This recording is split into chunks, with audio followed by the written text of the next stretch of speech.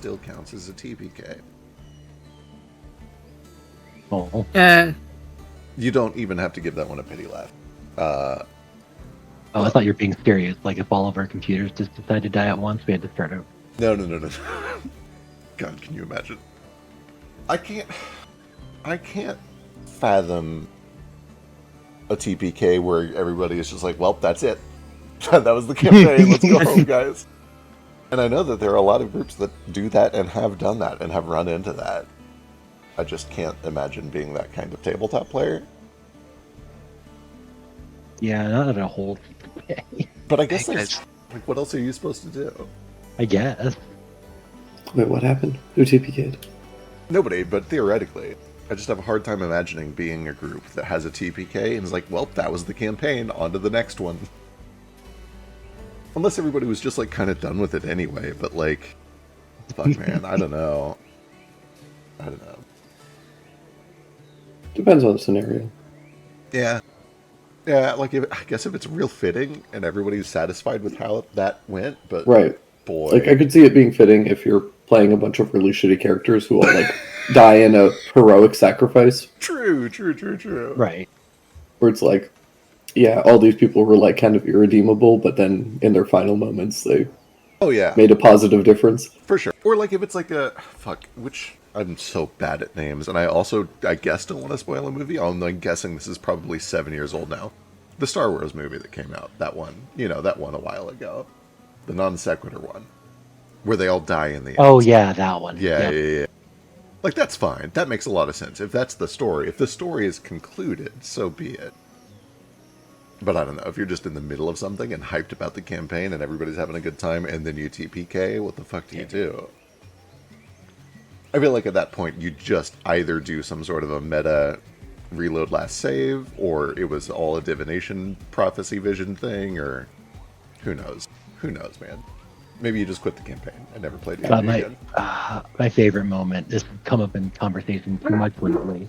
I went to go see the last Twilight film in theaters with my girlfriend at the time. Ew. That's a hell of a sentence from Neo.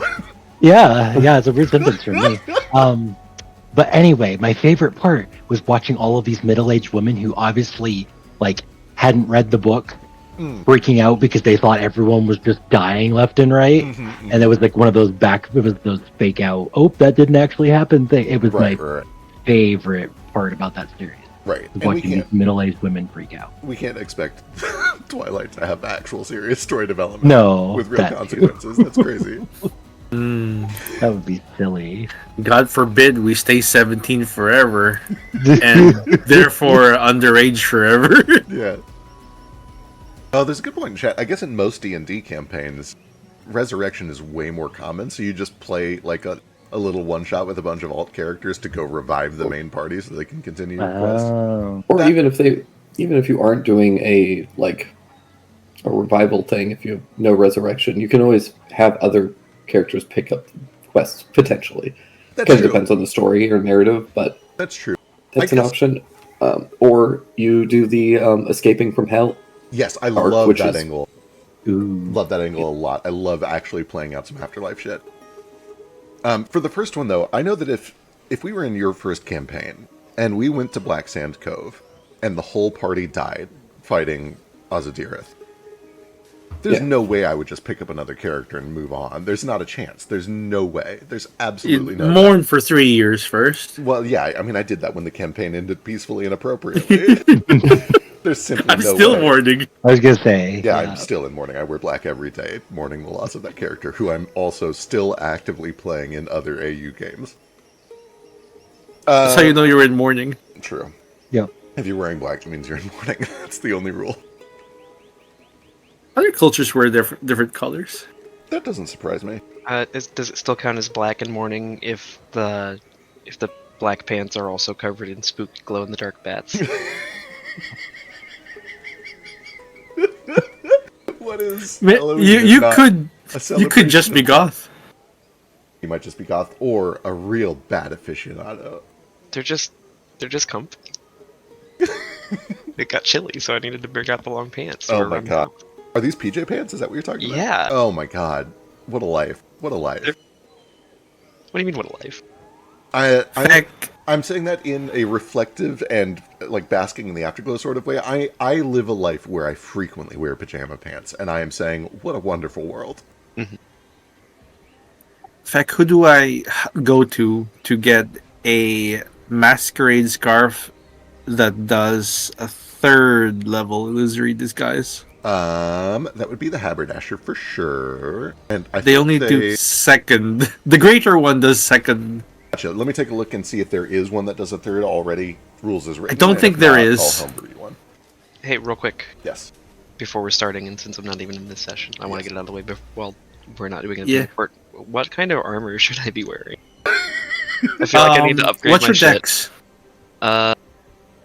It's not my dex is +1. My strength is +4. Okay. I'm a strength swatch. And, okay. Let me check. Right- I didn't right now realize that. I didn't You want Just heavy think armor it was strength then. swatch. Right now, I'm just wearing quilted armor, but I feel like there's definitely. that Okay. can't Yeah, be definitely. Oh my especially- god, there's definitely better armor out there Yeah, for you. sorry, I'm poor. I was poor at the How are beginning. you of the game. poor? I wasn't poor. I spent all my money on weapons and alchemical stuff. Yeah, fair, armor, okay. Because that's what It's cats would fancier. do. No, that's So true. you just want to find whatever armor has only a +1 max dex bonus. Yeah. Yeah. Like, every armor ultimately becomes the same once you find out what your dex cap is. Right. Gotcha. What armor proficiencies do you have? Uh, I think swashbucklers don't Light- go up to heavy. light armor. Medium? I can't remember if I get medium armor at some point. I'm checking real quick. It should be under proficiencies way down at the Yeah. bottom. Just light and unarmored. Yeah, that's what I've got on my character sheet so far. at Yep. least. Oh, then sucks Yeah, to you. Yeah, it might just be a sucks to you thing. Should I have not been a strength swash? Well, There are other ways to you pick could, up, like, but medium add your armor dex. proficiency. Yeah, I think there's a couple general. It's a general feat I that gives you believe them. they're general feats that give you better armor training. Yeah. Yeah. Or you can like pick up an which is armor great or for something. you because there's no We other just good general we, feats. we worth just taking. got general feats. So yeah, you can take the armor proficiency and at least bump yourself up to medium armor. Yeah. Okay, I still have an empty general feat because I think I was just struggling to find a good one, so I might just Excellent. grab that. Also, I still owe you and Diego a level 7 level up guide. I don't know if your thing in the to-do notes was actually serious, but I took it seriously. I just haven't got to it yet. Kinda, sorta. It was mostly just that I only saw the one space for like the feats, and I couldn't remember how many like skill training things I got at this level and whatnot. But I think I got all those figured out. I know Okay. I bumped my crafting up to expert with this. Hell yeah. Excellent. I can't remember if there's another thing or not though. I'll run through it when I get there. I got through most of the list, plus a bunch of the shopping shit done, which we'll talk about here in a second. Cool. Jane is on the Grab. way. Going to be joining us shortly. But hello, welcome to Wildfolk episode 45. Are we Oh my live right now? We're live. We've been live this whole time. We Hi, have been Twitch. live most of this time. Yeah. I'm really glad I didn't say anything stupid today. Or volatile. I love the just like self-outing that sometimes when you think we're off stream, you say dumb things. Don't we all? No, it's not sometimes. If you said that Actually- chat message out loud just now, that would have been like medium. Medium? Fair. I think my favorite part of Critical Role, and I love them all, they're wonderful people, but my favorite, like, Critical Role is that they all say truly vile and despicable shit right before they go live to try to get Matt to break. That is my favorite of their traditions. I think it's a great tradition. Anyway, Jane is on the way. They'll be here in like 15, 20, 30 minutes, something like that. Jane. Time is irrelevant to her anyway, though. She's Rude. actually been here the whole time. We just haven't seen her show up yet. As they say, a wizard is never late. We have one more little A downtime woman session. definitely is, though. True, they cancel out.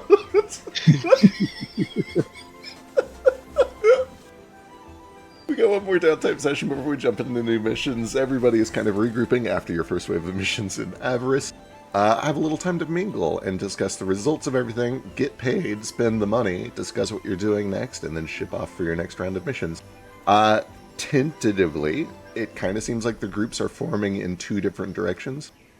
There is one group that wants to take a secret railway through the jungle mountains down to Wexisas to perform a very quick investigation and possible jailbreak of Rita Connors in Wexisas. and then teleport way back up to Avarice to take advantage of the fact that the two dragons, Thernaliax and Pharanaxavac, are visiting the garden to check out that chronotririte meteorite. Boy, this is a lot of words. This is a very proper noun-dense recap, I'm realizing. Anyway, going down to Fantasy Texas to do a jailbreak, and then teleporting back up to Fantasy Medieval Feudal Europe to sneak into some dragons' houses and steal a book that's really important to Jane. And also a bunch of money, presumably, and also some relic seeds, which will let you guys make relics, which are special, fancy, personalized, usually weapons, but it can honestly be almost anything, that grow with you as you grow and as you become closer knit with them. That's one of the groups that's considering forming. The other group is considering traveling east, kind of over the mountains, probably through Akdima, the flying island city, down into the desert through the Fantasy Nile River, making a pit stop there to check in on some business that Foster and Narafi have, and then sailing the rest of the way down the river towards the sea up to a lighthouse in the middle of the ocean, where there is presumably a mole, a spy for the Spirit Weavers, who's doing some dumb and evil shit with one of the very large water elementals out there. Going to confront them about that, and then use the lighthouse to travel to Luteon, which is a secret prison island, where Kaz needs to go, partly because his family is still imprisoned there, and partly because apparently there's a great evil undead Fantasy Davy Jones, Achulache, who has cursed him for reasons he honestly doesn't fully know yet, and she wants to talk. I think she's just a bitch. She might just be a bitch. She's probably lonely too. That's gotta be it. It's the only rational explanation. She just wants a friend. She just wants you to... I just wish you would call sometimes. I mean, she just saw my hot swashbuckler ass blowing up all her ships, and she's like, God, I can't hate him. He's too sexy, but I'm gonna get him back here. Wonderful. Excellent. To get us kind of contemporary here, the second group, which is... oh my god, it would be Foster and Ruko's group, which also includes Sketch and Tex. Most, or a couple of you were here for the last session, so you'll understand what's going on, but for those of you who weren't, you arrived back in town. And you are able to regroup with everybody and have some conversations. We had that big talk around the fire. You were able to talk about missions and recap and stuff. However, you know that Argumentavex is showing up in a few hours later that night to give you a big old paycheck. You also have a little time to yourselves if you want to have some private conversation. And notably, when you arrived back in town through the Gateway building, you notice that with all of these portals back online, and because you've got the Bulwark back online for the Landfall campus, it seems that people are kind of visiting from all of these different cities that are now connected by portals, and a little market street has sprung up right outside the Gateway building, which means there's lots of little shops and stuff that you guys can browse and spend your money. Ooh. You guys can kind of browse this at your leisure. It is not exhaustive. There's probably stuff here that I missed, or there might be things that you want that are not listed here. If you have been like browsing Aeon PRD or something like that, and you have a specific item in mind that is not in these shops, let me know. It might be available. But I figured this might be a convenient way to spend all of your money if you don't really know for sure what you want. Yeah, we're the Wayfinders. I need to take a look and see if Wayfinders exist in this setting. I only have a cursory understanding of them, and my cursory understanding is that they're very closely tied to the Pathfinder Society, which is like a canon thing that exists in the official Pathfinder setting. How they normally work is to keep the Aeon stones from flying above your head, you can stick them in there, so it's harder for them to like be grabbed. Okay, yeah, for sure. That could definitely exist. And honestly, They don't have to be, faction exclusive. That makes a lot of sense. And I know that we said this at the start of the campaign. I'm not rewriting the flavor text for every single magic item in the system because fuck that noise. We'll do it almost ourselves. everything here comes with some flavor text that is just straight up false. It's not what the thing is in this world. And also, things can be reflavored very easily. So if you see something and you like its effects, but the flavor text is like, what the fuck is this? Ignore it. It's not true in this world. It's whatever we want to make it in this world. So yes, I will take a look at Wayfinder Stones. I'll figure out how much they cost. In the meantime... I can send you a few. I would love that. It'd be super handy. And if you say if they're available, then I can just buy them, drag them from the compendium. Perfect. All these shops are pretty great, except for the weapons store. Yeah, Everyone sorry. can ignore that one. So the weapons and armor store are both very understocked. I have not gone through, and so this game has 700,000 weapons in it. I have more weapons in my inventory than they have in their entire. Rude. Armor isn't bad, but you truly just like chose 3 weapons that are just awful. So okay, so These are just adjustments, right? right, Yeah, exactly. they're So just adjustments. there are no weapons and barely any armor in the weapons and armor store. I am going to fill those in. I just ran out of time prepping the session today. But what I put in there are adjustments. These are the weapon siphon, injection reservoir, and eye catcher are all things that you can use to modify a weapon that you already have. And that's true of most of the stuff in the armor store too. It's not actually armor and shields. It's like adjustments for armor and shields. However, I will go through and actually drag in like all the different magic weapons and armor if you feel like seeing those too. There aren't many good ones. There's like the portal gun, which is cool. Right, but, right. I mean, Pathfinder's focuses on just like build your own custom weapon with all of our Exactly. shitty runes. And Yeah. also these terrible adjustments that just make your weapon worse. Right. Yeah. Weapons and armor both come with all Notably, the same system where you typically like pick one at character creation and then it just gets better, and it's not like you're constantly swapping out for new weapons and armor. Yeah. Which I Another personally thing- love, but it means you don't have the excitement of browsing through 700 magic weapons every level. another thing I've noted is item. What do you call this? Item bonuses don't work. Correct. That is another important reminder. Because we're doing proficiency without level, like a +1 item bonus does not stack with your +1 proficiency bonus. So in many cases, if an item gives you an item bonus and some other effect, you're only getting the other effect.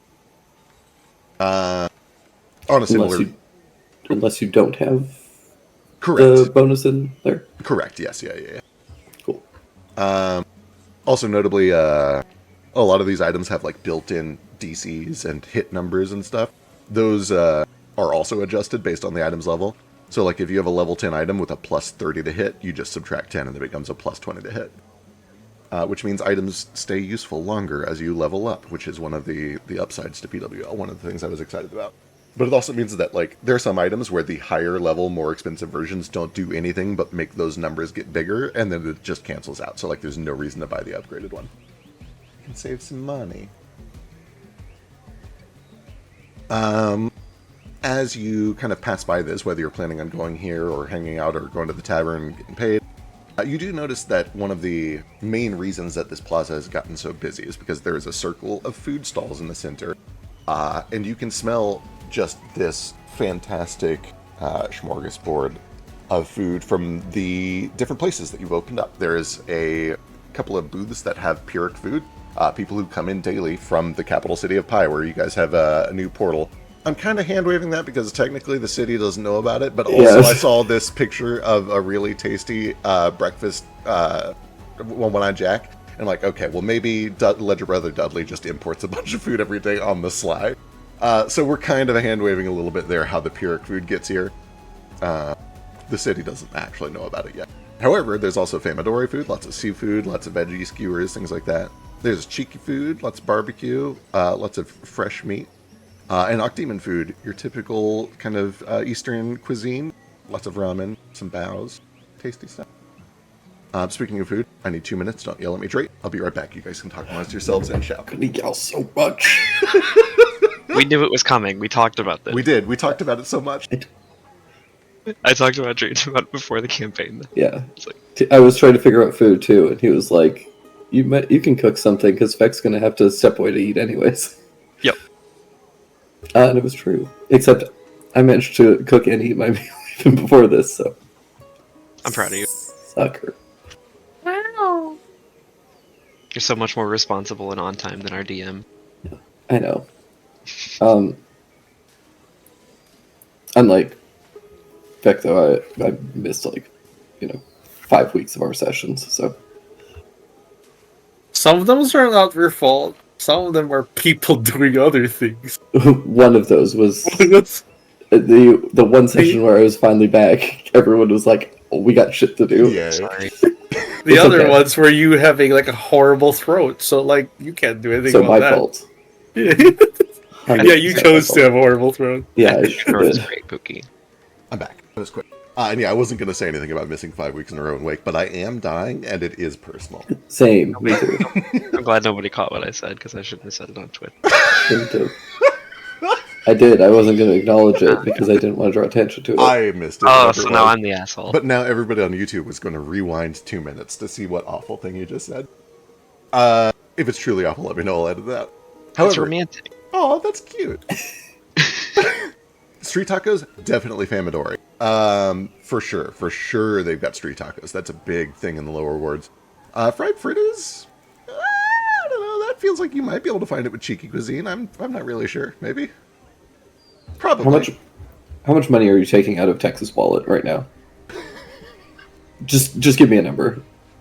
God. Reasonable prices. A copper is like $5. A silver is like $50. I feel like the Tex can probably, over the course of a day, eat $50 worth of food if he really wants to. He really wants to. Yeah. It becomes sick. For a silver piece, Tex can eat until he is sick. Okay. Yeah. Yeah, I think for the first part of that day, Kaz and Cackles and Tex are all probably just like eating. That makes so much sense. Even if Tex isn't on board with the company at first, Kaz is like, "Oh, you gotta try this." Yeah, for sure. Jane. Jane. What, baby boy? What? Just, No, when you food. you guys don't have a portal here yet. Oh, I see. Yeah, so the reason that all of this That's is possible, the reason that all of these market stalls are here, the reason you're getting fresh food from across the world, is because you've set up a teleportation hub. This is all set up, like, literally right outside of the gateway building where people portal in and out. It's a very high traffic I'm area. right here Hey, with listen, my bones. Let's not be so generous with the use of we, okay? This is all me. True, because Jane...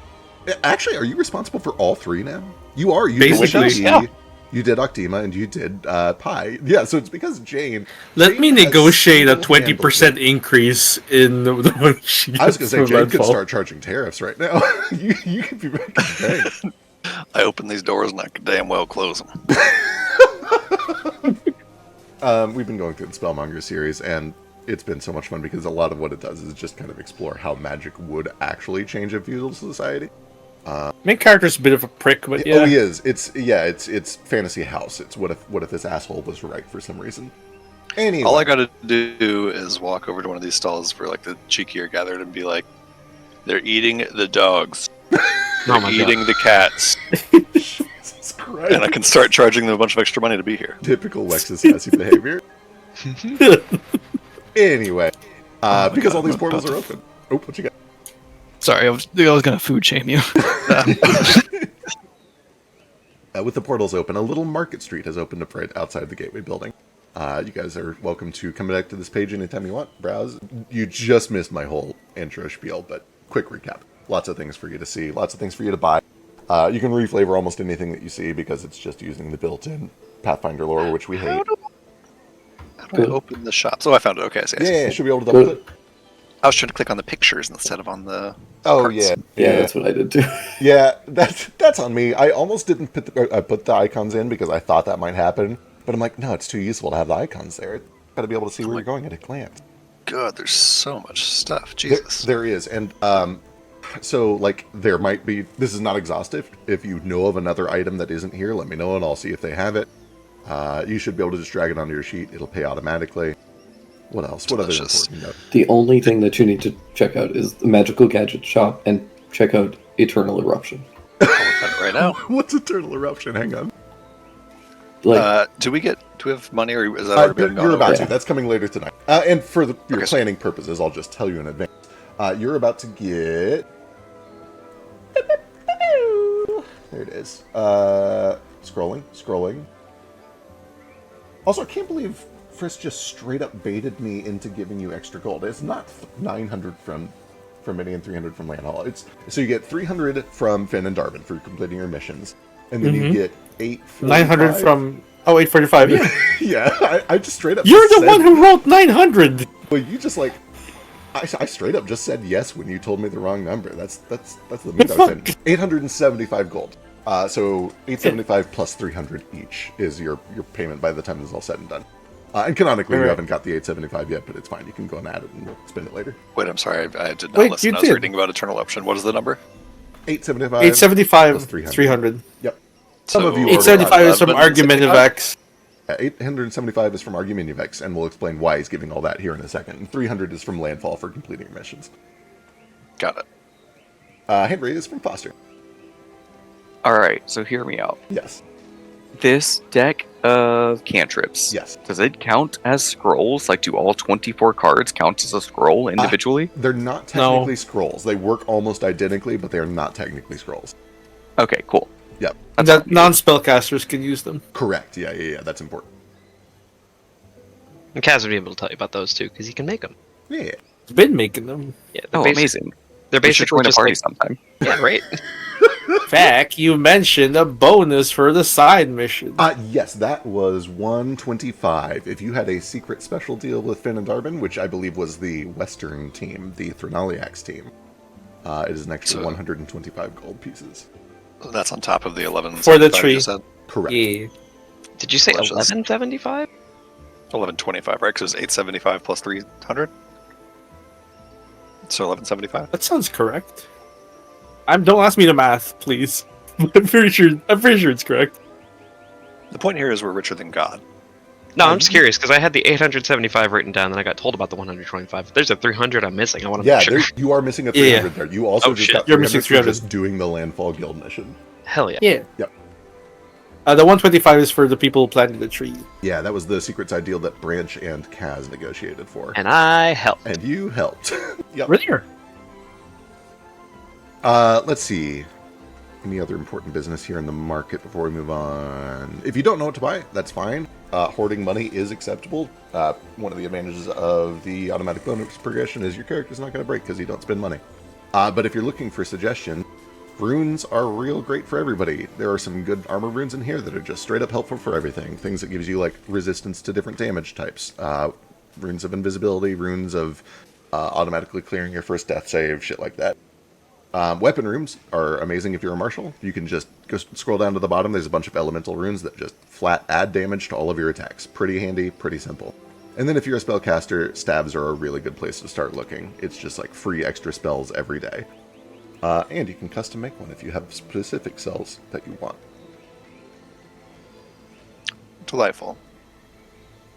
I'm just looking for a masquerade scarf that right. does level 3 instead of level 2. Checking. I don't think there's any actual item that does that, but it's one that level 3 lets you kind of impersonate other people.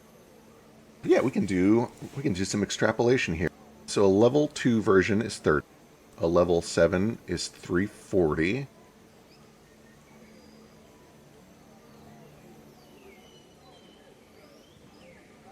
The two lesser and greater masquerade scarves just do level 2. It's just one of them can be used repeatedly. One says it does a first rank illusory disguise, and the other says it does a second rank illusory disguise. The masquerade scarves? Yeah. I might be looking at the hazardous disguise. Yeah. Sorry, the legacy one.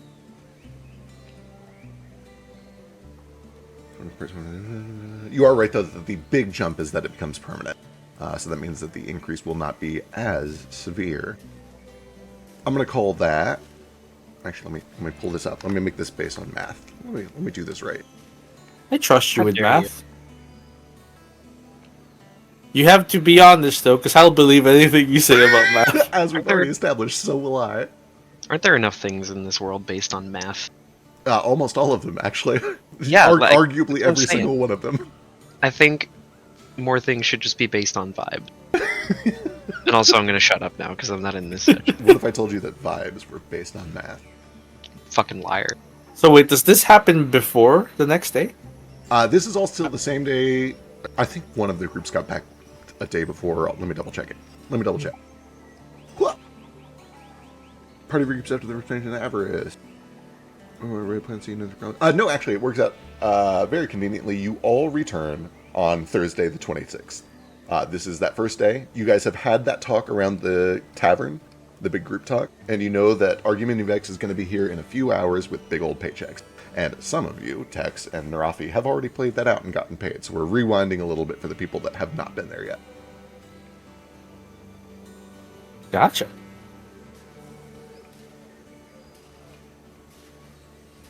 Math. Load faster. Math. Held items. Adventuring gear.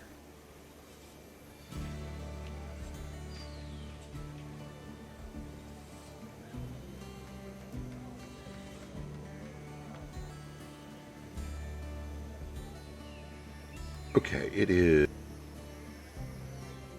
comparatively slightly expensive for its level, which means if we bump up to 9, it should be comparatively slightly expensive. For a... What if we limit the mimicking the looks of specific people to just one?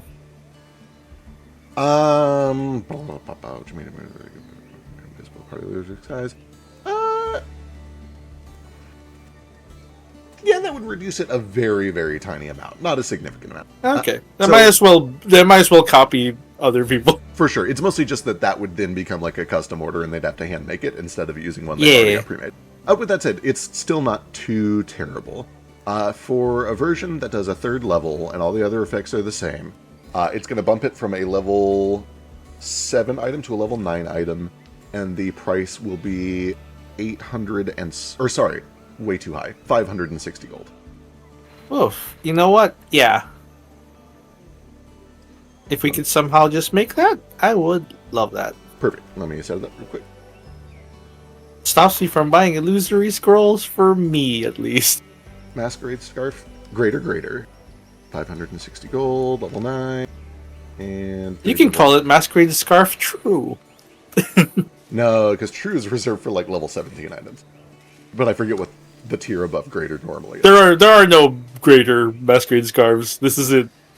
Like, well, I mean for the rest of the game. There are a lot right, of for the other rest of the items game in that have tiers going beyond greater. they have to use the prefix True if it's that high. I know that True is a prefix, but I know that is usually saved for like way past greater. Oh, then let's call it Ultimate. I'm gonna stick with greater. Ultimate feels a Greater little big for... sounds stupid.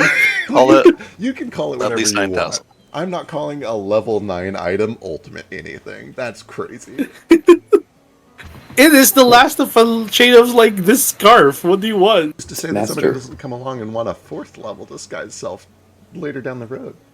Okay, if you add that, but that affects other people. Double ultimate. That's less of.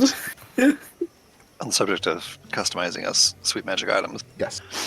we talked about 10 million years ago making a basically pistol that shoots scorching rays. Is that a thing I could get like components Absolutely. from here and have like Kaz make for me? Absolutely. So it depends on which of those options you liked. If you just want to flavor essentially a wand of Scorching Ray as a gun, you can absolutely do that at the normal price for a wand, and we'll just call it a day.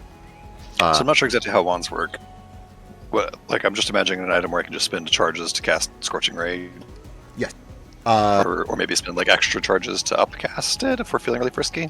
In that case, you probably want a staff. A staff will have charges every day. You can spend those charges to cast Scorching Ray. And the more charges you spend, the higher level the Scorching Ray. Super simple, Perfect. plain and easy. And honestly, not terribly expensive. Let me double check. I think you guys could actually afford the next tier of custom staffs.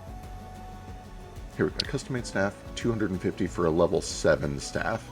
Notably, that is if you buy it wholesale. If you get Kaz to craft it and he takes his time, you can get that for essentially half price, so 125 for this thing. Wonderful. Yeah, say if you're good with me, essentially like flavoring this as Kaz making me a sweet fire magic gun, I'd love to just like get materials and have Kaz make it for me if he's down for that. Absolutely. And Like a rifle? Since we have a Kaz, you can actually just like play that out real quick while I figure out the numbers. Wonderful. I kind of wanted to do a little side thing with Kaz anyway. Excellent. A side thing So would as be long as delicious, we're, so I can eat my salad and figure out the numbers. As long as we're just hanging out anyway, at some point in all this downtime, I don't know how much time it is. Jane will find Kaz wherever he's at. What's Kaz up to? Probably still eating with Tex. Sounds about right. Tex is just slurping down some ramen noodles. Is the item there? Shall It I is. It's grab in it? the haberdasher. Should be at the very bottom. Thank you. Yep. Okay, go ahead. Sorry.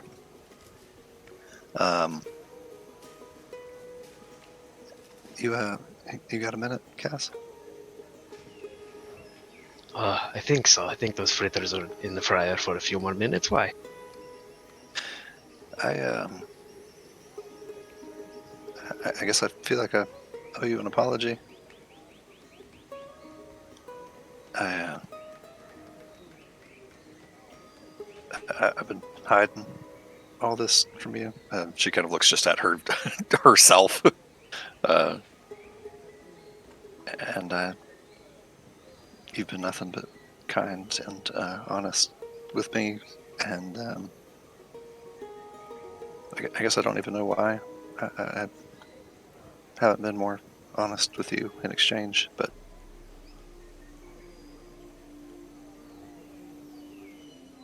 anyway, I talk with myself in circles, but I appreciate everything you've done for me, and sorry for not being more honest with you sooner.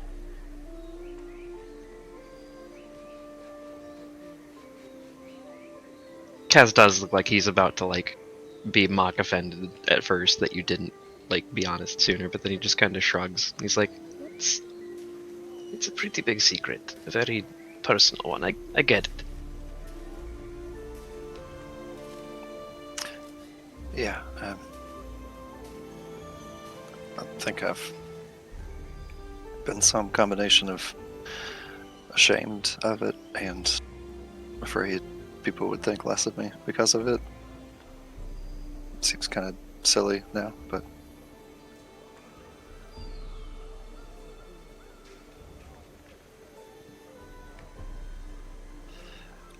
I am the other day you wanted to take a closer look at everything and see if maybe you could find any oddities that I didn't know about, as far as if Tesseract could track my movements or anything crazy like that. I'm obviously maybe not right out here in the middle of the food court or anything, but Right, of course, but in a private room, if it wouldn't be too, personal. I know you do have a husband, but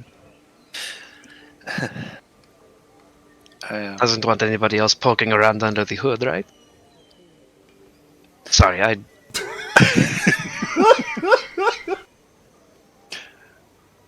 in truth, I don't think he's accepted any better than I have that I have a hood, so don't suppose poking around underneath it would bother him any.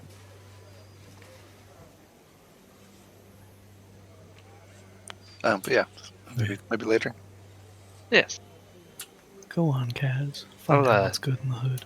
I'll wash my hands first, he says, and he just kind of holds them up, and they're like covered in like various taco sauces and whatnot. He's not looking his best right now. Yeah, I'm not a expert crafter or anything, but I imagine that might gum up the works a little bit. Yes, generally bad. I did also want to ask you if you could make me an incredible fire shooting gun. Not that I don't appreciate the gun you gave me before, but something that packs a little bit more magical punch. If you've got the time, I'm more than happy to pay. It's certainly something I could experiment with. Well, I suppose by saying a fire gun, you mean more than just a bigger round, right? yeah, I was thinking something that could shoot magic fire. I suppose it doesn't have to be fire, just something that could shoot magical energy. And she'll kind of just talk you through what she has in mind and then get a list of materials you might need from you and then spend the day shopping for stuff. Yeah, Kaz looks utterly fascinated by this. He's already kind of like brainstorming ways to make this work by like, either some kind of magical crafting or even just like jury rigging like a crossbow to like fucking shoot like cantrip cards or something like that. Hell yeah. He's on board. Sweet. Is what I'm getting at. But he also does stress that it's like, I've got a few other things I'm working on and errands to run soon, so I hope you're not expecting like a super quick turnaround on this. No, not at all. I'm just, whenever you get around to it, I stockpiled some scrolls that give me enough firepower to hold me over. Excellent. Perfect. What? No apology for me?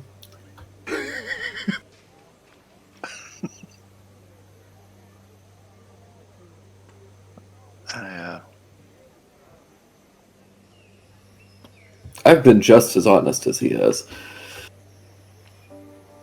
Sure. I don't know if I have an apology for you, but I have been meaning to talk to you as well. I think I might be able to help Edel. It would take, honestly, kind of a stroke of luck. Just have to wait for the ley lines to line up just right, but I could give it another crack if you want. Sure, maybe once we get back from your dragon mission.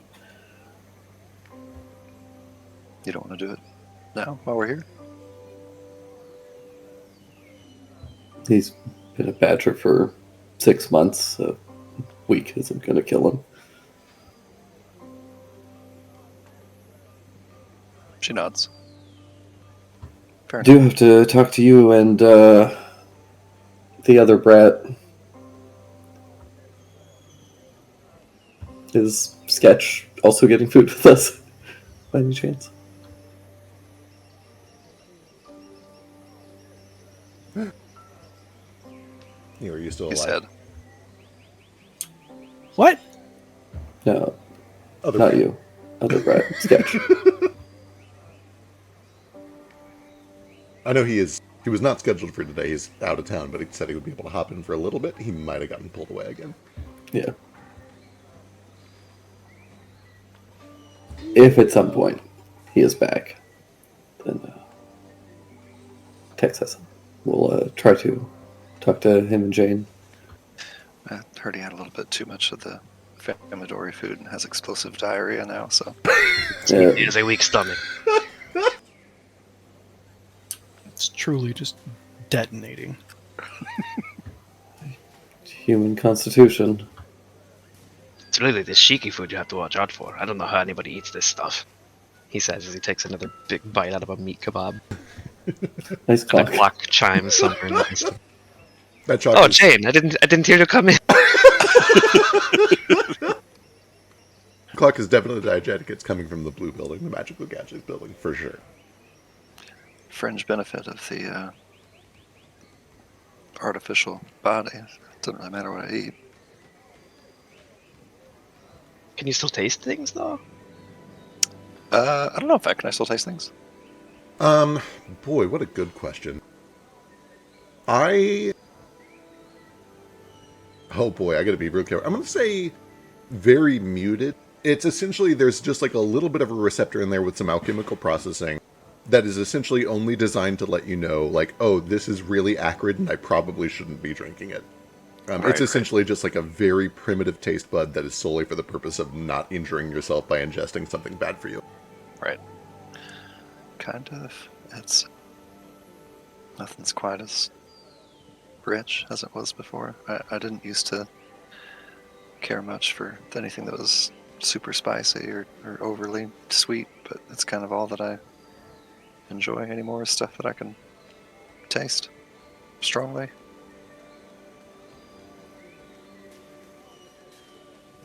Salt helps.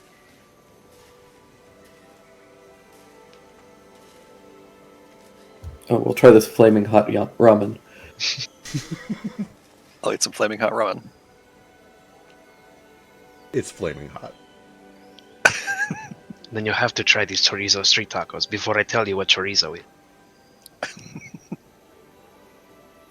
She'll try some of that as well. Yep,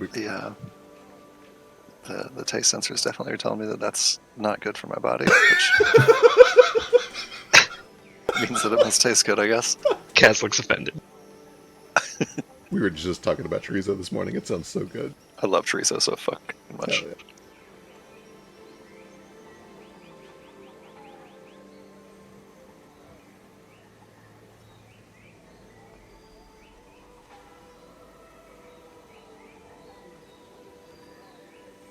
Haberdasher. Haberdasher. Should put a whole hat store here. All right. Neo, yell if you get back, and we can do that conversation.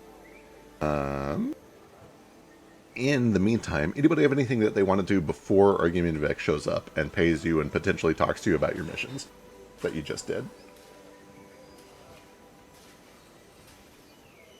Not really. Yes, but no. Do you actually?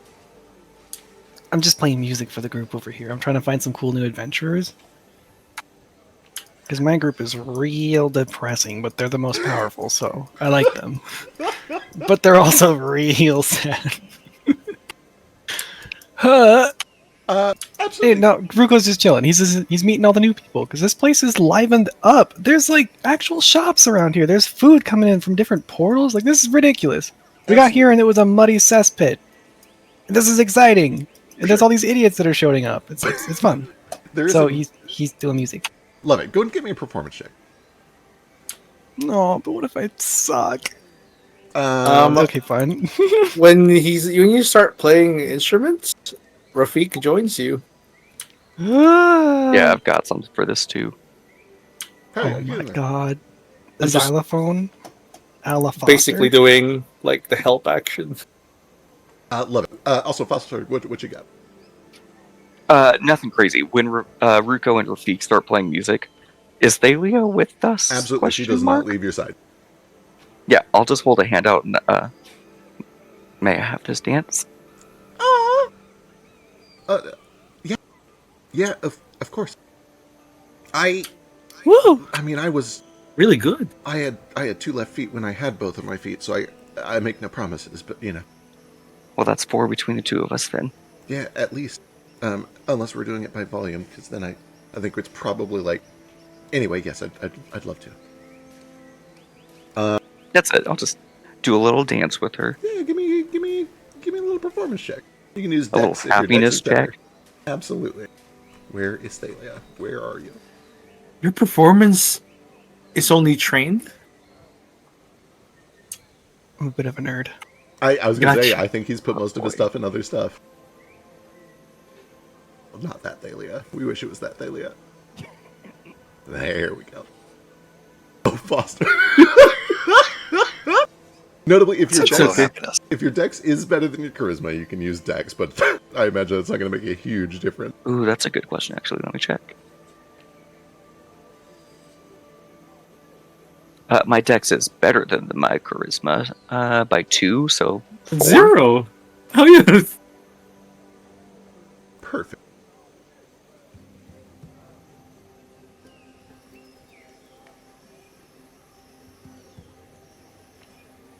He doesn't succeed in the aid, but he also doesn't fuck it up. So he's just kind of adding to the background. Wow, Thalia. Well, she's a much better dancer than me. She has been playing it very humble this whole time, and she kind of has a little bit of a slow start at first, until something a little bit more lively and kind of salsa-ish and very obviously like De La Muerto influenced comes on, and it suddenly becomes clear to you that when she spent a year or 2 down in De La Muerto, she probably did a little bit of dancing down there. And she gets to this point where she's doing like the tango spin, and all of the petals on her lily kind of like fan out in that way, but more like an umbrella instead of a dress because it's on the top of her head. And she carries you. She absolutely kind of carries that performance a little bit. And when you falter a bit, she kind of like swaps position and takes the lead and dips you. I just let it happen. Hell yeah. Oh my god, for no training, Ruko, that was still an incredible role. Yeah, it's a great show. I also love the image of Ruko getting up there to start performing, and then all of the skeletons show up and start skeleton dancing behind you. Xylophones! Spooky, very spooky, scary. Scary skeleton. And you're absolutely right. There's a huge crowd that has started to gather. A very huge, like, international kind of melting pot community that has formed here. I don't know if anybody here has any experience with pre-apocalyptic Eden. But back in the day, decades and decades ago, this is what made Eden Eden, is this magical hotspot where teleportation was common, where people from all of the different cultures of the Inner Kingdoms could come together and mingle. And that dream has essentially... Yeah, pre the ascension of Ra. And that dream has essentially been dead for that's decades. us. And the young people are here because they love the music, and they love the food, and they love to shop. But there are things that Ruka would pick up on at 26 as he looks across the crowd. There are older people in the crowd who have a sort of wistful fondness and a nostalgia for what is happening right now. Like there's just a little bit of a rekindling of a fire that once burned. There's a bit of a dream that is being resparked here. Largely because of what you're doing. You're bringing in yet another culture that these people don't see. I assume that what you're playing is kind of leaning Blemish. Yeah, Hell yeah, Swampy Junktown tunes. it's real swingy. It's real. It plays well with the skeletons being xylophones. Absolutely. And with the 26, by the third or fourth song, you have essentially this entire food court is just kind of dancing to the music. They're having a good time. They're drinking. They're throwing up on trees. Does on the someone side. bring out They're eating a too jaw much. harp? Yeah. Oh, absolutely. If you're cool with people joining, you do definitely eventually get people to come over. And in fact, I think probably, because you're playing Blemish stuff specifically, some of the shopkeepers kind of take a break. And Sebastian and Gilmore in particular come over. Sebastian's got like a big jug that he starts blowing in. Gilmore feels like the jaw harp. Actually, no. Gilmore feels like a washboard type. You see a third awakened raccoon runs over, and she's definitely the jaw harp type. Raccoon with a dagger and a dark cloak. You can see that this raccoon... Her name is Priscilla. Her name is Dirge. You can see that she's wearing dark eyeshadow, almost like even darker than her naturally occurring raccoon mask. She's just really gone overboard with it. But yeah, you get a little group together and have a wonderful time. People do throw money at you. It's, a few copper here and there, a couple silver pieces. We'll call it like... we'll call it like 4 or 5. We'll call it 5 silver pieces for the performance that you can split however you want. Yeah, I'm spending it on drinks because this is thirsty work, so... Yeah. But the big thing is that people are, like, asking your name. They're asking all of your names.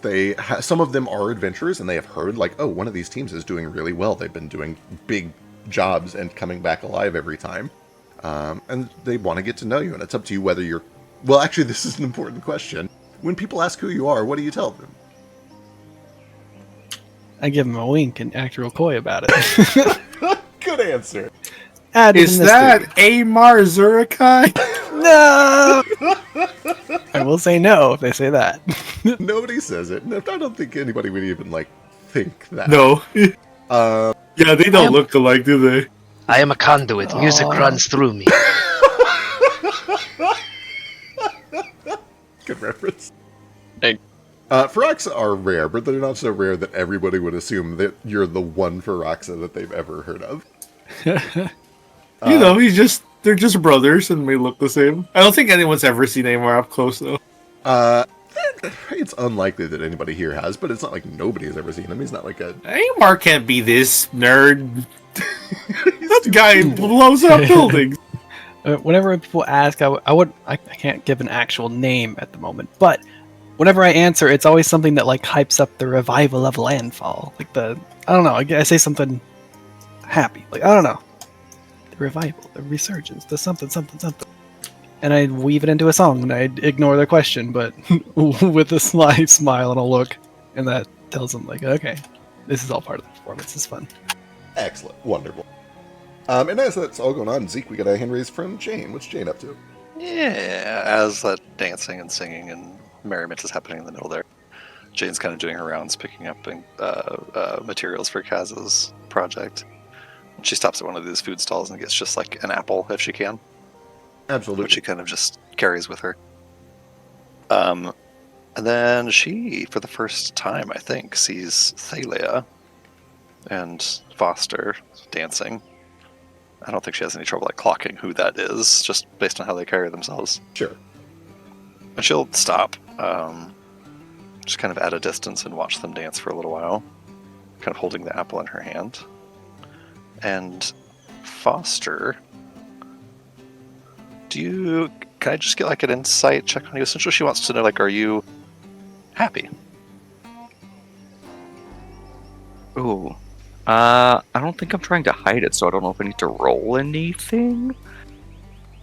What would I roll for just like a vibe check? Just a Performance? Diplomacy? So Jane Hello. did really, really well on the insight check. I think you can kind of just give an honest answer if you're not trying to hide it. yeah, definitely not trying to hide it. Yes, incredibly happy. Feels like I don't know what the right words are. Like obviously they've been friendly and going around with everybody this whole time, and like happy to a certain extent, but they look like they're whole for the first time in a really long time. How about Thalia? In fact, what's her like body language / demeanor? Tell Horny. us. She's stuffing her face. Stuff in her. She's so full of meat. I mean, we could Here. just keep feeding all day. That's the Can, can she taste? Has she rediscovered taste yet? No, and that is probably pertinent to what Jane picks up on. Is initially when they're coming through and they're just eating, she clearly looks like she is... Actually, with a 23, the initial vibe that you get from Thalia is she's beyond nervous, she's scared. She is actively worried about something or another.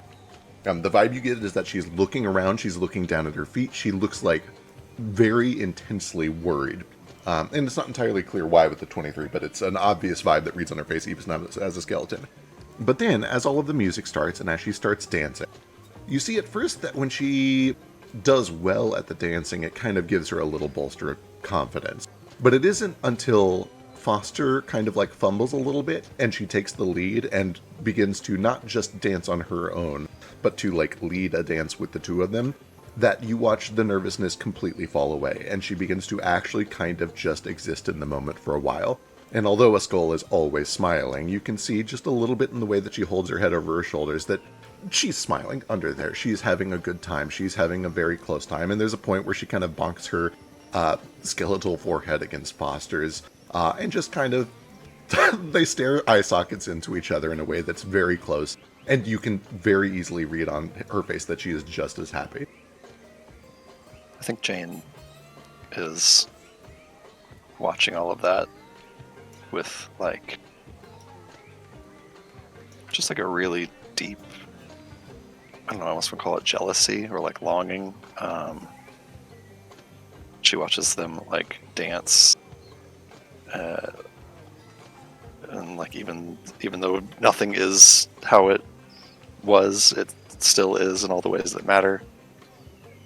And I think she like takes a bite of her apple and closes her eyes and tries really, really hard to just like focus on the flavor of it and like taste what an apple should taste like, or just taste what an apple does taste like now and just accept that this is what an apple is now. Then I think she just kind of throws the rest of the apple into the grass and goes to finish up her errands. Give me, for no particular reason, a charisma check. And I don't know if the sheet has a way to do just an unskilled check, but you can just like roll it manually.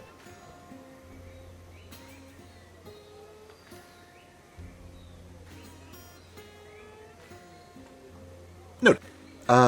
Yeah. You focus, you kind of try to like just center in on what an apple tastes like now. And it's all there. You have the information that you need to know that, yes, this is an apple. I can identify that I'm eating apple. But your memories are fresher than your body. And so you had this huge disparity between what you know an apple used to taste like. And when you tossed it onto the ground, you kind of feel that memory fading away, slipping away. Yeah. Eventually things do kind of settle down, mostly because there is a little bit of a light drizzle that starts to rain down. People kind of huddle under the tents or under trees or things like that, which makes it a little harder to dance out in the open dirt, which is quickly becoming a thin layer of mud. Let's see, do we have a sketch back? I know he was in and out. He poked me on the side, said he might be a bit. totally fine. Let me see. Answering questions on the side. Frisk.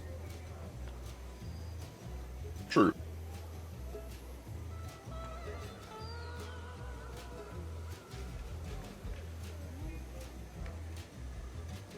Let's see. Pyresnet. If you know what I mean.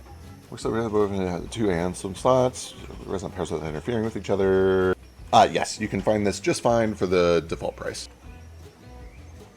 Oh, one more thing. Yes. If I go to the Haberdasher and buy a pirate costume and a parka, will you make me tokens for them? Oh, I am. Oh my god, I'm so glad you mentioned this. I'm so glad you mentioned this. Yes. And in fact, they're already here. I just think I forgot to assign them to everybody's characters. Oh my god. Wait, I was just what? being snarky. Put him Hang in on. right now. Hang I was on. just trying to be an asshole. Nothing else matters. You succeeded. You did it. It I worked. did it. I bullied Feck enough weeks in a row to get a token. You did. Well, I can tell you what happened is I finally got to a point where I'm kind of burnt out on Satisfactory, so I can do useful things again. Until I the gotta- tutorial comes out. I gotta congratulate myself here. I handled that pretty responsibly. I did like 3 weeks of work in advance because I knew I would not do anything useful while that game was taking up all my time. And I misjudged the time a little bit. I should have done 1 more week. But apart from that, it went pretty well. So hello, am I allowed to speak this session? Yeah, you did, especially right now because I'm No. going to activate everybody's tokens. Whoa! It's a No lot branch, for no branch. speaking. No speaking for Branch. Never again. Talking privileges removed. Had enough. Nobody tells Narafi what to do. Oh yeah. He can't. He's dead. Rafik. He probably has something to say to Branch later, after the whole argument of X thing when it happens. Can I do something during the dancing scene then? Yeah, what you got? What you got? This is where our relationship wasn't ruined. Before, well, not to Rafik, but like, I'm assuming like everything here kind of looks like a much like livelier version of what Branch kind of grew up around, or like a better, cleaner version that doesn't like get shut down by edge of sights or Absolutely, anything like with that. the exception that, like, Lower Famador does have, like, a little Octima and a little Cheeky, but those are much smaller and less populated in Famador, and here they are proper. It's a very, like, even distribution of the 4 cultures, whereas in Famador, it is primarily Famador. But yeah, the vibe is similar. It's a big melting pot, lots of people just enjoying simple pleasures. The wealth level seems a little bit higher. Most of the people you're surrounded by are merchants or people wealthy enough to travel, so maybe not quite as squalid as what you're used to, but the vibe is similar, yeah. Gotcha.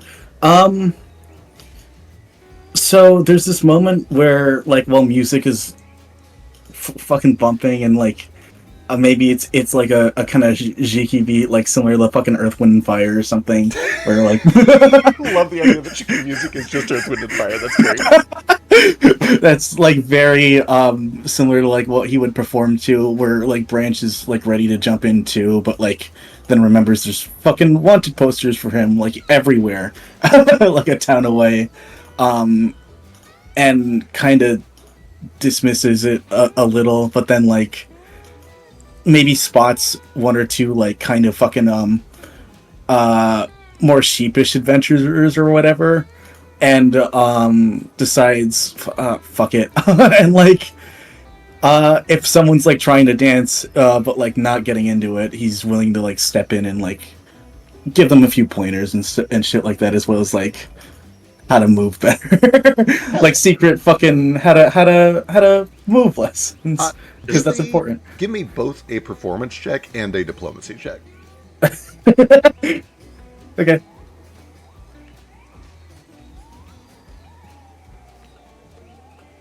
Can I use acrobatic performance for this? Yeah, you have a feat for that. You don't have to ask my permission for that. All right. You do that shit whenever you want. And a diplomacy check. Yes. Ah. Yeah. In fact, none of these item bonuses work.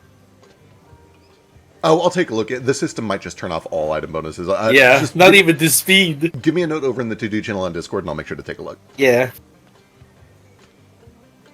Yeah, it goes very well. There are definitely some people who are like kind of shy initially, and that would be that would be a conversation that would be very easy to come across as like intimidating or brash or intrusive. But Branch actually This is what he's good at, and this is something that you probably did a lot as you were growing up, is not only putting on performances yourself, but kind of encouraging people to come out of their shells and try the same. It was a very, like, crowd participation bit that you did back in the day with Hong.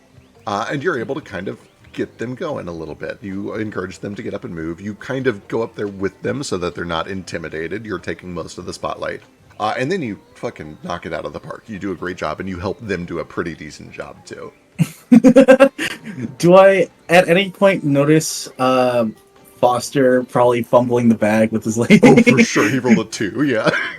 Yeah.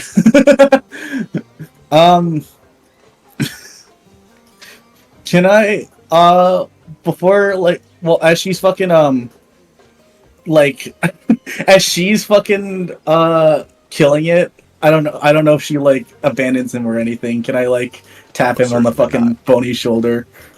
Absolutely. If you come up and make it look like you kind of want to give it a shot or try, she will, she kind of leans to you and says, you trying to butt in on my man? I'm just kidding. What you got? He is quite the cat. He's quite the catch. I ain't know anyone who can fucking grow weed on their body, or... She does look at Foster. Wait, are you growing weed in there? I don't think so. I think I pruned already. Classic. Nah. I'm just gonna borrow him for a quick sec so he's more to your liking when he gets back. Alright? That'll be hard to do, but good luck.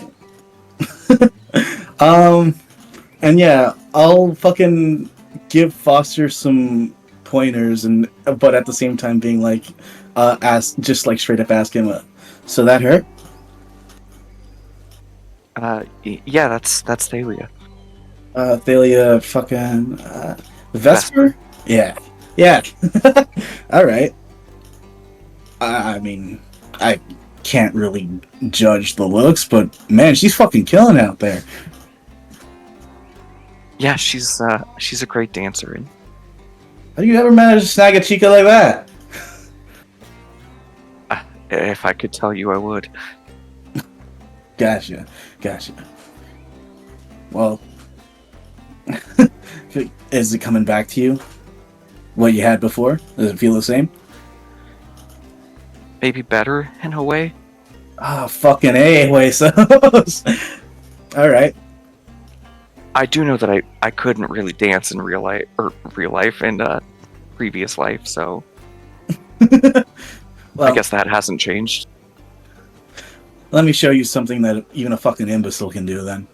When you get back to her. Maybe you can lead each other. And I'll teach Foster how to fucking merengue. Why not? Hell yeah. Yeah. Go and give me And another I guess- performance check Performance to essentially check? do your, like, help. Yeah. Yeah, okay.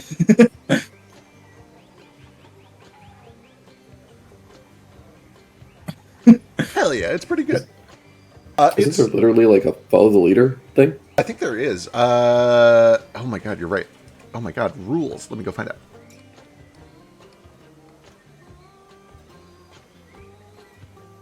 Follow the expert.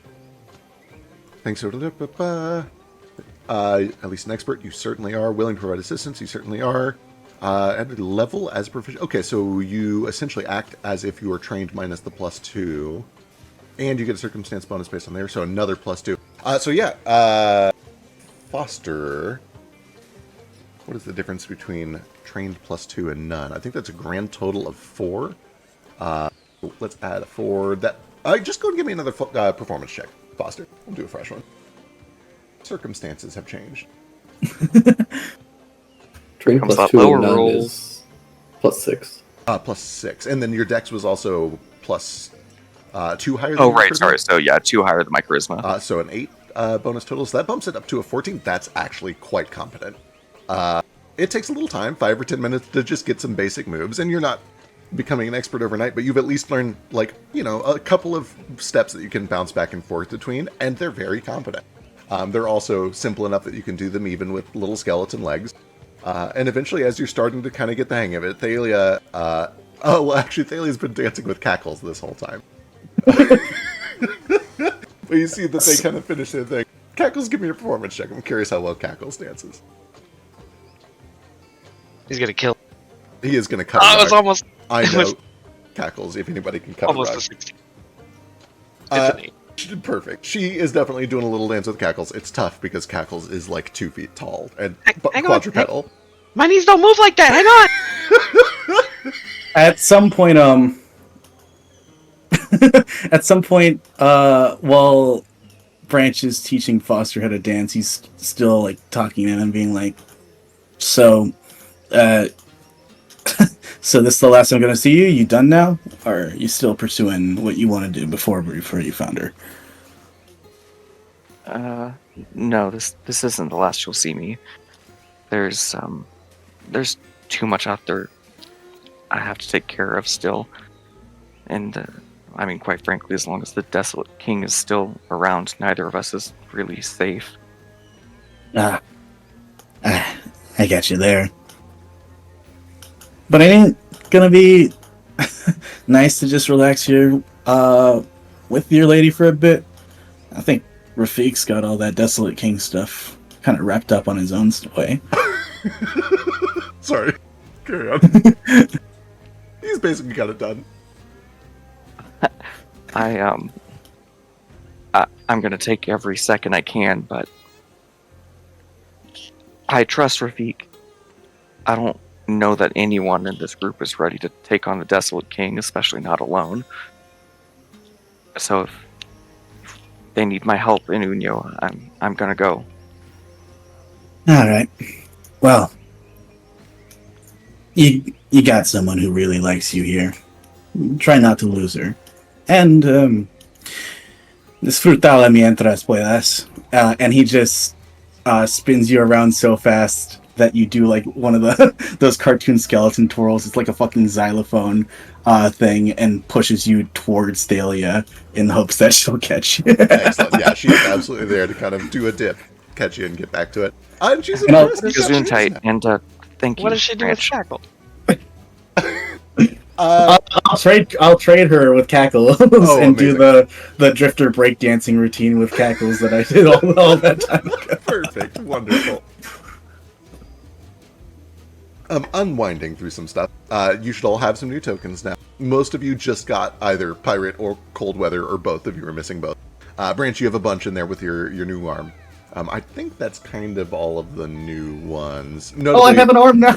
You do have an arm. Notably, because there is still one that I'm working on for you that is not done yet, but I've not Oh, forgotten. hell yeah, I'm a straight up ice climber. Yeah, you guys are all just ice climbers. Not pirate eagle.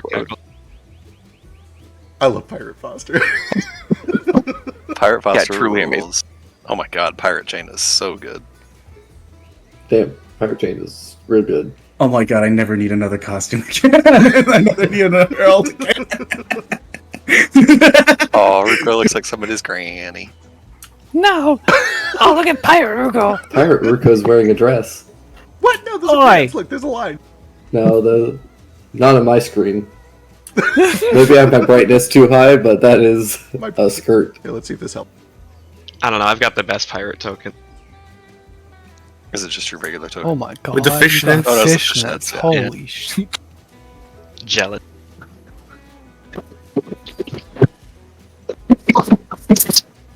Oh geez, what was that? Speaking of bad mics, that was fully unintelligible, Neo. Oh yeah, we weren't getting that. It sounds like you're. breaking up. It sounds like he's being banged. Is that what- Sounds like you're being strangled.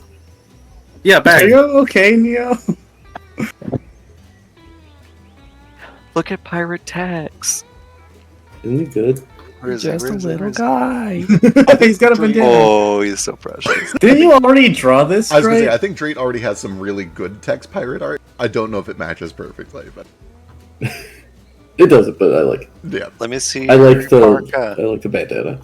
One. He Like the fully idea looks of- like a little burrito. He Let's is. see. Oh, Yeah. Foster Pirate is so good. There's stuff here I don't know what it is, and I'm worried Well, about Foster clicking it. Pirate is really good. Yeah, you're very welcome to like pull over to another map if you want to test some of yours without spoilers. Although I think at this Sure. point, are there spoilers? Who knows? Maybe there are, maybe there aren't. Oh, he can finally hold his cigarette. Yeah, he can finally actually hold it. How we looking, Neo? Any luck? Oh, now we just hear nothing. Was he lighting up? I don't know what happened. Hey, we're good. We're good? Okay, cool. Hi. Perfect. Tex, you For do see now. that Sketch has returned. All right, quickly before you get your throat parasite again. Yeah, I think I caught a cold. It's pretty bad. All right. Look, the two of you need to bow down and fucking worship me because I was right. And you ignored me because you never read your fucking books and understand them. So anyways, because of your whole dream issues thing, I talked to an old buddy of mine, and he fully confessed to being responsible for it.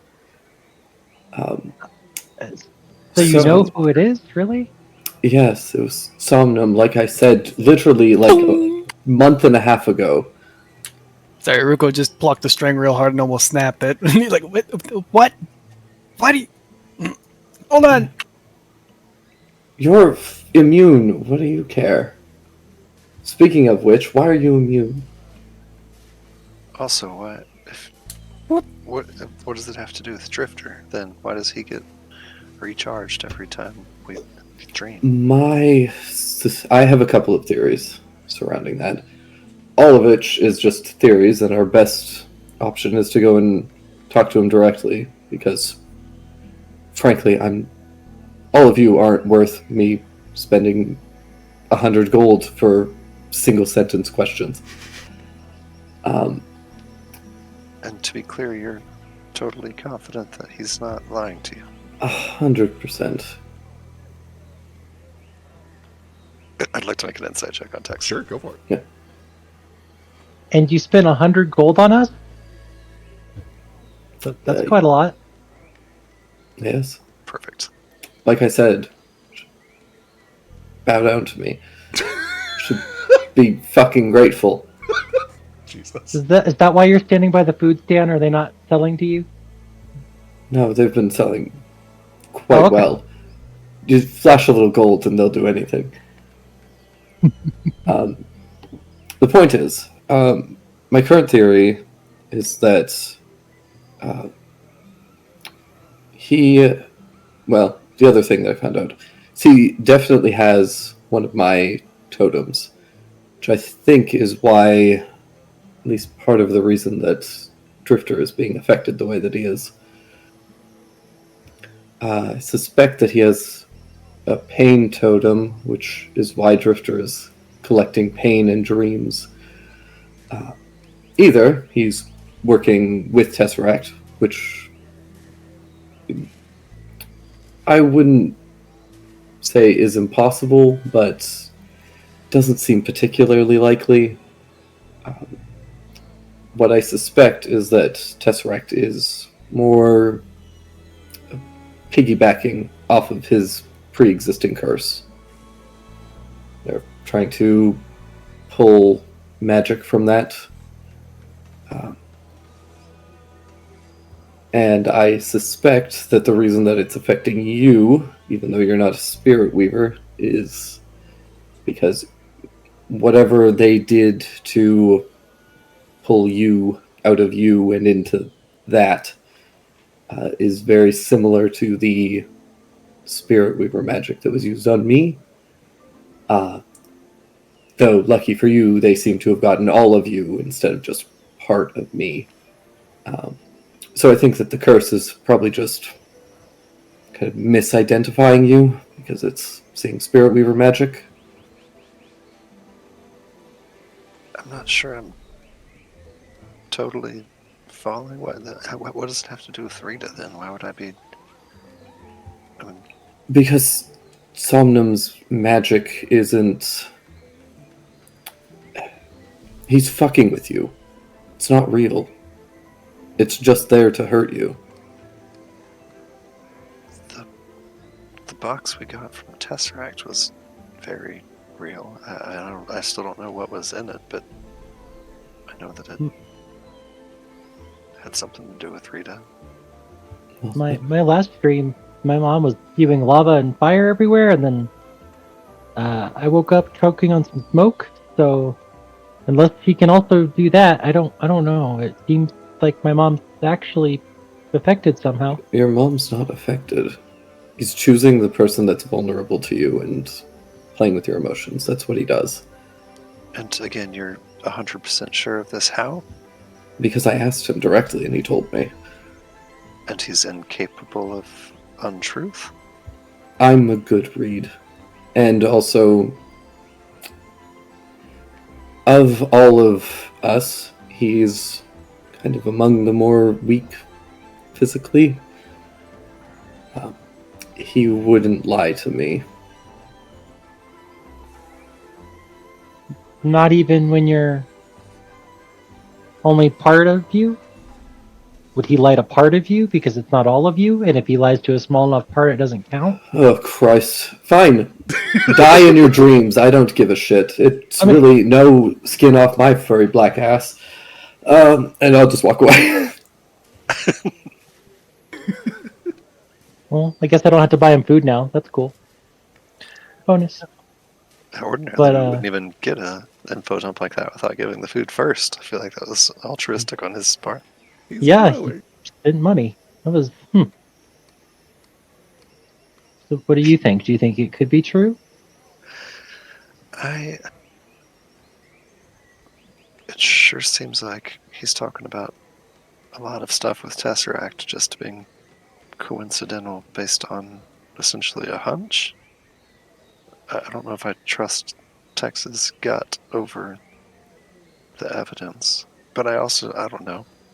Maybe there's something to it. I certainly wouldn't put it past Tesseract to try to exploit one of the Golden Fiend's abilities or replicate it somehow. I think we'll know a lot more when we get there and see what's going on. Do I know anything about this Golden Fiend? Um, With folklore lore? It almost certainly wouldn't be from your time alive because they didn't exist yet, but you have the lore and have done research since you've been alive, traveling with Hopper and just kind of learning on your own. Give me a folklore check.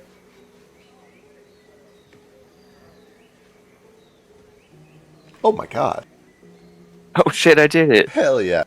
You know all the So stories. proud of you. On a natural 20, I'm gonna... Last one for the campaign. Damn.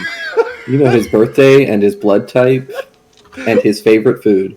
Honestly, kind of true. Drake, remind me of the full name. It's Somnum Exteribat Solus something. Somnum exteri. Pardon, heretic. Oh my god. Chachiga. Somnum exterari solobat sapiens.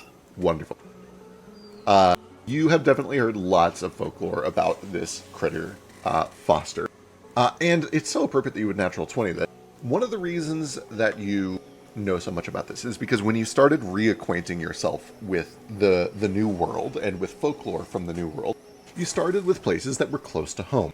And this is a story about a monster that has been seen or spotted at the Twinmere Lakes, which are just a little bit northeast of the old Vesper House. It's kind of right past Argumentuvex's castle. In fact, let me pull you that map real quick so that actually means something to everybody.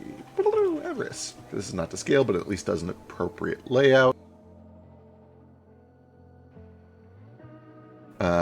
Vesper Home was here. Why is that black? That's the hardest color to say. Hang on.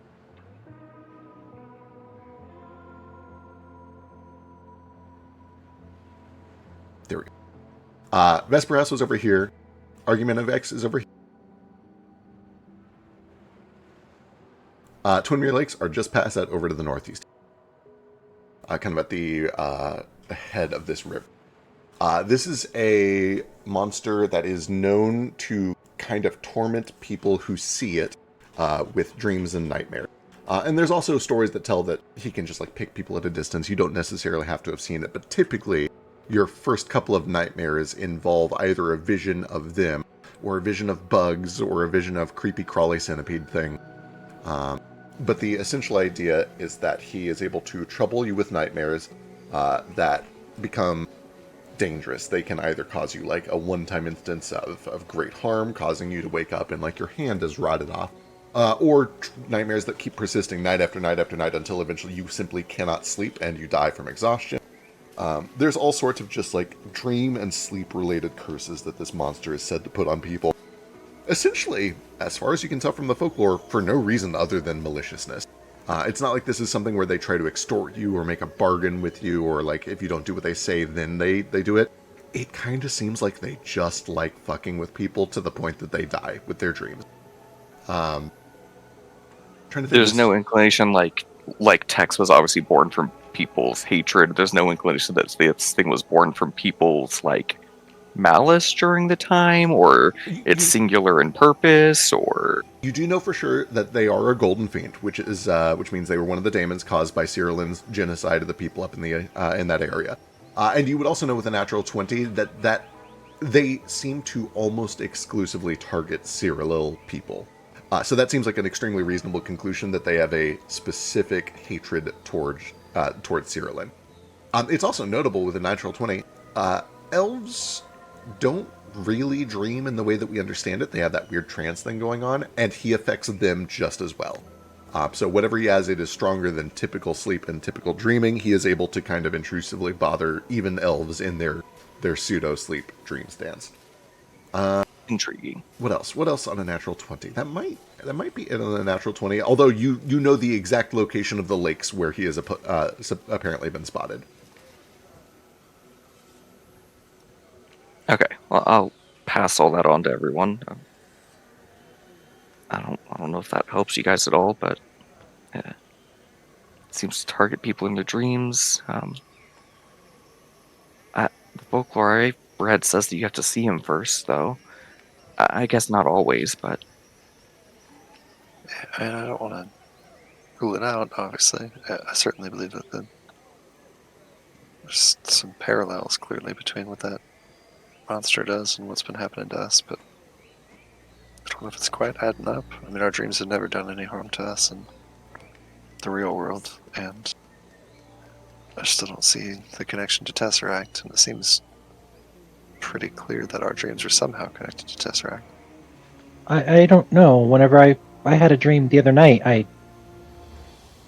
thought my throat was burning, and it might have actually been burning. I woke up and I don't think I met you. You saw my familiar earlier. He was eating the smoke. I don't know, but it felt real. She kind of rubs her chin. Maybe it is. Like I said, I think maybe if we can get a better idea what Tesseract is doing, it would hopefully help connect some dots.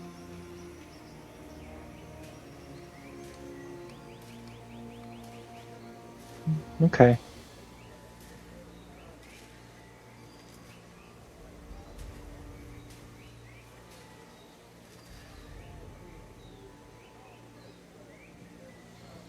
Yeah, that doesn't explain why I couldn't contact my mom either, so maybe Tesseract is doing something.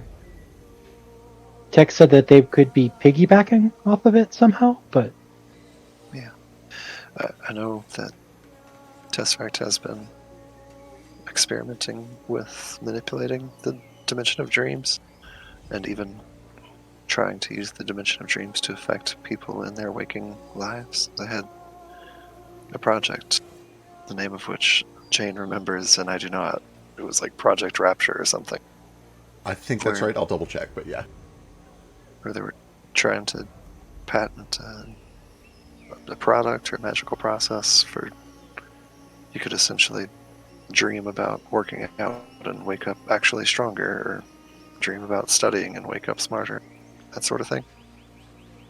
It fell through for various reasons, but I suppose that could be somehow based on Somnum's work. Did it work on elves? Foster said that Somnum works on elves. I didn't find that specific of information when I Okay. looked into it. It's worth looking into. I'll see if I can find some more information maybe during this downtime. You don't think they might be using his influence on your dreams to reach the people you're dreaming about? I don't know. If he's just affecting your dreams and Tesseract has that kind of power, couldn't they just make the next leap and cause damage to the people you're dreaming about? Could be, but that's the thing. If they were trying to just harm Rita, they've got a less roundabout way of doing it. They already have her locked up in a jail that apparently is magically bugged. So, but I mean, I also know the Tesseract sometimes does some pretty fucked up experiments just for the sake of proving that they can do something, whether or not it's a good idea. To quote a really wise scientist, they were too busy thinking about whether or not they could think about whether or not they should, you know?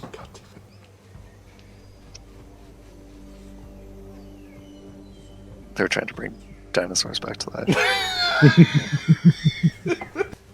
Jane, descendant of a dinosaur rancher. I think dinosaurs still exist in this world, actually. They totally do. In fact, I forget exactly. It was either your dad or your grandpa is actually literally a dinosaur rancher. Oh my god. Python Ranch, remember? I forgot about the dinosaur ranch from Pip season. Yep. For what it's worth, Ruko, you have, if you want to, overheard all of this, including the talk about Somna.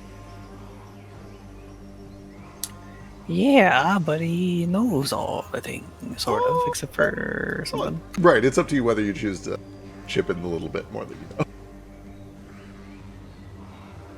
Now I'm confused. Okay. Something about Somnum doesn't track. So, you said that he's targeting the Cyrillan people. Breakfast cereal. Cyrillin. But then why is he also targeting the Spirit Weavers, the Primal Casters? Just some random arcanist. Probably because they're all a bunch of fucks who don't listen to anybody. I buy some beer.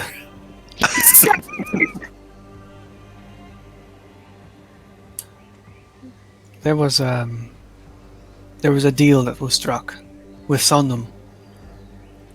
It was something my mother was involved with, and she had some dealings or negotiations.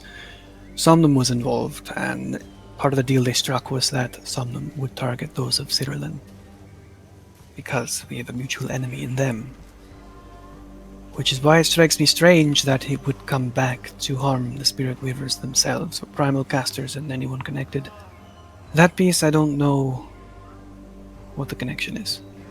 It's like it's being used, spread, extended beyond the agreement. Maybe Somnum's not involved, but he's allowing someone else to be involved, who can bend the rules. I'm not sure. I suppose that could be like using Tesseract as sort of a workaround for the contract.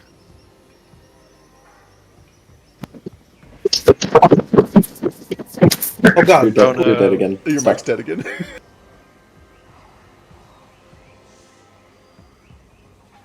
Would your phone be better?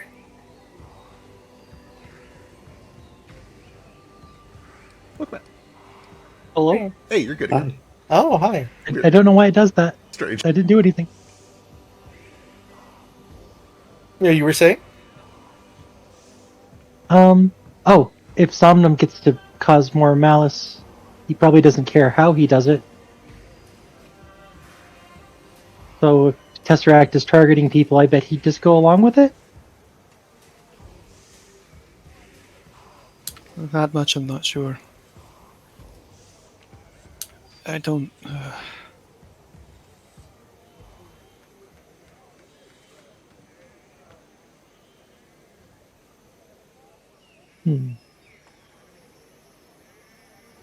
Well, we can either go to Tesseract, or we could just go kick... Oh no. Oh, It okay. happened. And then censored. He got censored. He was going to say his ass, but that's too mature for sketch to say. We're gonna kick his. I really did say ass. You're right.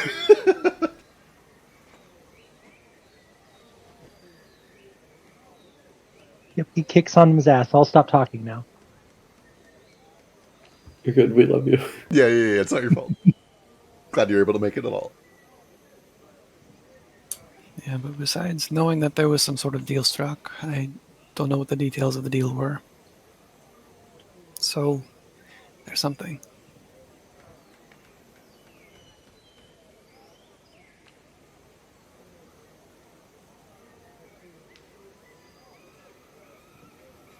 Maybe we could leverage it. I don't know.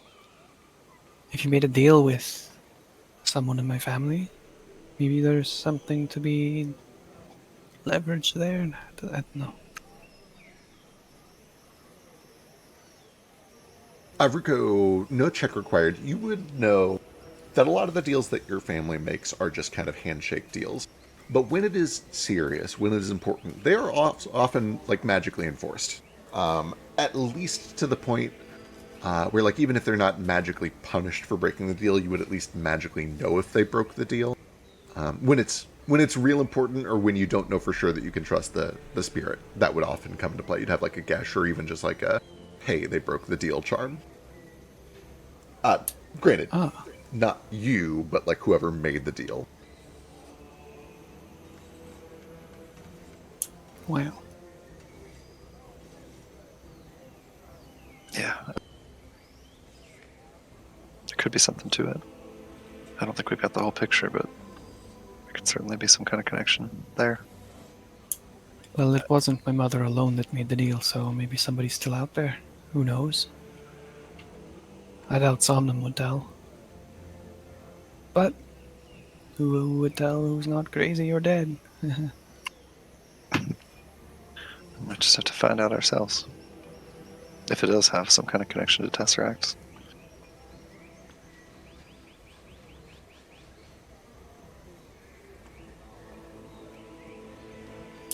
Could always go to the Twin Mirror Lakes. I mean, maybe after, Kaz isn't dying and stuff. Alright. Add it to the long list. Kaz is dying? Kind of. Very slowly. He's got a few months left. He's cursed. I think he's told everybody this. Maybe I shouldn't be I'm surprised Josh, and I knew without that. him. Yeah, it's open news at this point. Now, what makes me curious is the Echo Fae they were talking before about. The twins. Some kind of binding. Some power in that, whatever they're doing with their magic. The Twin Mirror Lakes. They're dealing some sort of ownership over those two. Maybe it's something to do with that. Something like the Groves, where it's some sort of synergy, connection, synchrony. I don't know. It's there's this vague water hand motion, waves. It's all wibbly wobbly. Definitely could be. It could be. The twin thing's a little easy to stretch. Like, if he's using the awakened squirrel, don't theirs like get birthed in like batches of 7 or something? If you kill all but 2 of them, does that make them twins? Don't know. The world may I never know I know. heard Anyway, it could Really be. scary story about what that place one time. It's probably completely made up, but Well, I want to hear it though. oh, we need a good campfire and everything. But the gist of it is that those you see in the lake's surface, they look just like you, they mimic you, but they're not really your reflection. And they can pull you in and drown you, pull you into the other world, the mirrored dimension. It was something creepy like that. If I had a drink and a campfire, I could remember the whole story. It's actually scary. Yeah, okay. You should tell it sometime. I have a story like that too, but it was actually Fetch under the water trying to drown me, and it was a game apparently. Not to mega railroad all of you, but we do eventually need you to be here for Argument Vex to show up anyway. So if you want to, Okay, give I need to do a bit though first. Okay, do a bit. Okay. Tex is sitting there, having ordered several skewers, he hands one to Cackles. It's like, I hope whatever's in the lake drowns them all. This is, you see, kid, this is why I tried to kill every human that came into my place, because, you know, you talk and talk and talk and tried to do something altruistic. And they look at you and think, oh, a daemon, that's totally untrustworthy, can't have that. Meanwhile, some brat comes over and says the exact same shit you just said, and suddenly everybody's on board. Yeah, I kind of agree. It's really harsh how people always judge by appearances. I think you've just been dealt a bad hand in life, and it's not your fault that people don't trust you, especially given your background and your circumstances, but I think if you don't take other people's disdain for you at face value and just improve on being a better person for yourself and not care about what other people think, it'll really help in the end. Oh my god. Cackles, put your phone away. Not on the table. Meanwhile, Are you gonna finish that? God bless Cackles. Here. meanwhile, some kid walks by with his mom, points at Ruko's face. What happened to that ferret, Mom? He looks a little... I slide my plate of meat skewer over, and then I hunch up real angry, and I start licking some beer out of a bowl. Jane rolls her eyes at Tex. That's it. Not at Tex, but as he's on his little rant. Mitch will probably offer to pay for Tex's tab. He was going to see what it is first, though. Yeah, we should ask first. We should ask first. He's a cat, man. It's not. It's His stomach is only so big. yeah. It's like He has- silver. Maybe Oh, wait. two if you Would he- a lot. He's No, no, so no. round. When he He's doing orders, that thing what cats do, where he eats all Yeah. of the food, then throws up, and then gets more. What happened to my food? It's gone now. Or if not even that, he orders something, takes like 2 bites of it, and then pushes it off the table and orders something else. okay, but if he gets like a cup of sake, for him it's like a dropper. Like it's like 3 drops of sake. True. Do they have sake droppers for cats? They have sake droppers, and they'll Animals serve it are in real? whatever he wants for sure. The tiniest little bowl. Absolutely. Little And in fact, they milk probably don't even charge you.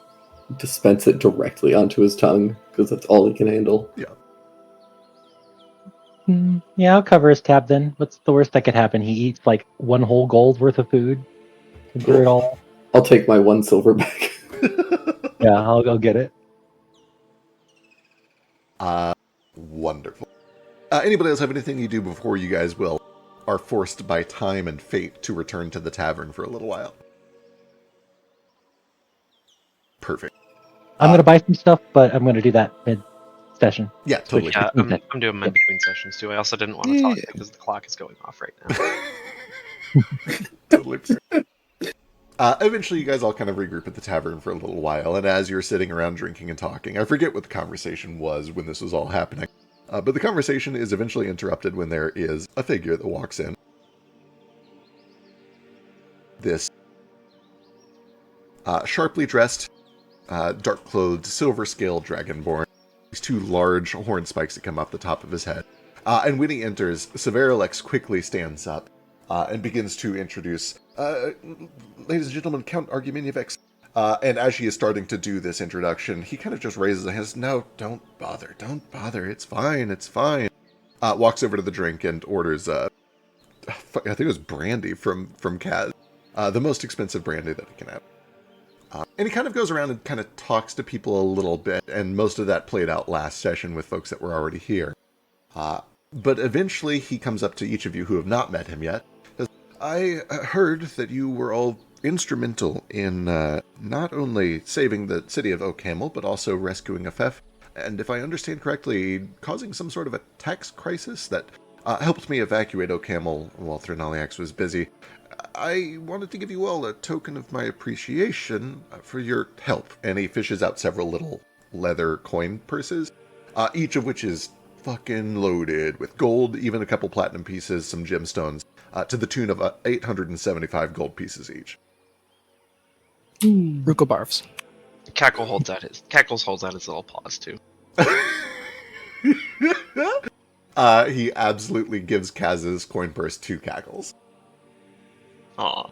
I can't think of a diegetic reason that he would do that to Cackles and not to Tex, who also just looks like Ruko's familiar. But as an entirely meta contrivance, you don't get double pay because you have a familiar. Drifter holds out his snout. Cackles just wanted a little treat. A little treat. He can have a little treat. Yeah. Little peanuts or something, a little bag of peanuts. What does this dragon have, like little caramels in his purse? Oh, man. Does this dragon have a little bag of caramels in his purse, Feck, is the question. Give me a D100.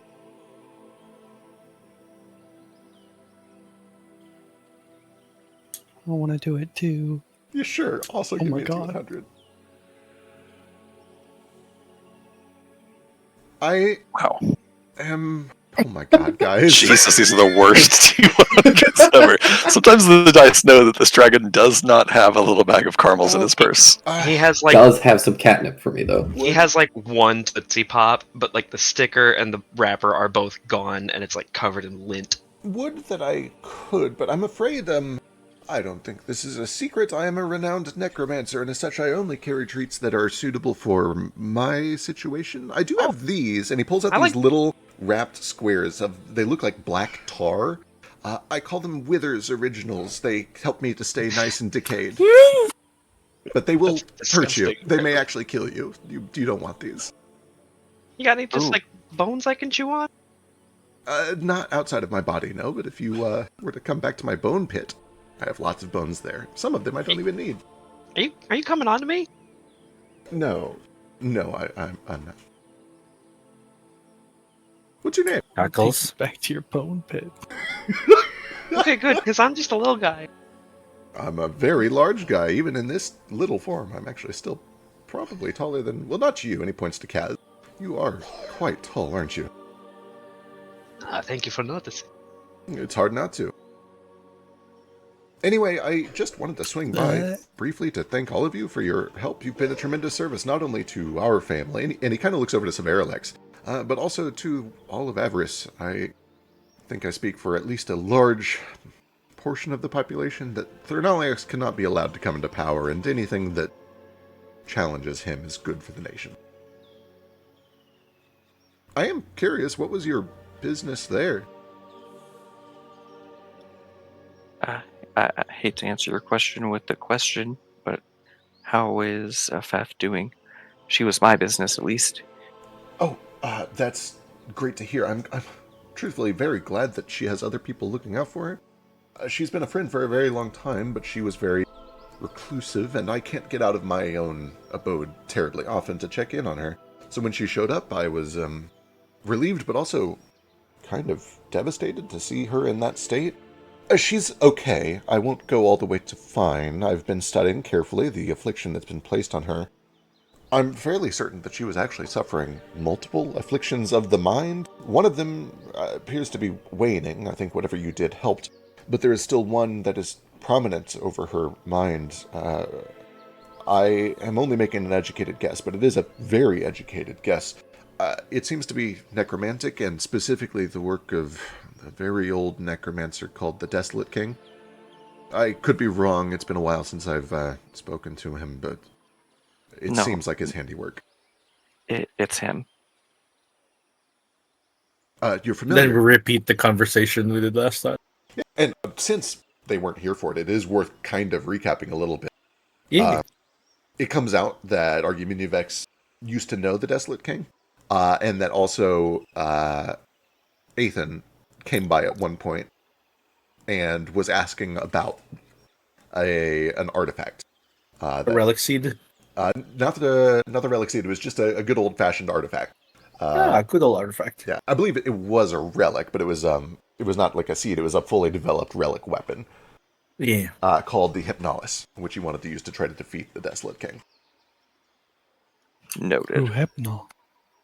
Hypno. Fittingly named by a dragon. It's named after a drug. Like, you cannot tell me that Hypnol is Doesn't sound like a prescription drug that you'd see a commercial for on regular NFL game. It kind of does. I will point out, this one is just a normal ass word. It's a type of snake. Oh, okay. Yeah. You're a type of snake. Or specifically a type of snake monster. Oh, okay.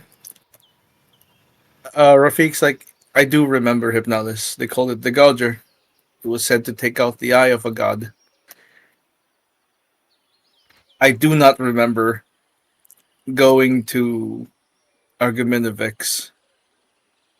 Oh, I remember it as if it was yesterday. I didn't know much about it. All I knew is that I picked it up thinking it could be useful for my studies. It apparently makes a body insuitable for a soul to reside in it. It makes the body essentially toxic to demonic energy, to spiritual energy, to sympathy. And so, like a sick body ejecting a disease, the body rejects the soul and kicks it out. This would prevent him from coming back. That's kind of what I guessed was In the theory. goal too, yes. He wouldn't tell me. He made it very clear that the less I knew, the better, and I am old enough and wise enough to understand that that is often quite true, but that was my suspicion. But he took it, and I haven't seen it since. Of Hef, though, I can't thank you enough for all that you did to help her. She means the world to me. She's one of my oldest friends, and one of the only people that really has stuck through things with me, even as I... let's just say that even among my peers, necromancy is not looked on highly. They don't care whether you're a dragon or not. If you do necromancy, they frown on it. Although I think it can be used for a lot of good in the world.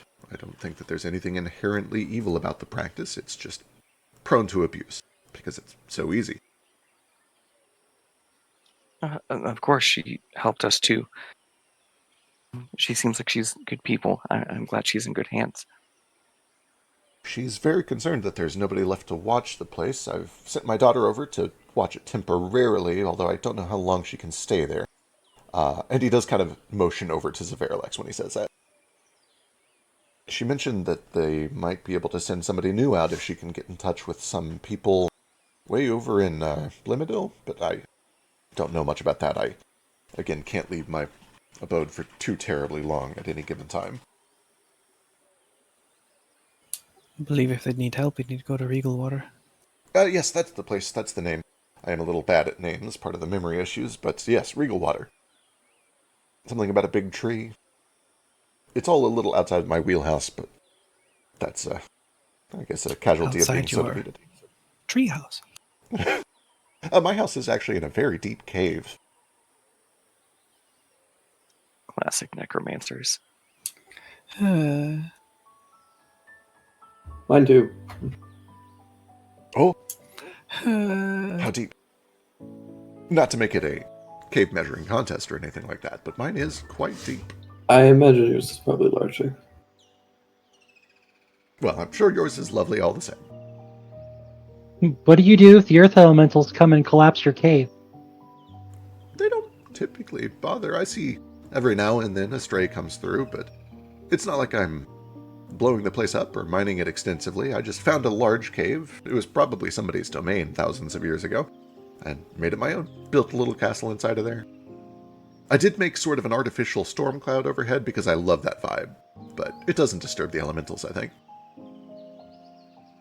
Okay, as long as you don't make them mad, that should be okay. I do my best to be in communion with my surroundings. Although I do think it's impossible to do anything productive without causing some damage.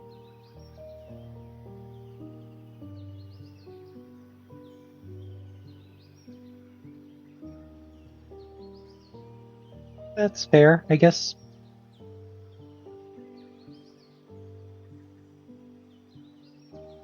Thank you. Of course, if you're going to be up that direction anytime again, let me know. You're very welcome to visit. I'll do anything that I can to help. I know that some of your friends wanted to talk to me about some plans they have up there, and he kind of looks over to Baby Boy. So I'm going to speak to them for a bit, but I'll be around all night if you have any other questions or if there's anything else that I can help with. Certainly. But first I want to get some more brandy.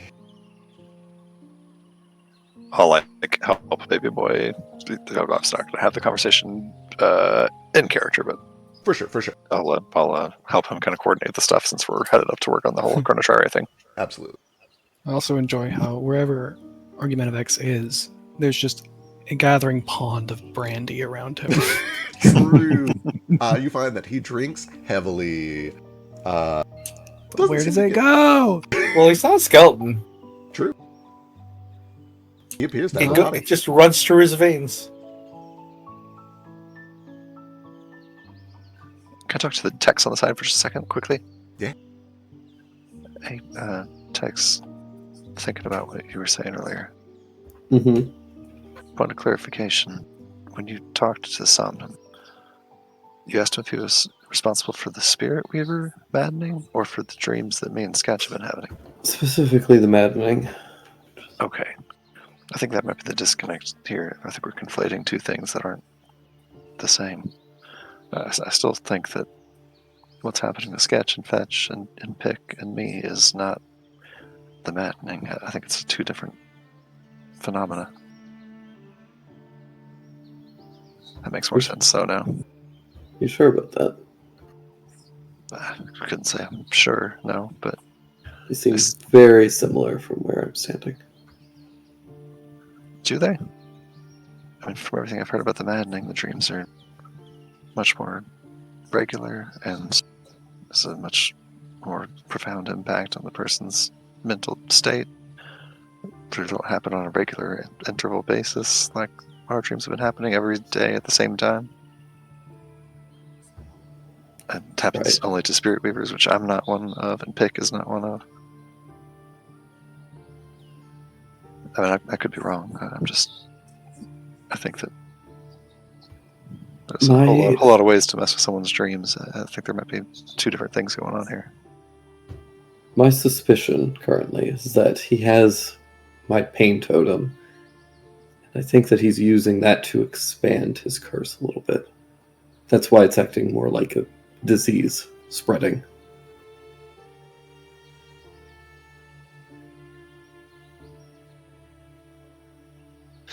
I still don't understand how it would have gotten to me, though, in that case.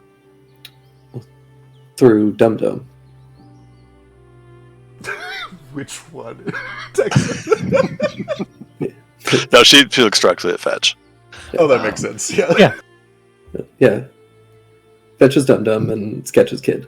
Okay. Wait, I thought he was Brat. Oh, wait, no. Sketch is Kid, Ruko's Brat. Yeah. Okay, I'm following. I'm not a brat. Says the brat. I'm not a kid either. I'm just naive-ish. I'm not trying to rule out what you're saying by any means. Just trying to gather all the information. And if I sounded dismissive earlier, I apologize, but I'm sure you can also understand that. Yeah. Anyway, I'll take into consideration what you're saying. I'm not trying to blow you off. All I'm saying is that it would explain why your metal mutt was siphoning pain.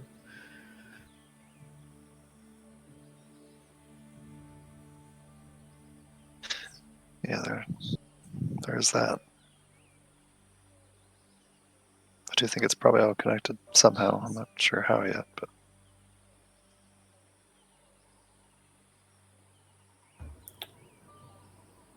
Look, that totem isn't a toy that he should be playing with. The longer he has it, the more danger that other people are going to be in. Whether your dreams are connected or not.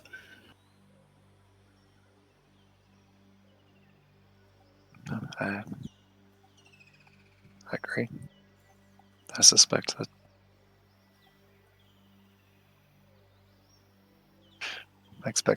some of them probably knows something that I need to know before it's all said and done anyway.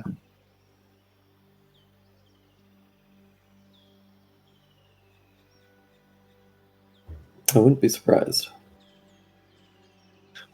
Dreams are a dimension, same way as time.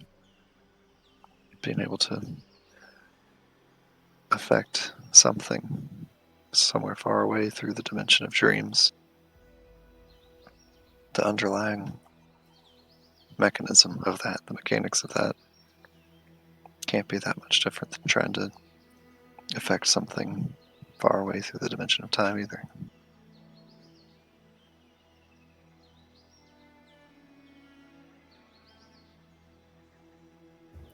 I don't know if I buy that, but She kind of shrugs. Just a hypothesis.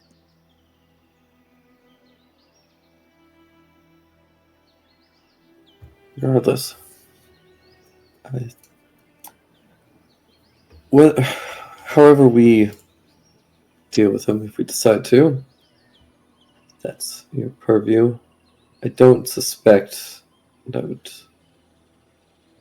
that there will be a huge conflict. We weren't exactly close, but we have a rapport. I don't think he'd want to disrupt that. So if you have questions for him, I think I can get him to answer. I'll keep that in mind.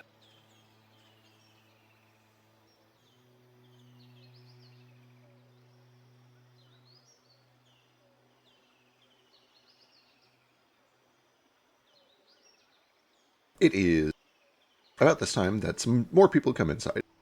You see that Finn, Darbin, and Taernizek, the little paper kobold from the library, all walk. Yes! They're here. Finn goes to talk to Brant a little while. Darbin goes over to talk to Fetch for a little while. And the little kobold looks around the room for a moment and then kind of scuffles. Oh, excuse me.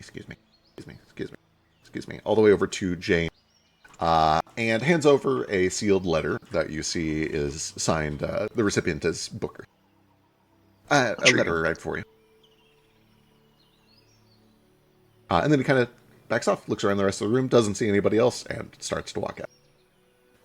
No! Before he, sorry, as he hands me the letter, say, where did you get this?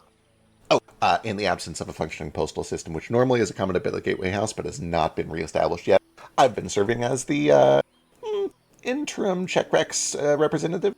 In other words, I've been collecting mail that's been addressed to anywhere in the campus and delivering it to its intended recipients. Please be assured that in spite of all of my supernatural abilities to read and understand the contents of paper, I have not looked at the contents. Thank you, Taernizek. Of course. Just doing my function. She'll turn over to the bar and look at the letter for a second, and before she opens it, she gestures for someone behind the bar to hand her a whiskey. And then she'll I got you, Toots. cackle for the 7th time, but really don't like Toots. I'm sorry, I'm not good at talking to women. I get nervous. That's okay. Just think of it as talking to a robot. Not a person, but a robot. That's weird, I think, actually. Here you go. Thanks. She'll take a sip and then open the letter. The letter is short, but it reads... Paste. Nope, wrong one. Paste. Just the word paste. Paste. Oh, that got me for some reason. Hey there, Sugar Bee. I got the money. Helps a lot. Good timing, too. Howard came by asking after you and the mortgage. All smiles, like always, but it felt like he was a bit less worried about keeping up the fake pleasantries this time. Seemed a bit grumpy that you had been in for a checkup lately. No, I said I hoped I'd never see you again, but the tree out back sure is even lonelier without you. Uh-huh.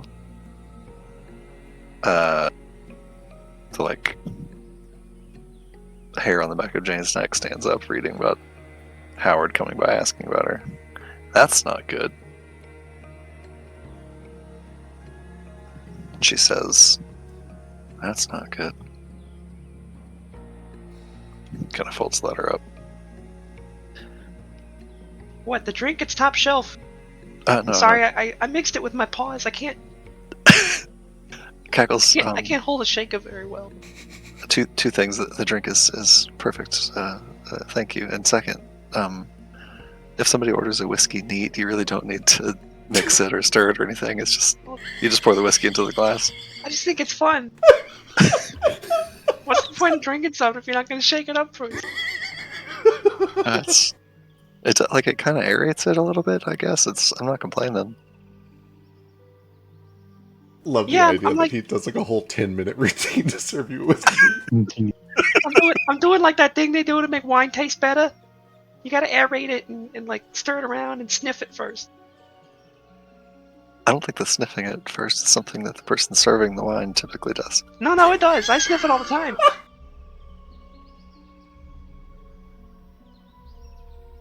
Keep up the good work, Cackles. Drink's excellent.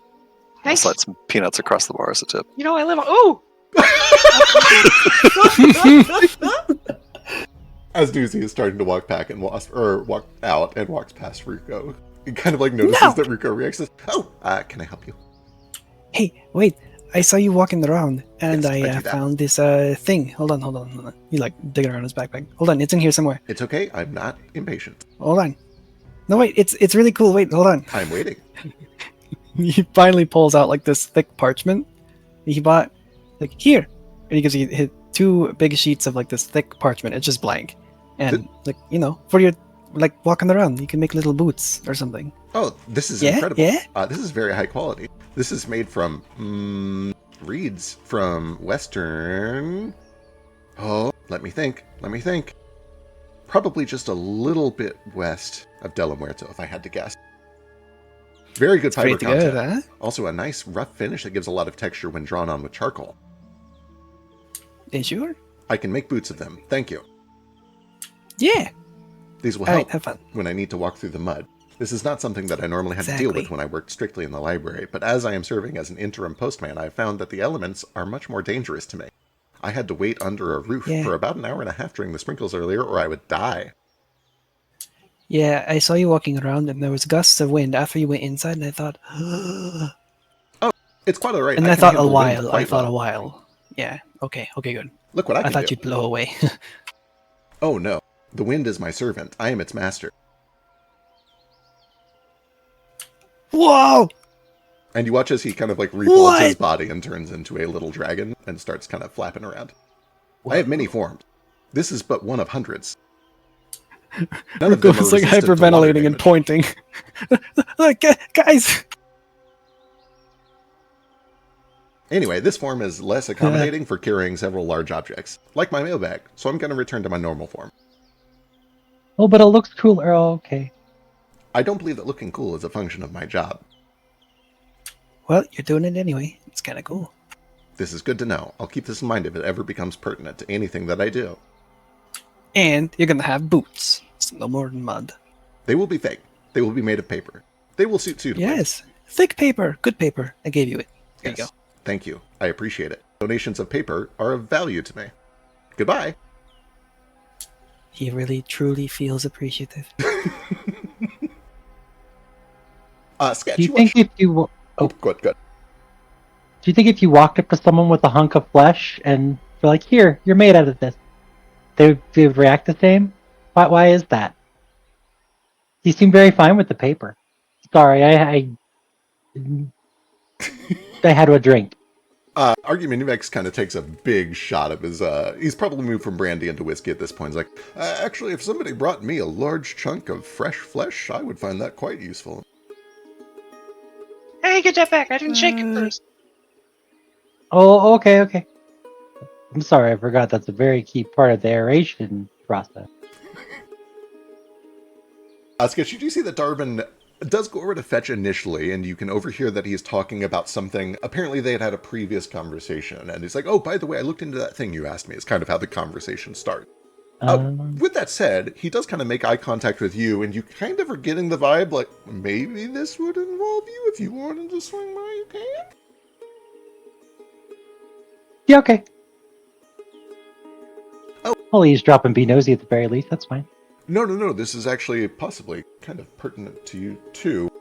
Your brother had mentioned that, you know how we had the mission to go slay a giant volcanic turtle to strengthen the bulwark? He Yeah. had suggested that that could be a bad idea. It could be an elemental spirit of some sort, perhaps. And I promised that I would look into it, or at least send a team to look into it while we were busy doing other things. And it turns out that he was kind of right, or at least possibly right. It turns out that there are a lot of different kinds of volcanic dragon turtle things. It's sort of like crabs. They show up all over nature in different forms. Nature loves a volcanic dragon turtle. But some of them are elementals, which is the point. And so we did a little more research to try to narrow down which ones are elementals, which ones are simply monsters and beasts, which ones are actually dragons. It turns out some of them are sapient. So it's very good that we didn't send people to kill a sapient dragon for no reason. While we were doing all of this research, though, we discovered that there is one that has been sighted recently, actually, over in Padikak. There was apparently a volcanic eruption a couple of days ago, and then a large, fire-breathing, molten-shelled tortoise elemental was seen essentially destroying a lot of territory and burning down rainforests over there. Which would be devastating if it wasn't for the fact that that's all Emmerich territory, and frankly, fuck them. But it seemed pertinent, so I figured I'd follow up. Well, we didn't kill it, and now it's an enemy of our enemy, so yeah, that's fine. Certainly. It doesn't help the fact that we still need a scale from a creature like that if we want to improve the bulwark some more. But I have been talking to Gigi, and it turns out that we could either get one from a creature like that, or even like the heated plate of a red dragon or a iron dragon, or any heat-related dragon would do the trick. So we have options now. Research paid off.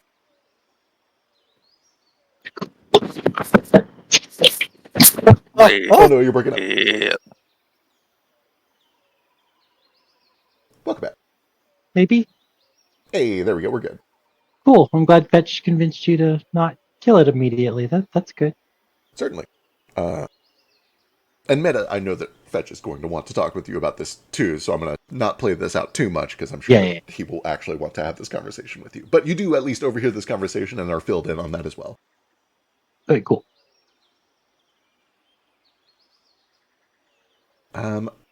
Let's see, is there anything else we need to do to get us all caught up and on the same timeline? I think... Oh, right, yes, there is one more thing. They eventually take off. Drinking continues. You guys can continue to talk amongst yourselves and with Argumentative X for a second.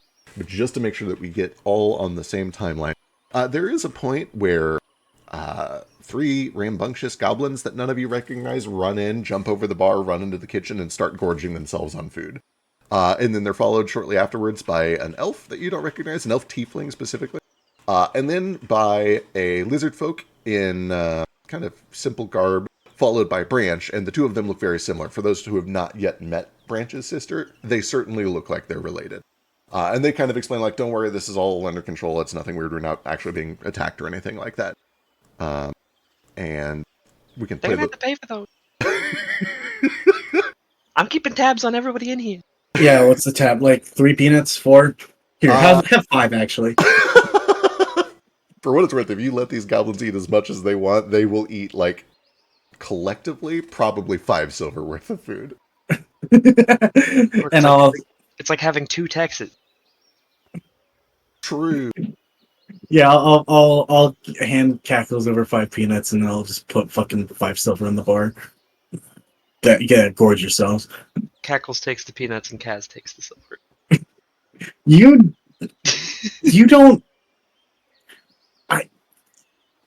Does all the money here go to you? Do you see anybody else running this bar? I guess not. All right.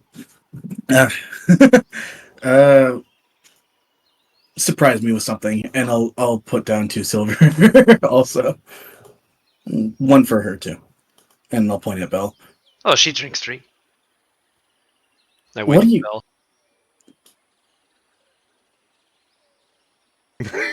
She, like, does a little flirty eyes back and gives you a little wave.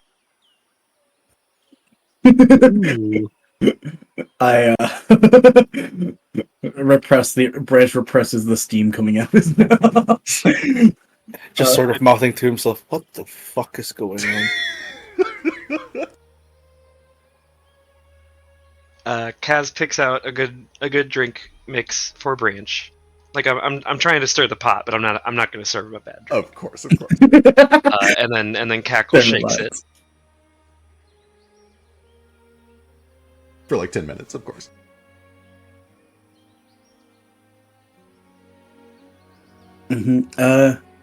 Yeah.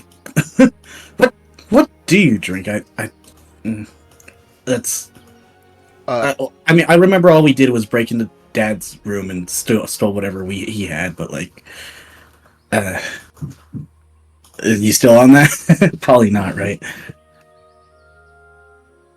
I mean, prior to this job, I drank cheap ale because what else was I going to do? But as I've gotten a little spending cash, I've dabbled in rum. It's nice. It's nice. All right.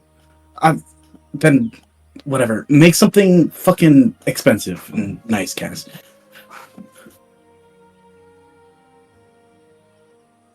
She will wait for a drink. Something with rum is totally fine. Probably something very tropical. I assume that's kind of popular in Vamador. Lots of stuff. It's definitely up the alley of what Kaz drinks himself, so he makes something like that. Hell yeah. And definitely slips in like, oh, you have such refined taste, my lady. Just to fuck with Branch a little bit. She really plays it up. Oh, thank you for noticing. You're a very, very handsome bartender. She does take her drink, though, and eventually goes over to a table where, if you guys are interested in it, Sketch and Ruko are sitting. And actually, if you guys want to have a private conversation before she shows up, that's totally fine. You know pirates usually have syphilis, right? Gonorrhea, too. I think a bit of scurvy, but I'm not sure that that's an STD. Anyway. I'm not sure that's an STD. He was saying that to Some Bell, point. but yeah.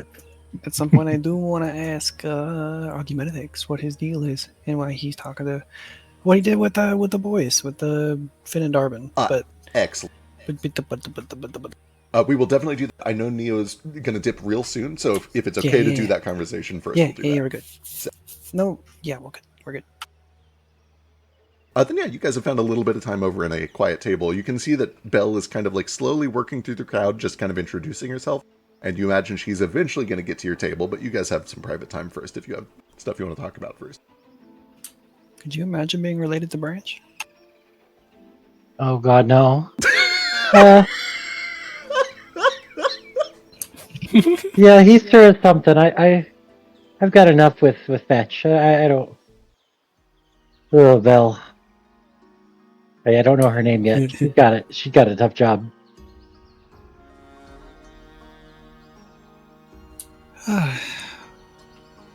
Drinking cider.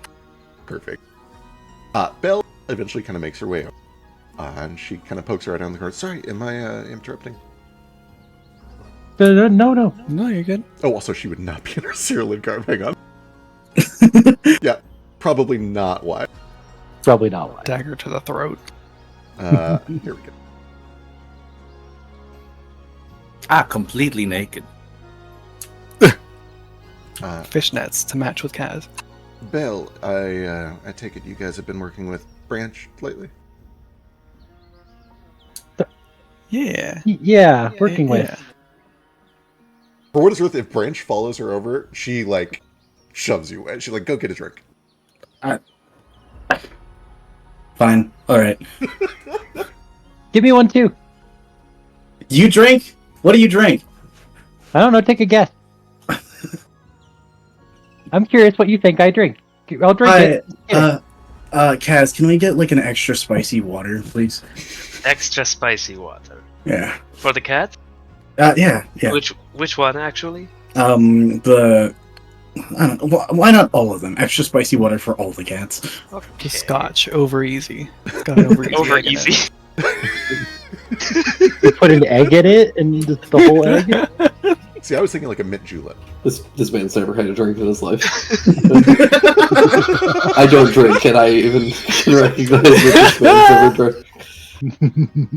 I don't know any drink names either.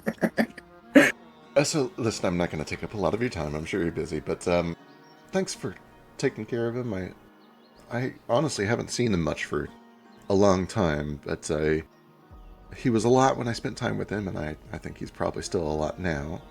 And he's had a lot of people not give him second chances, and any patience that you've shown him goes a long way. I don't know if punching him in the face was necessarily the most patient thing that I've done, He but punched him in the face? I did. Yeah, He probably deserved it. I shouldn't say that. he really did. No, he did. You can say it. You can say it. Ah, siblings, growing up, I hated his guts, and then he left, and I started to realize that maybe, maybe I kind of missed it a little. And then we met again, and I kind of realized that, well, he's still family. I still care about him a lot, but some things never change. Yeah, I feel that. My brother and I were separated for a while. We were each other's whole world for forever. Yeah. Then I missed him. I missed him a lot. I was so happy to see him again. I still am happy, don't get me wrong, but God, you're right, some things never change. I think maybe it's just the way of the world that we're supposed to always be at each other's necks. Maybe that's what it's all about. I don't know. What I do know is that he's trying to turn over a new leaf, and he's still learning. I'm still learning. We're all still learning. It's difficult times. But if you've done anything that even resembles being a friend to him, then I know that is incredibly important, and I just wanted to say thank you for trying. Yeah. I don't always punch him. Hey. We went out and did some stuff the other day. It was normal. I think we saw you briefly. Well, no, he went to go see you. We didn't. We stood outside because we were panhandling. Oh, you were... Yeah, I remember. You were... Oh, wait. Were you in disguise for that? I can't remember. I think you were. I think I was. Yeah.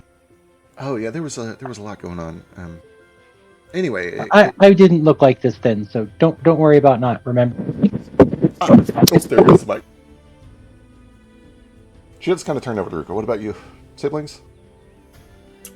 Oh, yeah. Yeah. I know what you mean. Yeah. Except not at each other's throats, more like in the shadow kind of deal. In the shadow? I don't know if I'm familiar with that one. We were both in the shadows. That's, I talk a lot of shit, and I know that I realize I just came over here and talked shit about him for 5 minutes, but we're thick as thieves because we were, well, thieves. Oh, like literally. Oh. Yeah, don't tell anyone, but, it's Famador. That's how you get by if you don't have money. But no, that doesn't sound like what you're talking about. What's your deal? Looking to Ruka. Well, we were thick as thieves, it is air quotes, but more like terrorism. And then he sips his drink. But same concept. Excuse me? Thick as terrorist. We get into trouble together, There's a lot of grass between getting into trouble and terrorism. What are you talking about? More like you can organize thieves together and be more scary. Like that. Sort of. She kind of like... Can I sit for a second? She looks excited. Sure. She kind of sits and she hunkers down. Like she wants to make sure nobody else can hear. Apparently, on the topic of terrorism, if I understand correctly, he had a hand in the church blowing up a couple of weeks ago. Is that true? Do you guys know anything about that? Well, if I read her face, does it look like she's like she would have done it? Give me a perception check. Give me an insight check. Yeah. Okay.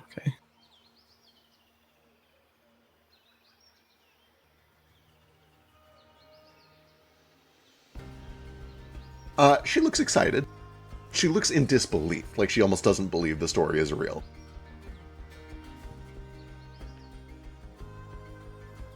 He'll give a coy answer like, well, your brother better than I would, so... He left camp. Clearly. Right. He left camp, and then he came back, and apparently there was a fire somewhere between when he left and when he came back. Oh my god, he did. That's crazy. That's... Okay, listen, I know I just talked a bunch of shit, but when I heard that he might have had a hand in it, I gotta say, that was the coolest thing I've ever heard. Those fuckers deserved it. I didn't. You know, sometimes I think the world needs people who are willing to blow up a church. You know? It sounds crazy. It's a game, Twitch. Don't. You don't have to demonetize us. It's fine. Sometimes I think that fire attitude gets him in a lot of trouble, but sometimes I think the world needs a little bit of fire, and if he had a hand in that, then maybe he's finally doing some good for himself. I kind of think that a lot of angry people just need to have their anger pointed in the right direction. Like at the church.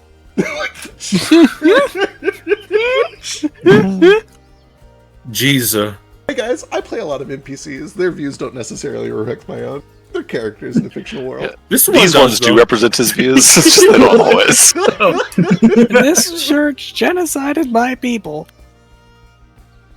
Anyway, don't Not tell just him, yours. Don't tell him I said that was cool. He can't know. But that's Oh actually no, I pretty get cool. it. So wait, your brother does that kind of stuff? We're a little involved. Dabble. You dabble. We dabble in burning down churches. The fire glints off his glasses in a special way now. What about you? Looking back over the sketch, you guys do any terrorism? Mostly had the terrorism done on us. Oh shit, you are cheeky. Yeah. Yeah. Sorry. Well, It's okay. Sometimes. I'm sure some people have good reasons. I hope that one day you find something to be a terrorist about too. Maybe put a stop to all that. Yeah, okay. I think I could do that. We've talked about a few things.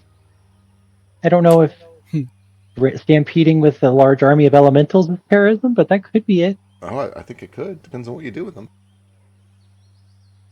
Anyway, I should continue making my rounds before he finds out I'm saying good things about him. So, you guys have fun. Oh, hi there. Yeah, rest assured. At some point Giving him before outlet. At some point before Belle leaves the table, unless she waves Kaz away too. Kaz will come over with that pitcher of margaritas and set it down. Oh, hell yeah. You ladies look like you needed a drink. She kind of takes a look around and, you know what? I think I've talked to everyone.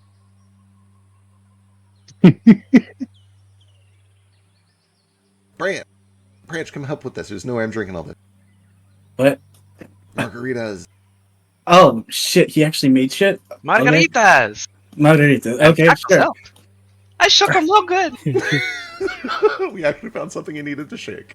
Ruko wants to lean into fetch or sketch real quick. Does it make you feel weird when he calls us all ladies collectively? Or is that just me? Oh no, it's me too. I don't get it. He knows, right? Like it's called a banter. So, I don't hear you guys talking.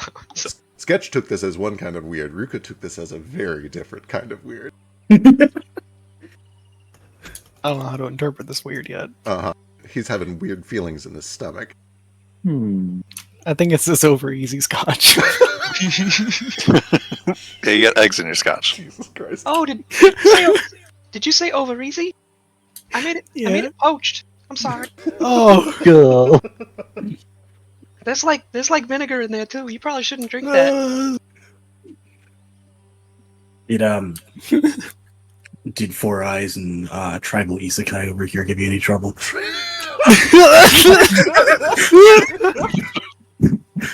No, they were telling me about all the cool things you've done since you've been here. You've been busy.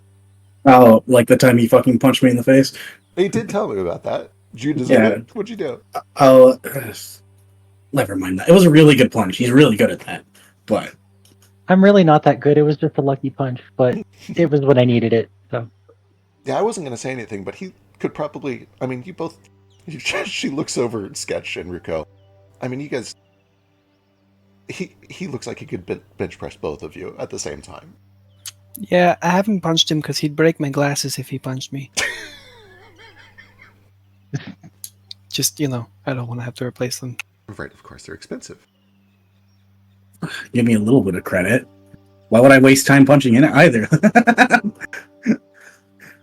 They'll probably trip over their own fucking shoelaces at some point. There he is. Wow. Anyway, You know sit me. down. Have a drink. Come on. Relax for a bit. You've been busy. Yeah.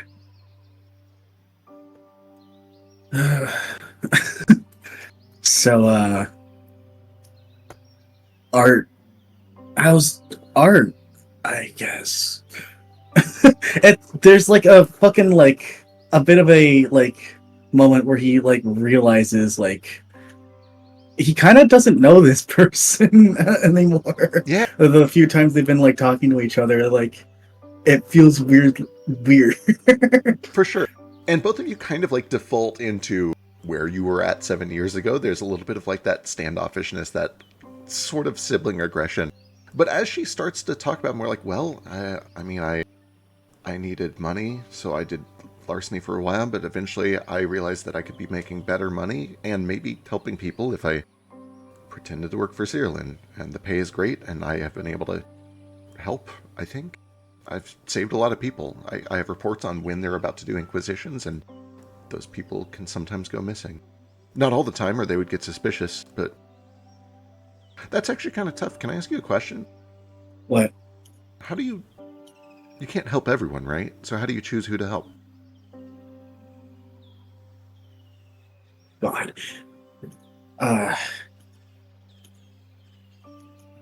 You really, you really think I'm the expert on that? No, and that's kind of why I'm asking. All I do when I sit there looking at that list of 7 people that are going to have Inquisitors knocking on their door the next morning is I just have a name, sometimes a species, and I have to decide whether or not their lives are about to be ruined based on that. It's in my hands to make these snap judgments.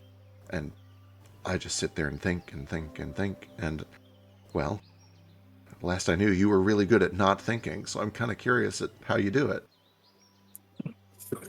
Yeah, I guess I was. Whatever. Listen, there ain't any reason to fucking focus on what you can't do, right? Right. So you just do what you can. Fucking damn anything else, right? Can I ask another question? What? Is it worth it? You did what you could do, even knowing that you could get in trouble with it, or for it. And I don't like to admit it, but I think you're the only reason Mom's alive right now. But it also meant you were gone for 7 years and you're drinking margaritas with a wooden arm. Is it worth it?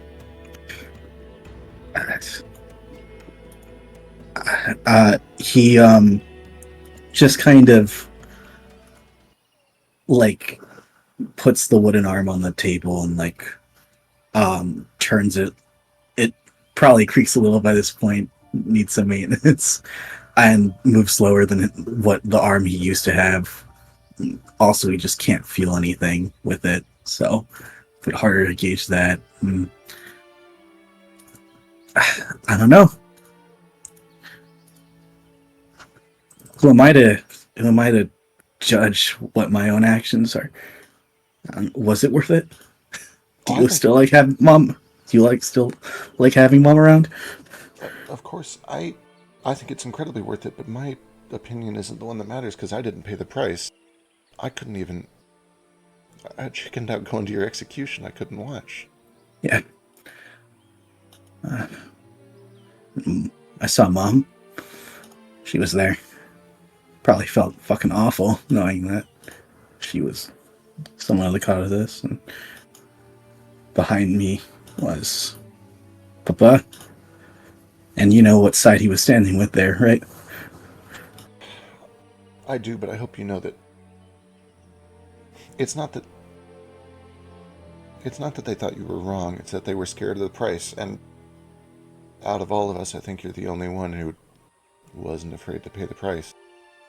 Or maybe you were and you just got caught. I guess that's the question I'm trying to ask. You think we did all that stealing back then, knowing that we'd get our fucking arms cut off? Yeah. Didn't you? Yeah, we did. I'm amazed I've still got both of mine. Because we were good at it and we were careful. But that was our lot in life, stealing from the other poors. My issue was I went after something a lot bigger than any of us.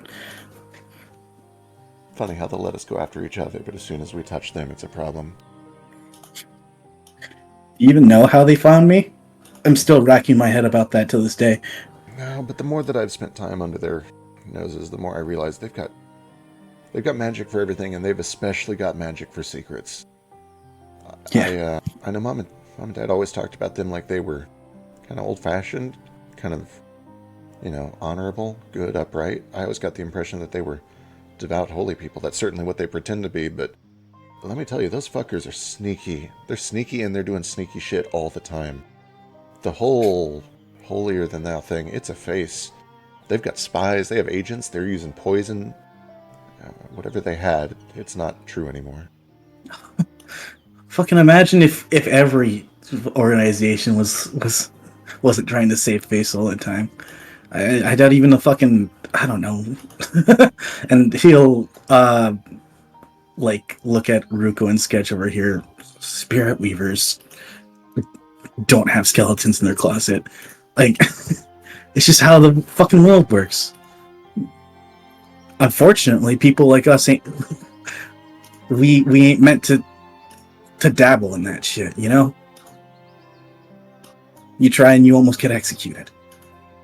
I should be dead. I don't know why I'm not. You want to hear something crazy? What? The longer time goes by and the more I think about it, and the more I spend time with the church, the more I think it really was an act of divine providence. The gods are real, you know they are. Yeah, and they ain't looking out for us. But I why don't you give me the evidence, huh? Tell me tell me what sleuthing you did. This one isn't sleuthing, it's just a feeling, but I think that's kind of the only way that faith works. I guess. If I had evidence, it wouldn't be faith, it would be science. And since when did you find the Lord? I thought that fucking that getup was a ruse. Well, it was about 7 years, 9 or 10 months ago, when my family didn't get any smaller.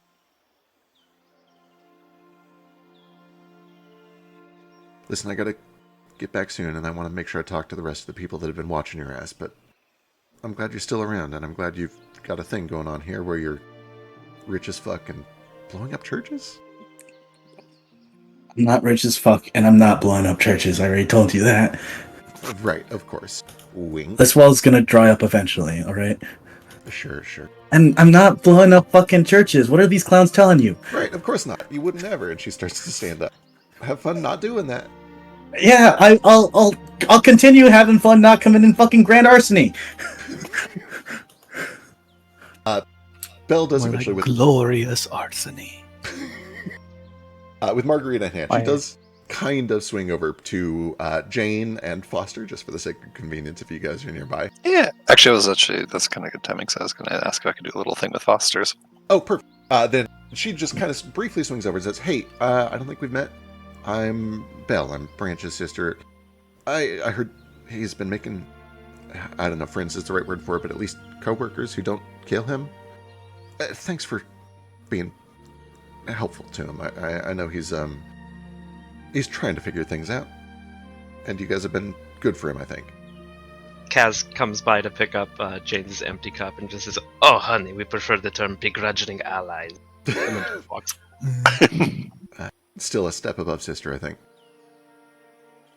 Anyway, I won't interrupt. I know you guys have a lot going on, but I just wanted to say hi because it sounds like maybe we'll be, I don't know, in cahoots unofficially. You never saw me, of course, but I get the impression from him that I can trust most of you. Sure. Your name was Belle. nice to meet you, Bill. Good to meet you. Branch is well, I don't have to tell you how Branch is. No. Well, kind of. But- I honestly haven't seen him in almost 7 years. I am kind of curious if he's changed, but from what I can tell, he just seems to have gotten very fiery. He's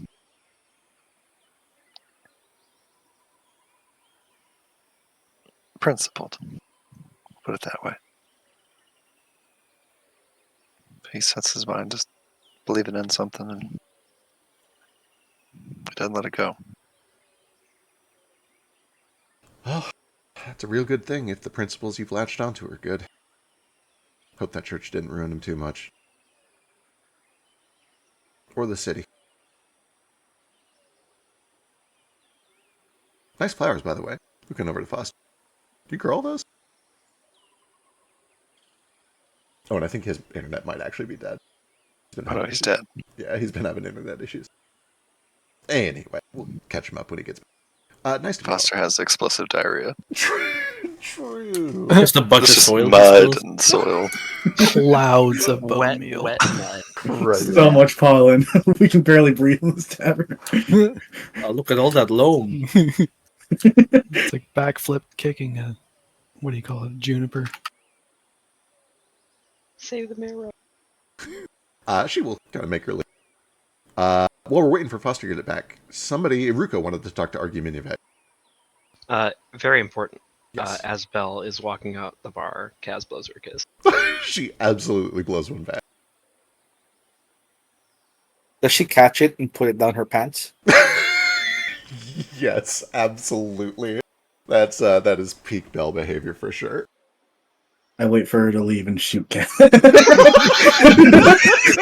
shoot Kaz in the face. Empty the between eyes. What, are you getting jealous? Jesus.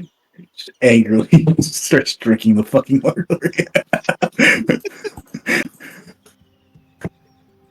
So how long have you got left? Like a month, 2? Kaz looks down at his hand. You're dead again, Neo. I think it's still 4 months. All right. Subtract fucking 3 months and 2 weeks from that. All right. Just gonna kill him. Oh, come on. Forget that. All 3 of us know it's just for fun. I let her down easy already. All right. Really? You told him you're a massive flaming homosexual? Told her. Not in quite those words, but yeah. I can't remember if Branch was there for that, but I know that conversation did happen already. If there's one thing I know, the only people that flirt more than straight women and gay guys is 2 straight men. Yeah. Yeah. Also, we have a Foster back. You can jump to that. Foster. I think you missed a lot of it, but Belle came over very briefly and was like, hey, nice to meet you. I heard you've been taking care of Branch. Thanks for helping. I know it can be a lot. And then she complimented your flowers and left. No, he's no trouble at all. Oh, well, now I know you're lying to me. He's a good guy at the core. That you can get past, the branchiness of it. Sure. I know that you've helped a lot. Even in the little bit of time since the first time I saw him today. He's grown. That's all any of us can do. Anyway, I'll let you be. I got a lot to do. And she kind of takes a margarita, including the glass, and walks off. She took the glass too? Oh yeah, for sure. Definitely. For his special glasses. At some point in there, I will find Foster, ideally while, assuming Thalia is around, while she's like up and like elsewhere in the room, so I can talk to Foster like while Thalia's like nearby but not at the table. Just sit down across from him. You found her. I did. I mean, I didn't think. I wasn't sure if I ever would, but and there she is. That's amazing. I'm so happy for you. Thank you. It is amazing.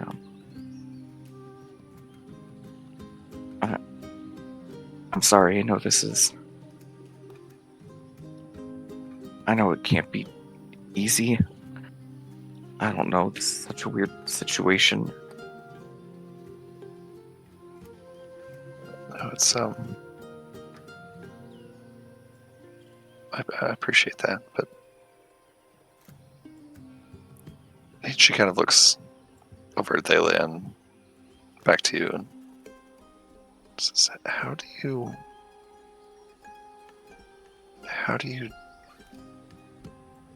You seem really happy. You both seem so happy.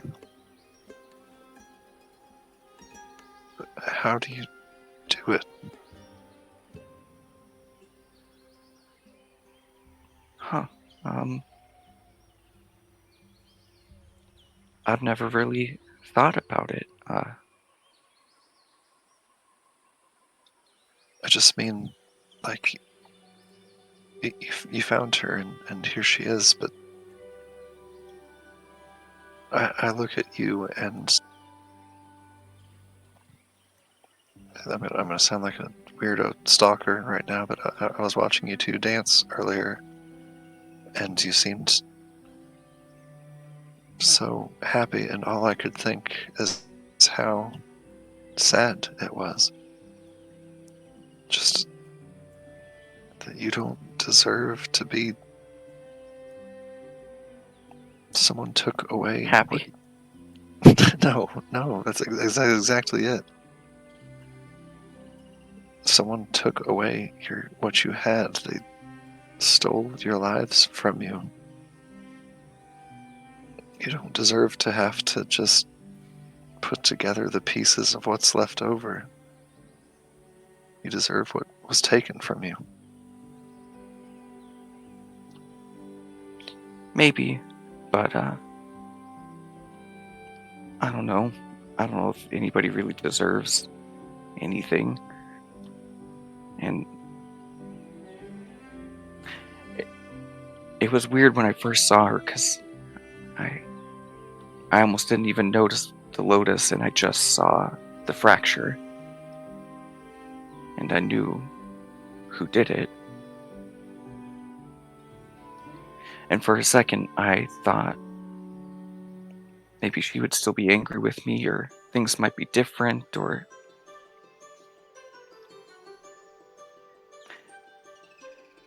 But then I realized that things are different. The life we had is gone, and we'll never get it back. But isn't that kind of exciting? I wish it didn't take a tragedy. I wish things could have been different, but we're here now, and we get to tend to ourselves and to each other, and we get to figure out where we go next. And every now and then, in the brief moments when Ruko's playing a killer song, we get to just dance and just be. But don't you just think about what could have been? I mean, if you could go back, would you?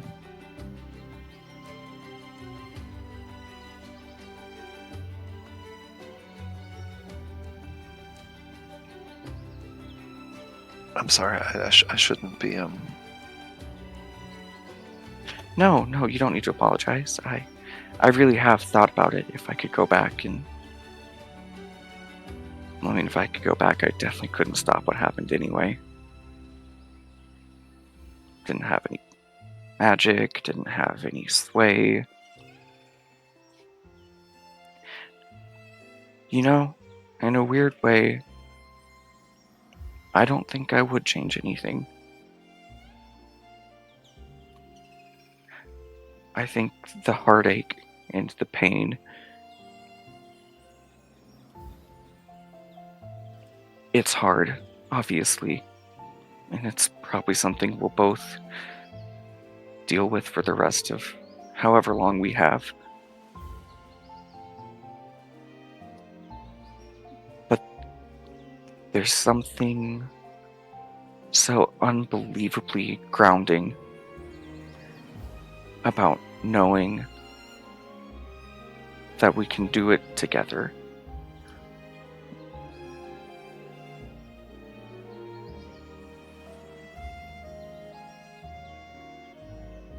And I don't think I appreciated that as much as I do now. There's a clink and a clatter as she accidentally knocks it glass of wine and it spills all over the floor, and she hurriedly starts scooping up bits of shattered glass, and Argumentavex kind of swoops down and Cackles carefully also scoops, and they all work together to kind of clean the glass up. No. Cackles isn't helping with the glass, but it does slurp up the wine as soon as the glass. Oh, that makes so much sense. And the whole time they're laughing and smiling, and they continue to talk.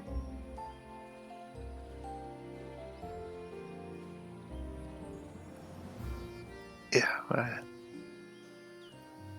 I understand what you mean, I guess. I'm happy for you. I shouldn't have tried to downplay what you're experiencing. You didn't downplay. You didn't try to downplay. You asked a question. I'd like to think that we're friends. What else are friends for? She smiles.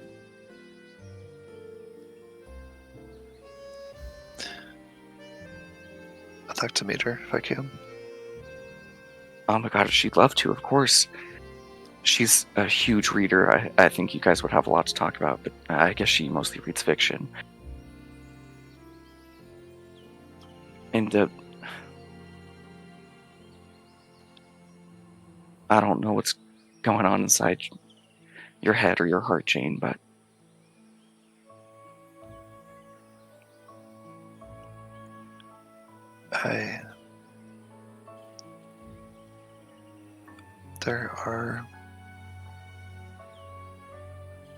I could go home right now and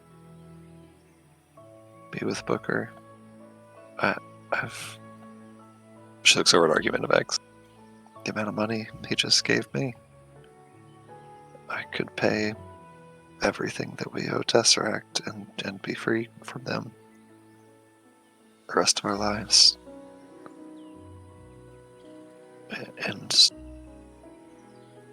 maybe even find some way to bring Donnie back. I mean, I know resurrection is 1 in a million, but I look at that possibility and all I can think is that we deserve better than that. He deserves better than that. We deserve what we had.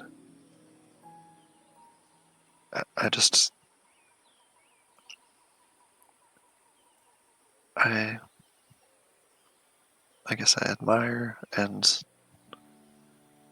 am jealous of your ability to move forward with what you have.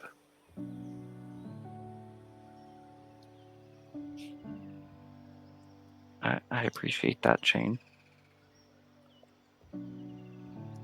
I know it might not mean much, but I think you could move forward too.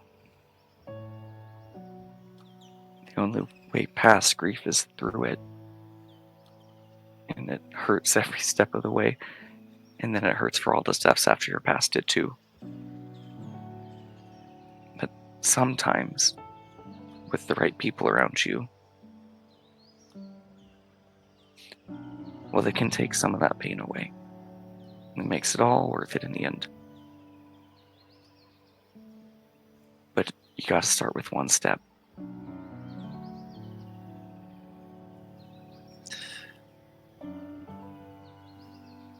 Maybe.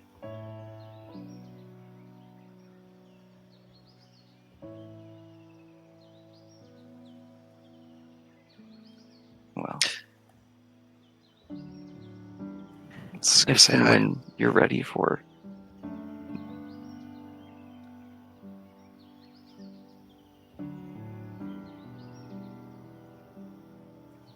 Thanks, Foster. You're a good friend. I'll walk over with Jane and I'll lift Thalia's hand up away from. I'm sorry, cut out a little bit there. Oh, sorry. I think There you go. I we think both you're- cut out on top of each other. Yeah, I think you're all cut up now. Okay, cool. I was just saying, thanks, Foster. You're a good friend. You're a good friend too, Jane. Whenever you want to take that first step, I'm happy to take it with you. I don't know if I ever will be, but if I am, you'll be the first to know.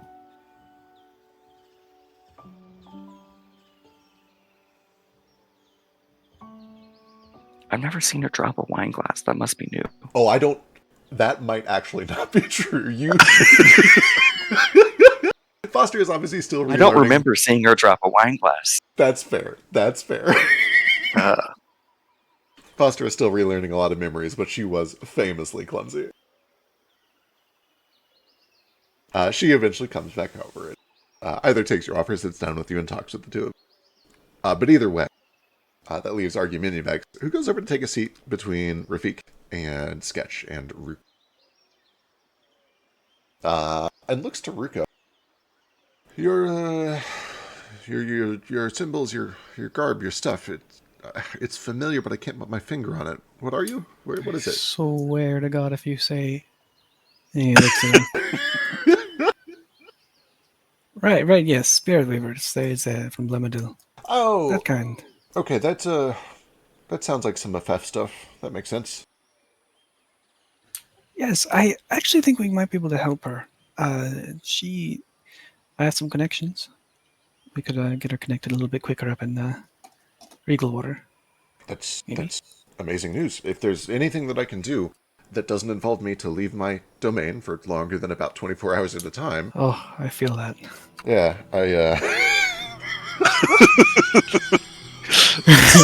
Same, my man. Boy, relatable content. Yeah. But I'm but a minor lord, but I am still a count. I have some wealth, some resources, a little bit of sway.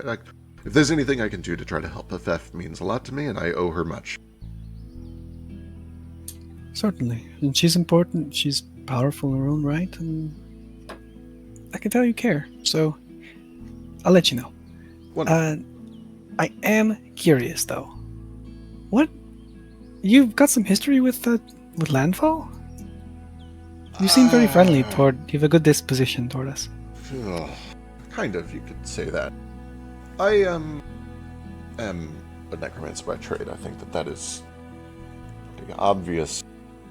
The thing with necromancy is that it's a very easy magic. That's part of why it is so popular, and also part of why it's so frowned upon. It's easy to control a soul that is left behind, easy to bend it to your bidding. I'm beating around the bush. The moral of this story is that I had a son who became ill hundreds of years ago during the plague, back when the horsemen were still around. I don't know if you know anything about the horsemen. You could give me a society check, or a bardic lore is appropriate here if you don't have anything better. 6 to 11. You've probably heard the term a couple of times, but it's historical, and there's a lot that you had to learn in school that you've kind of learned and forgotten. The hell is a horse?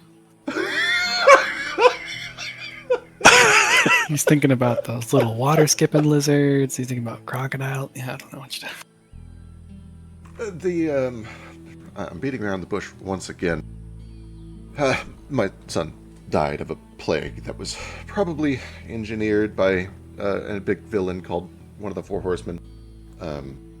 As he was dying, with his explicit and enthusiastic consent, he asked if I could turn him into something so that he could stay with me a little longer. And I wasn't very good at the time, and he knew that, and I knew that, but I wasn't going to say no. So I made a skeleton, and I gave him the name that he requested. I thought it was a little bit on the nose, but he liked the sound of Witherwing. But, for a long time, he just followed me around. It wasn't really him. He had the intelligence of an animal. I was new to necromancy. I could barely raise a zombie, let alone a thinking, intelligent lich. But, there was a time when I lost control. Something took him from me. We were traveling to the capital when there was a pulse. I felt it too. And I was able to resist whatever it was, and he wasn't. I saw his eyes turn green. I saw a mark on his head that I hadn't seen in hundreds of years. But he flew off and I never saw him again. I tried to track him down, but I can only leave my place for so long. And every time that I followed divination, I started to feel the pulse again, and I feared what would happen if I succumbed to the same thing he did. So I grieved a second time, as you do.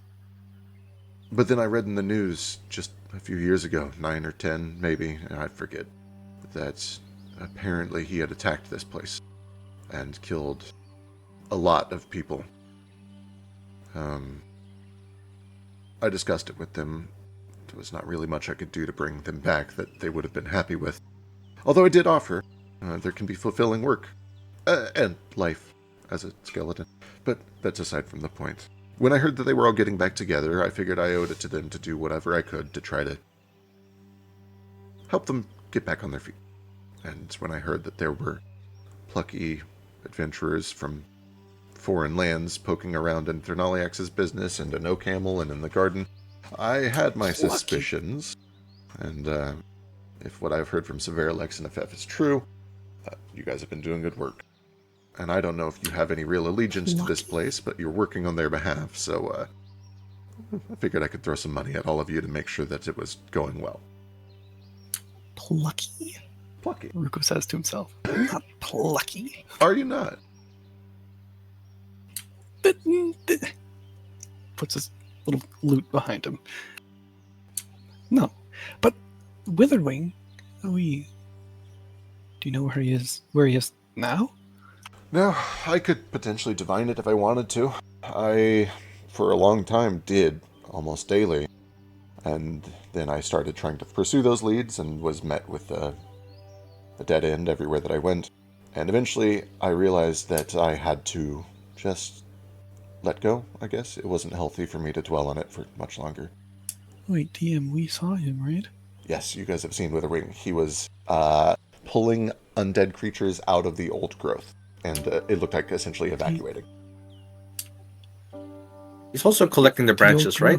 Yes, you saw him snap a branch off of the sprout of the Seed of the Moonlight Prayer in the old growth.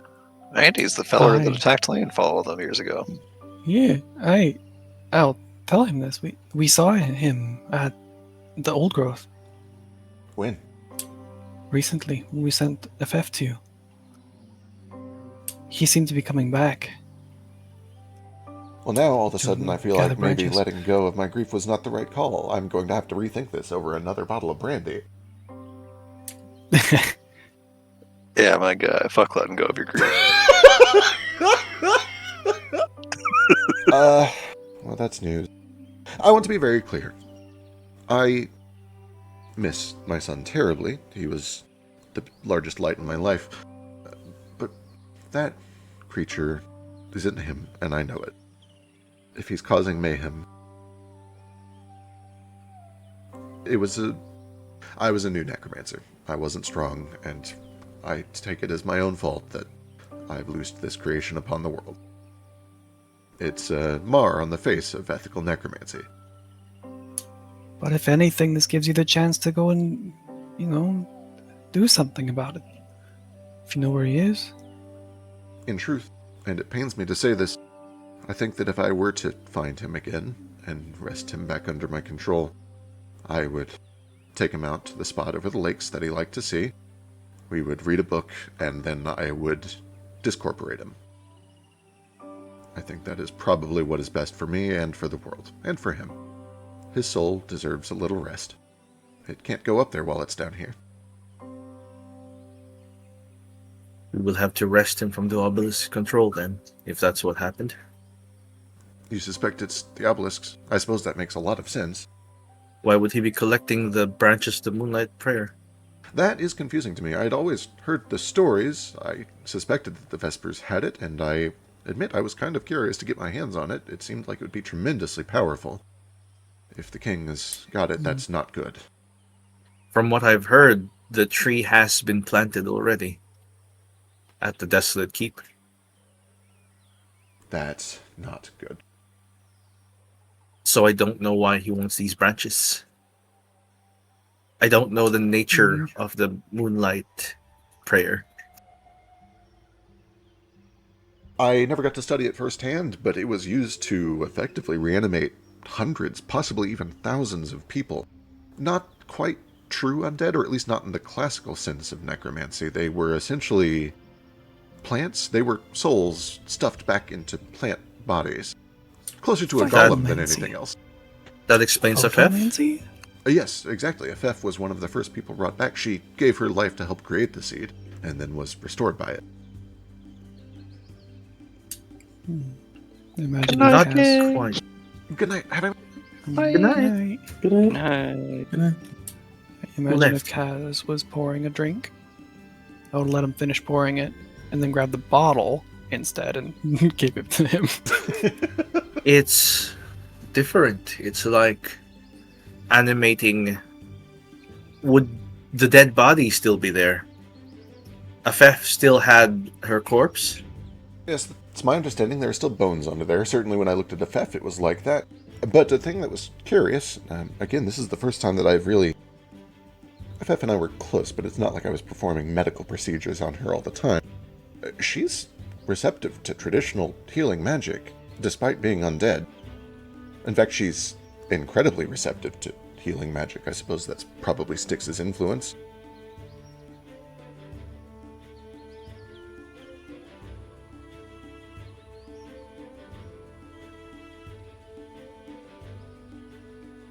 It's some sort of applied biomancy merged with necromancy. Something like that. I might have to broaden my horizons a bit. If this is the future of necromancy, I want to be part of it. And certainly I don't want the Desolate King to be part of it. Not if he's still acting the way that he did.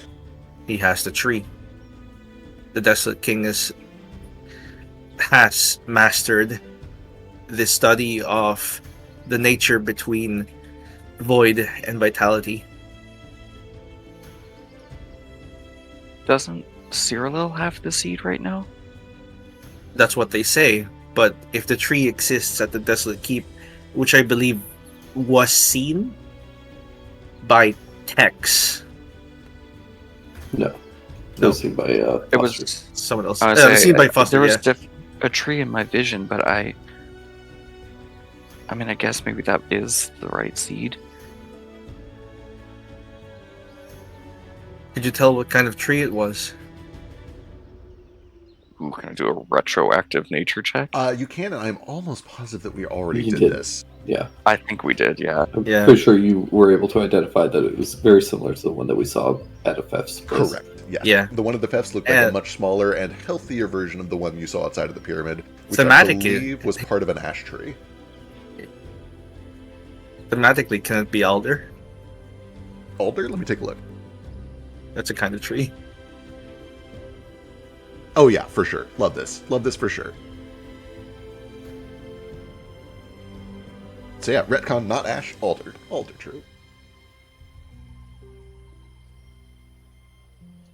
The same type of tree that the original Moonlight Seed tree was. Yeah, the big tree in front of the pyramid looks just like a bigger and sicklier version of the tree in the old growth, which was growing in the spot where the seed. Oh, okay, gotcha. Yeah.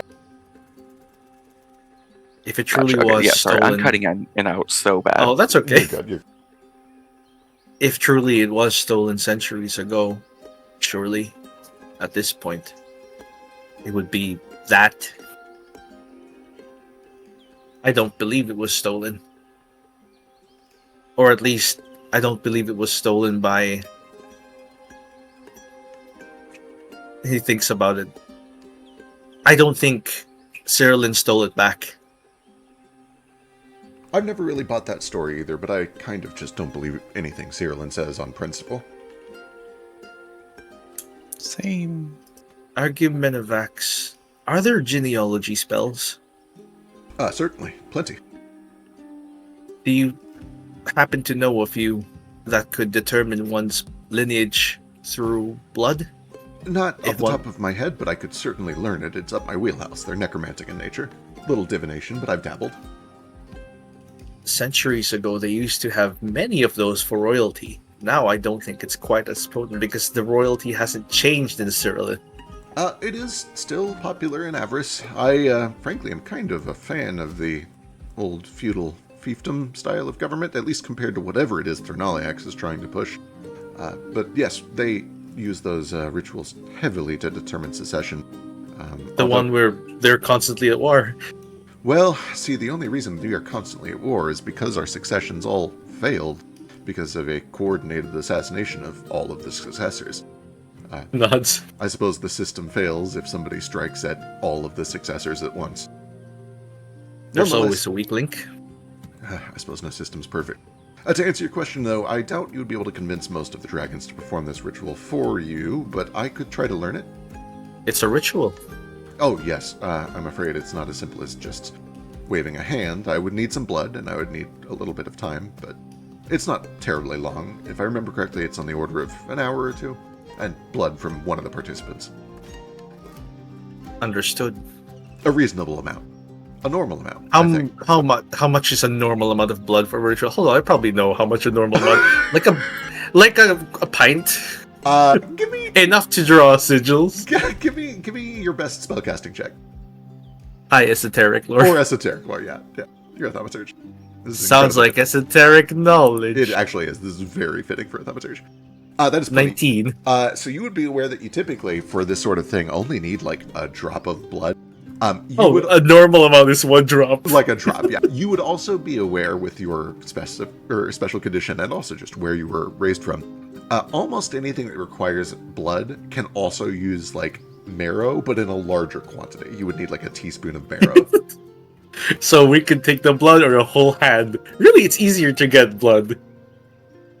Unless you're undead, then there might be some marrow in there still. That's why it's kind of tricky for you and a lot of people in Delamore. So here's the issue.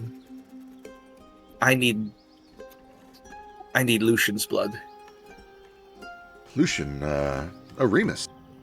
Remus Lucian, yes. Oh, I mean, if Lucian Remus, rather. If you're suspicious of what I think you're suspicious of, I don't want to say that it's an open secret, but I don't think most people would assume anything else. What else could it be? Why else would the Queen tolerate a half organ in royalty? Right, but they have the benefit of... What's the word I'm looking for? The benefit of a doubt. No one could directly point at her and say that's her bastard. True. But with this... If we prove her to be a fucking liar... I like where you're going, but let's not forget that when she took Lilin for herself, Lilin openly confessed to having a half-organ bastard, and the Queen let him live. The mob didn't kill the Queen. I think that they all snubbed their noses at it. I think everybody kind of understands that he's more of a pet than a son, but still, I suppose it's a bit of a scandal. Like I said, though, a bit of an open secret at this point. Right. Though my idea is, sure, he admitted to have a bastard, but he could have been forced to admit that. Ah. Interesting. Okay, I see where you're going. I think that's her bastard. That is an angle I had not considered. Fascinating. Yes, let me look into Why has she hidden her son? Has she? Sorry, I've been a little out of touch with things. I really don't get out of my cave very often. That's fine. If I did not have to leave my cave, if I had one, I wouldn't. But her son, what is his name? Let's see, I have it in notes here somewhere. Anastea. A what? Anastea. Anastea? Astea. Is it Astea? Yeah, Anastea. Anastea. It's like Anastasia. Yeah, kind of. Yeah. Anastea hasn't been seen in a while, if I believe. Curious. That's the rumors. No public appearances, no speeches. Maybe nothing live. I know the reason is she's frightened of him being assassinated, but by whom? Didn't I hear that the king was assassinated? The king was, yes. That was he stops himself, but you do see that he turns and looks over to you, Ruko. What? That was that really your people? That assassinated the king? No. I believe him. I don't think his people assassinated the king. This is all conjecture, but What happened to not believing anything Cyrillin says? Well, that's why I'm asking. It wasn't us. Good to know. and I feel like this Anastasia knows what happened. That's why he's not being allowed out. Interesting. That's a very good theory. All Again, conjecture. I'll do anything that I can to help. I'll start by looking into this lineage ritual. I'll let you know as soon as I have it working. I am afraid you'll probably have to come out to my place to perform it, but I don't mind at all. wonderful. I would love to reconnect with someone I've met before.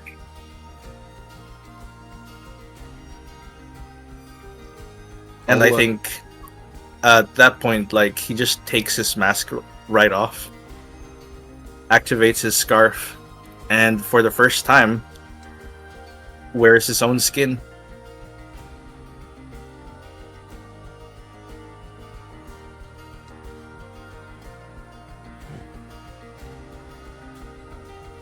Oh! My goodness, you haven't changed one bit. Fascinating. Well, that's the nature of illusions. Right, of course. Still, though, you look spry. Like his statue back in Del Muerto come to life. Athan seemed larger than life, like a dashing prince of legend come straight out of a fairy tale, dressed in a shining breastplate and the colors of Uni royalty. Unlike his statue, however, he did not have the resilience and steadfastness of chiseled stone. Athan's fur was prematurely white, pale as a ghost. There are tear trails going down the corners of his eyes, drawn in ash, an Uni mark of mourning. His deep emerald green eyes are flecked with gold, and only a splash of color on his face. He was handsome the way people in portraits were, ethereal, distant, crafted by a hand that held a brush in despair. Every stroke an expression of loss, and the need to never lose again. Athan's striking emerald eyes were tired, sad, and all too vulnerable, haunted by pain and the weight of years of distancing himself from others. There were numerous battle scars on his bare arms, trophies from hard-won skirmishes and no small amount of losses. He just crosses those arms, kind of like defensively.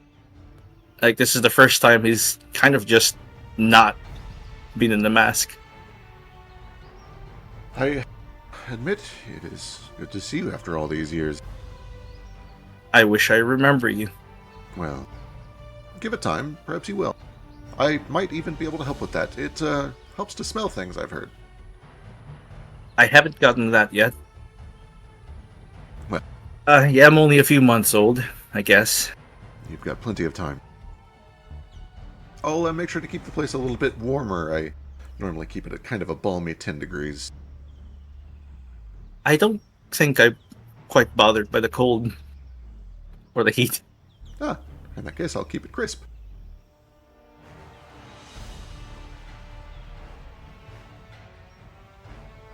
I can't seem to put down my sword and shield.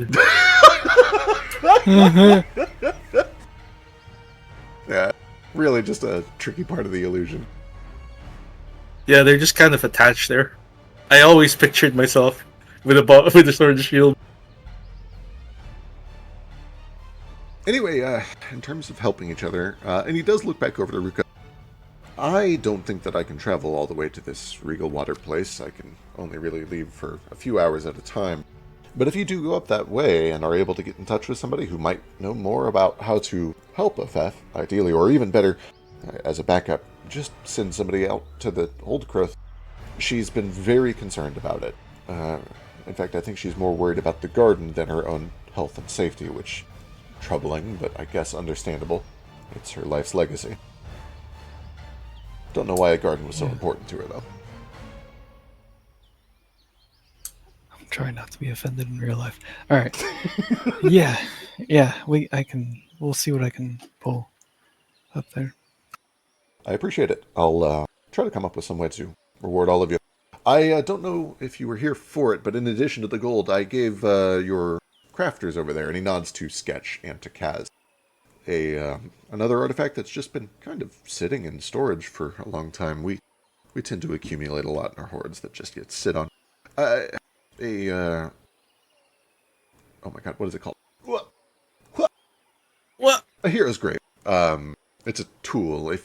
If you get your hands on some relic seeds, and it sounds like you might, and he looks over to the team that's thinking about going to Faradexvax Castle, that will help you essentially shape the growth of your relics. It's hopefully it'll be of some use. It may be able to help you make artifacts of your own someday. But if there's more that I can do, I'm happy to. Of relics, I don't know what happened after I passed. Did anyone recover Hypnolis?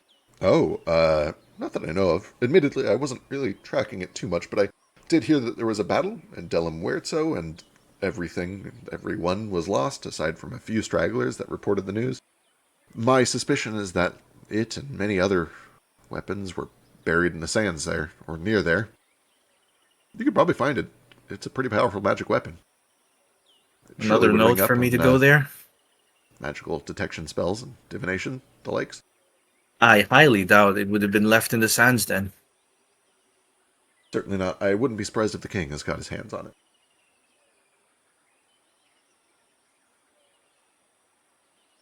He kind of closes his eyes and does a sighing motion, though he doesn't need to breathe.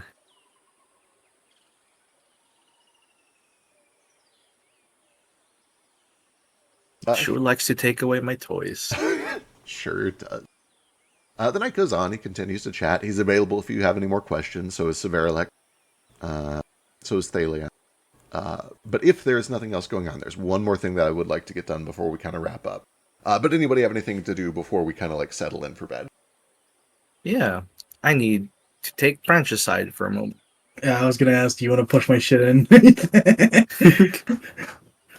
Just Sure. like Tercel, a word. Oh, last name. Good. Nice get up, by the way. Is this what you used to look like? More or less. Yeah, I recognize the statue. You should find a way to unglue your shield and sword from your hands, though. He just kind of waves them around. He's hot like that. Weightlessly. Don't make him stop. I don't know how. Maybe one day my mind will realize I do not need to hold these all the time. Yeah. Well, what do you need? Need some privacy first? Sure. Just kind of takes you upstairs. All right. I don't know how to go upstairs. I still haven't figured this shit out. I just assume we're upstairs. Oh yeah, fuck. Yeah. Wait, we don't need to move the actual Here, we'll just go in the back room and just go. Oh yeah, if we're in the back room, he just grabs some alcohol or something and like wants some. That's all right. I don't want to make a mess. Your bag's not working anymore, is it? I haven't kind of reinstalled it. That's where I kept the moonlight, the moonstone. Oh, smart. Okay. So what is it? Plans to have for the moonstone. Do I have? Snods. And he reaches inside, kind of. It looks weird. It's like he's reaching right through his breastplate and just phases through. There's a little click, and he pulls out this heart-shaped lockbox. Then, with a little key that comes out of his finger, he just turns it, snaps the box open, pulls it out. You really knew how to keep it well. That's why I was fine with you carrying it for a while. It's precious.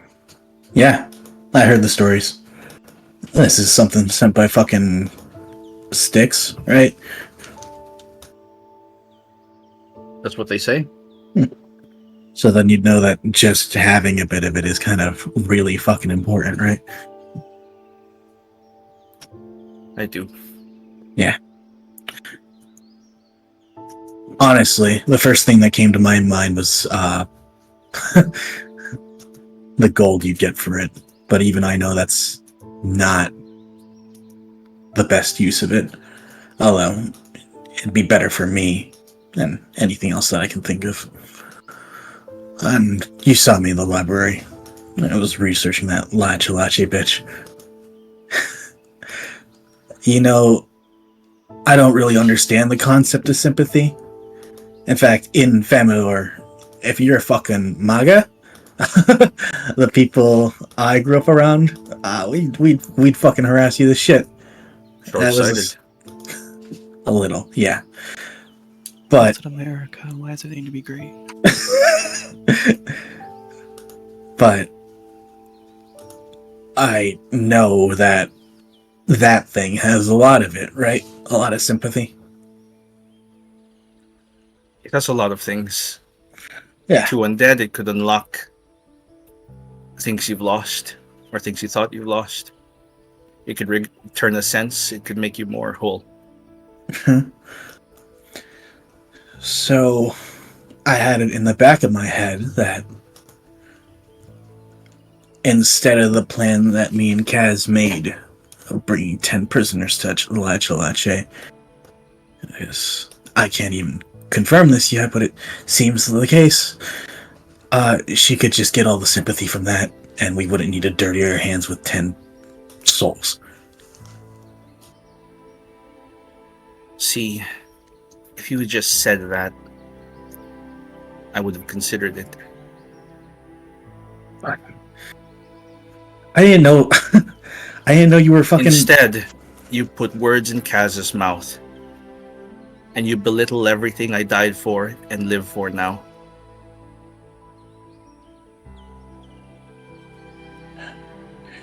Your point. You knew why I was angry at you? Yeah. I care about you. I wouldn't give a shit if it was anyone else who said that. Do you know how many times people tell me what I'm doing isn't worth it?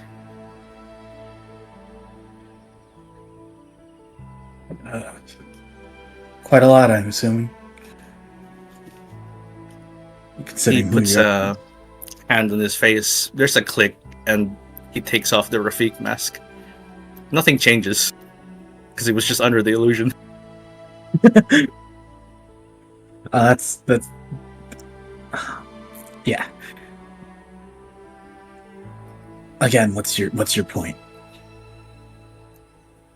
The last time someone made me feel like my choices didn't matter, that I was worthless, that was my father. He throws the mask down, a smiling face, and he crushes it under his heel. I ran from him. Why should I stay with you?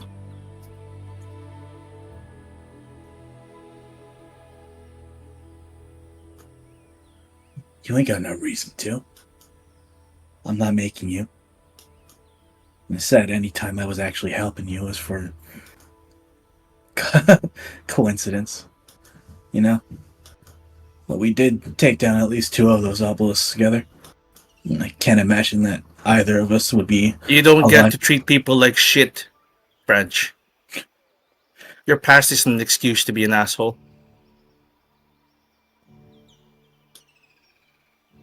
Have I ever actually done anything to harm you? You punched me. You punched me too. That's how we first met, right? You tried to punch me off a cliff, asshole. I could. Oh, if I was really wanted to push you off that cliff, I would have. Fuck. Sorry. No, I wouldn't. There you go again, making excuses. The first thing that comes to your mind is to lie, manipulate, and lie some more. You never take any accountability for anything you say or do. You never think twice. The first thing out of your mouth is the most hurtful thing you could think about. Yeah, I know. It sucks, doesn't it? You understand how much I've backed you? How much I've explained to people here that they had to keep you around because you were useful and helpful and skillful, and you were good. You are good. I know it's hard to do good. I know it's hard to feel like you're making a difference. And I know that people suffer around you all the time and it seems like nothing matters. But you have to be what matters in this world. And he tosses you the moonstone. So take it. What am I gonna do with it? I just told you exactly what I was playing originally. The fucking short-sighted dollar signs that appeared in my eyes.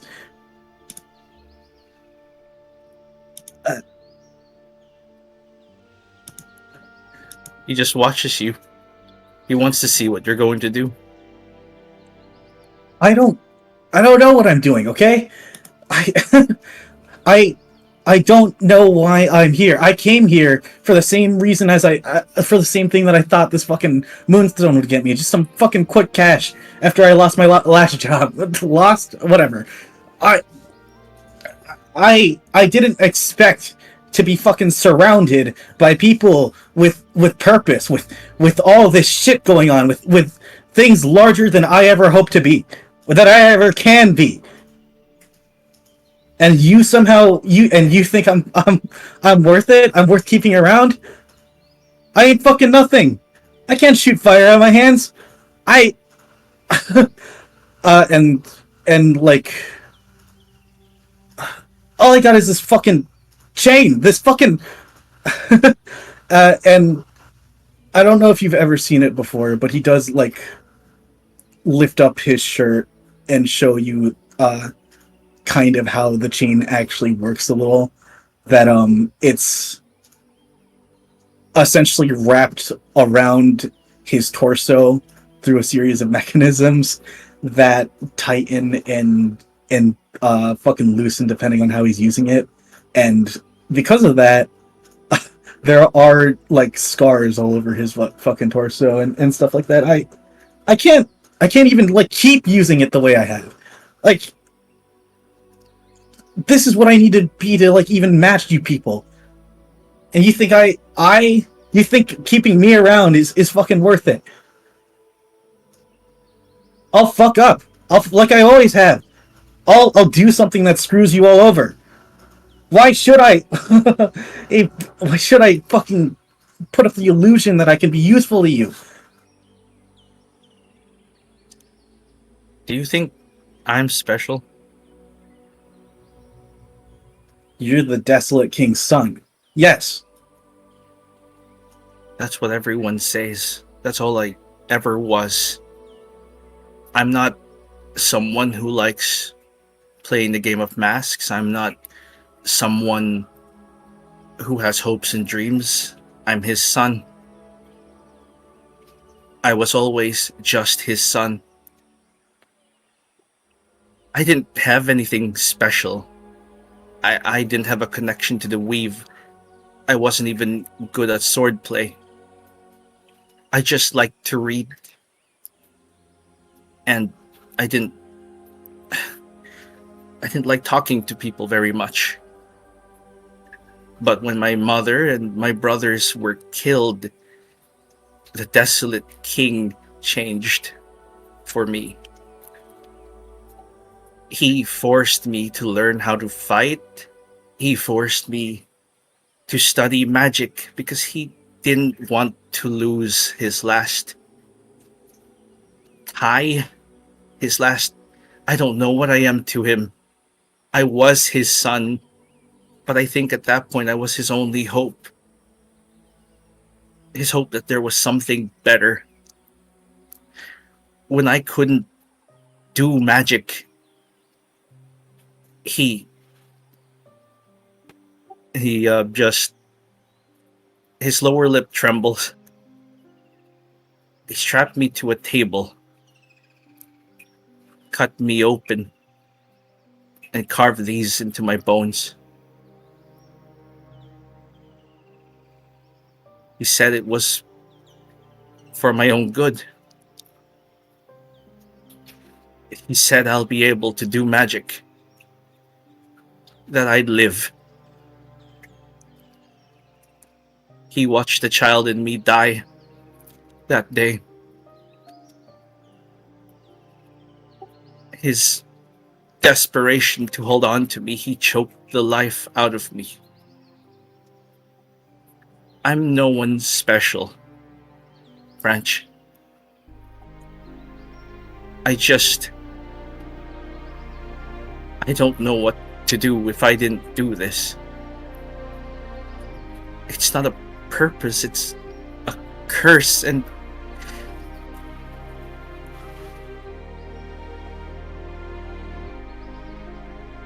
it still goes on. Don't have to be a prince to be cursed like this. He just kind of touches your chest,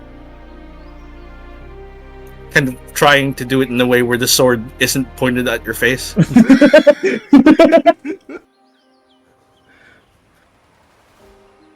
We can figure out how to fix that.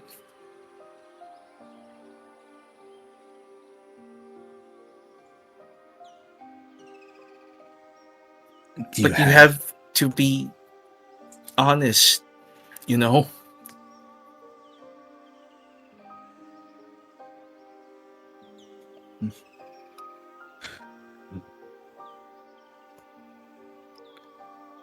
If you really want me to stick around, I can't confirm that I'll be of any help in that sense. And I can't confirm that I won't be a hindrance either. But I'll try. That's the only thing I can offer you.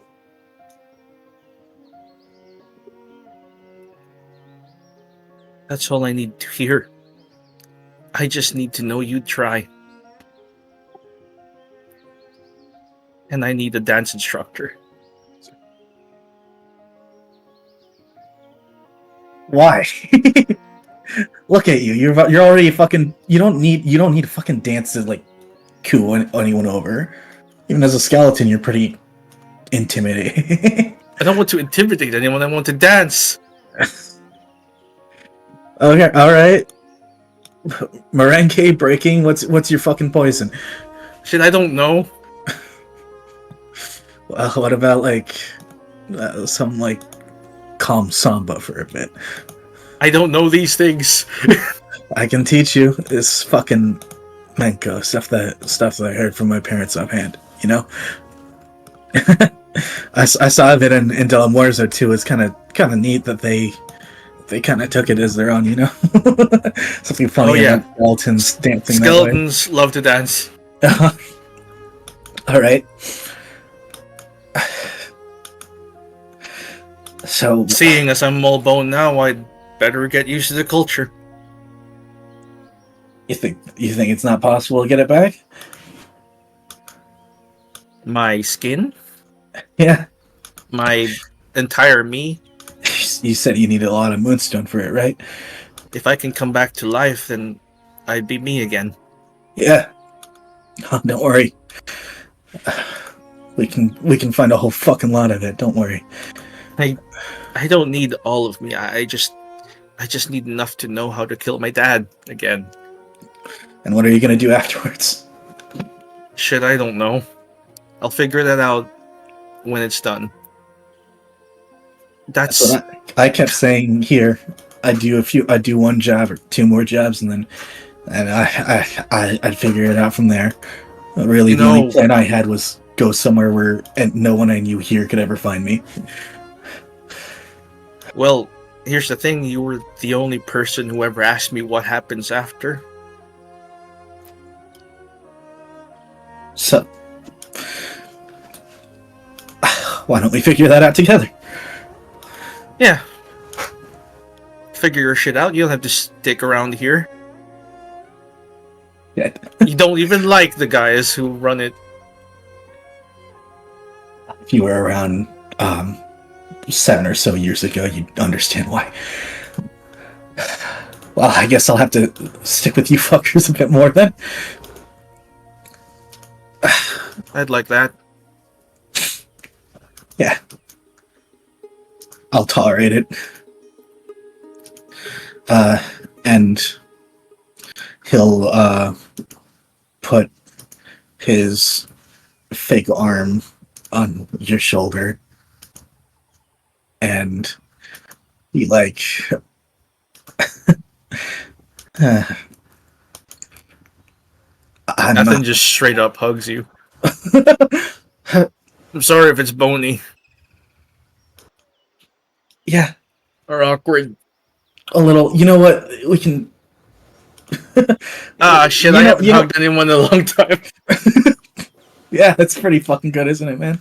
Could you just stay here for a bit? No, actually, like this is if you want to learn salsa, this is like the 1 position, and then we can go to 2 if you wanna like back up a Yeah, little. okay. Yeah, okay.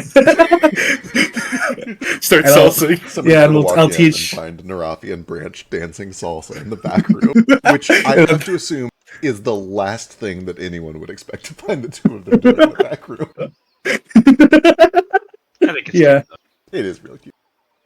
There is one more thing that I want to make sure we get done before we wrap up real quick. But does anybody have anything that they do before like settling in for the night and going to sleep?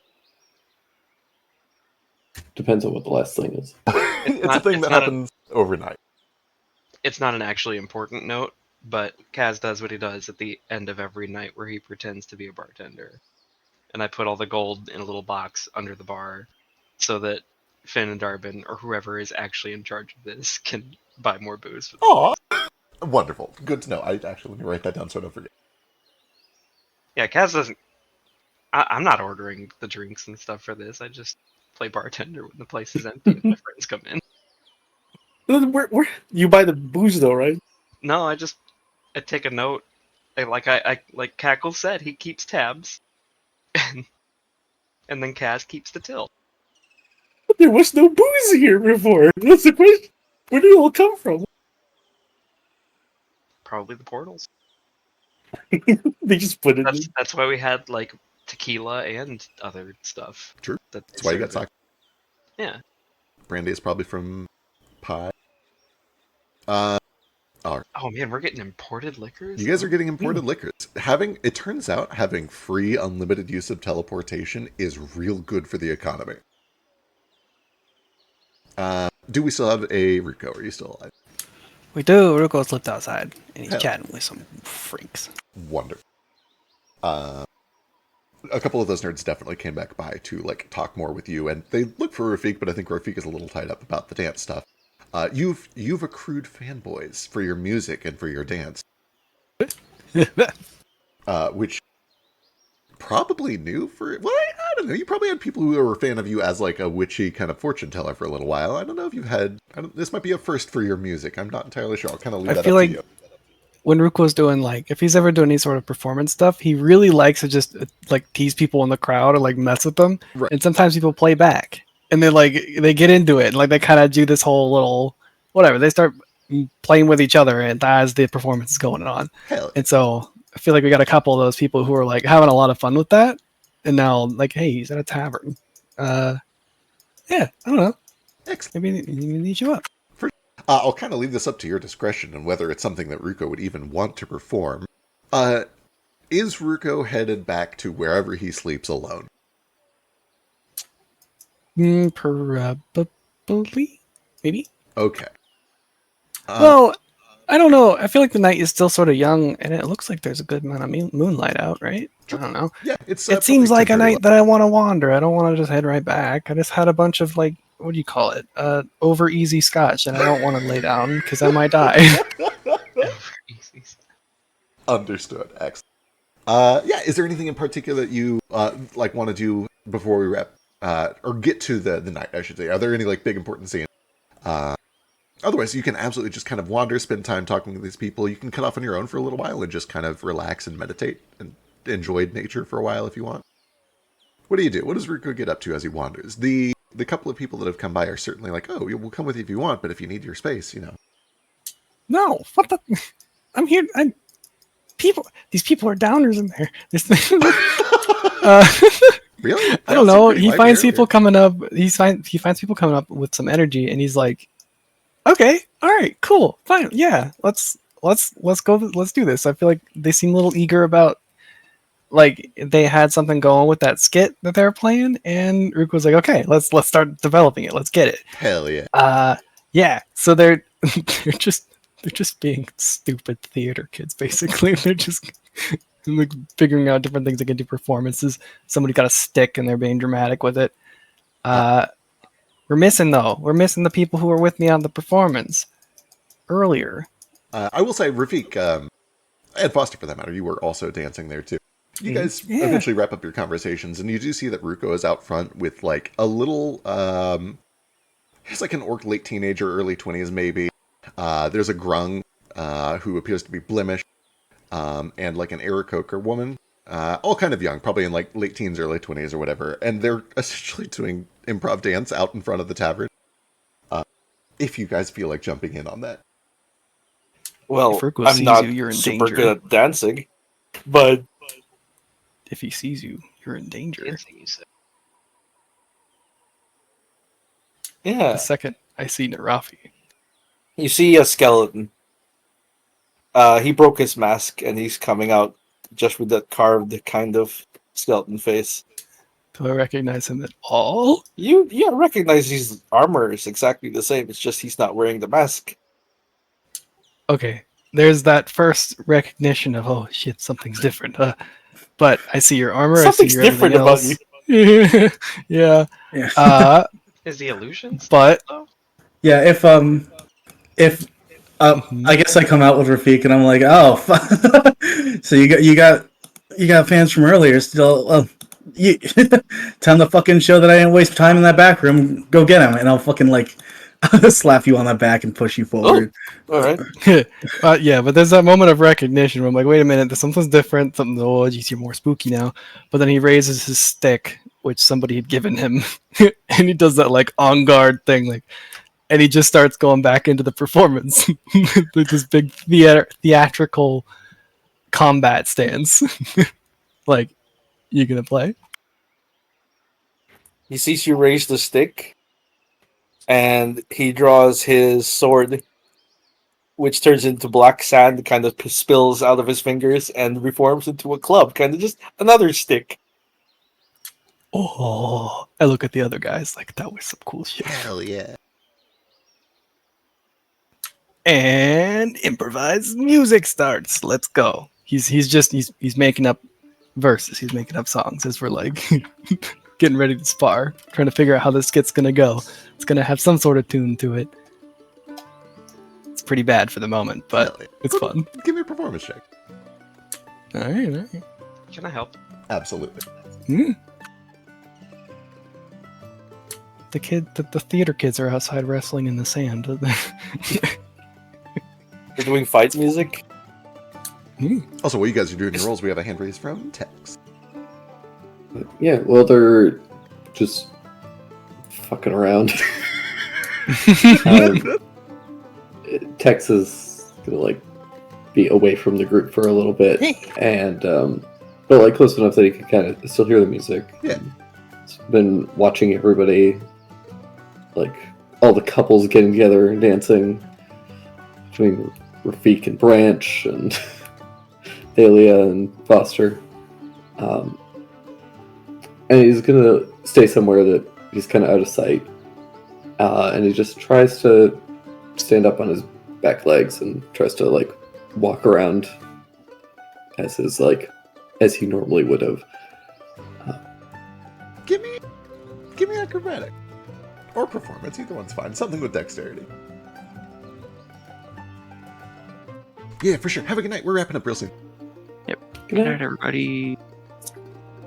Good night. It's tricky, but A normal cat can do it in short bursts, and Tex is not your average cat. You can kind of do it. It's certainly not elegant. Yeah. But with a little practice, you get like a few steps in here and there. I think he very quickly gets very frustrated by the experience. And so instead he sits down, pulls out this writing set that he's never touched before because, he doesn't have friends. Why would he write a letter ever? Sure. But I always, Tex kind of came out semi-fully formed just because he had so many memories of other things from other people, so that's why he kind of knew how to talk, but he's never actually had to practice writing.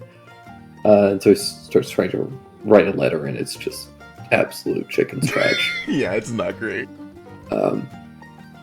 But he sits there and starts writing for a little bit. When you see a cat just chilling, and you just gotta fuck with them.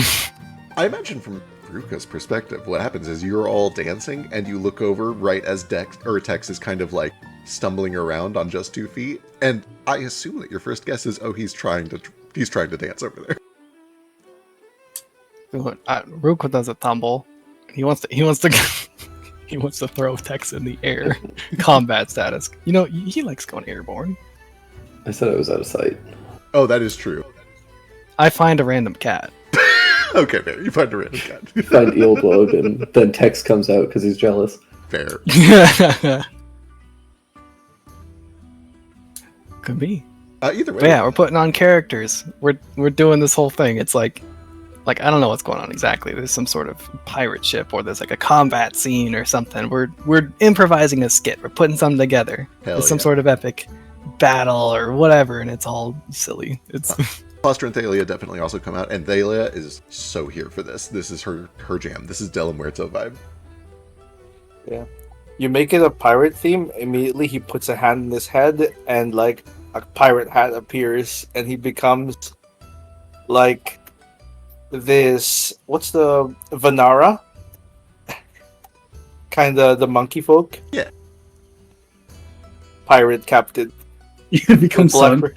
He doesn't know Sun, but we did see Sun. Because I did see Sun. Yeah, probably he's straight. But it's like Blackford's son. Hell yeah. With 2 eye patches on, one in each eye. Oh my god. New contenders join the stage. Ruka frantically goes and grabs his lute again and starts strumming something like a new contenders joined the ring kind of thing. Hell yeah. Gives you the stage to introduce some whatever character you can improv at the time. Like let's He monologues something about being like just the worst villain, and they have to kick his ass. And that's probably the heroic bit where they have to defeat him and become the new pirate king. I want to get on this. Hey, Narafi, give me a will save. Sure. And yes, Kaz, absolutely give me Why? some performance.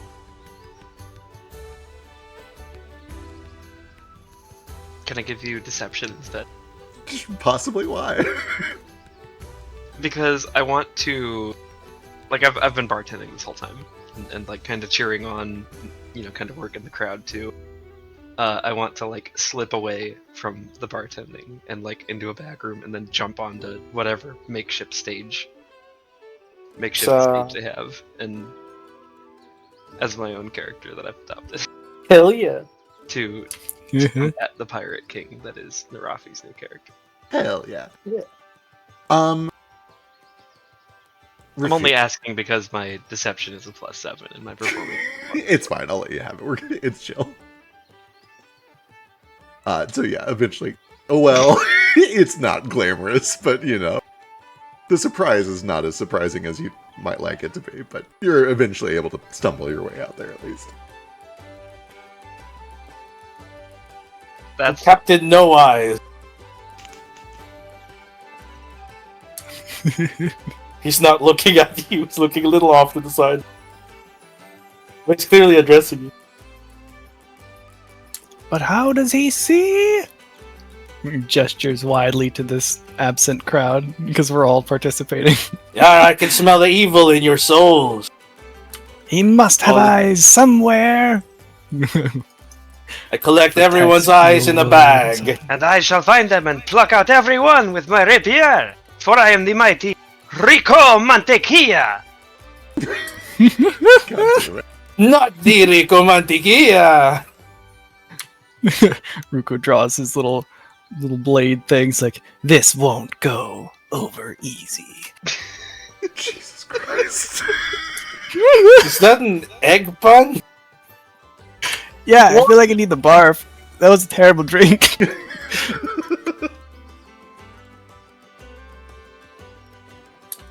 It's just they're just having fun. Hell yeah. They probably occupy this big tall rock too for thematic like stage performance.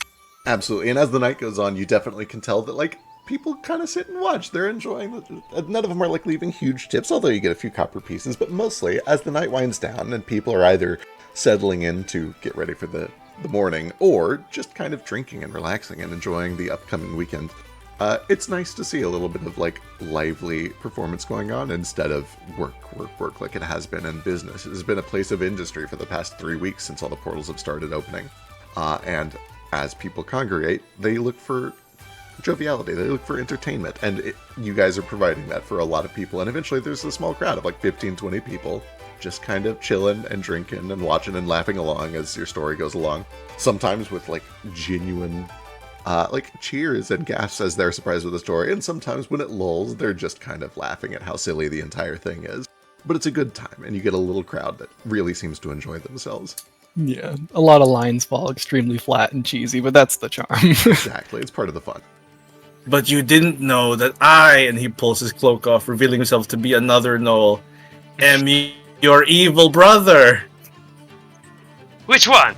Renato Mantequilla. Which one is such a good line?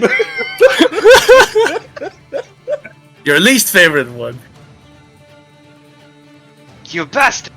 Even worse than a shrunken Noel! He gasps and looks at Cackles. That's so mean. It's true! I was normal sized till he did this to me.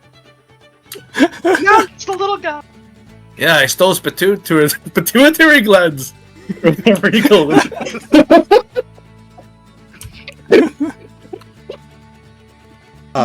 As all of this is going on, the one thing that I want to do is now turned into two things, but one of them is quick.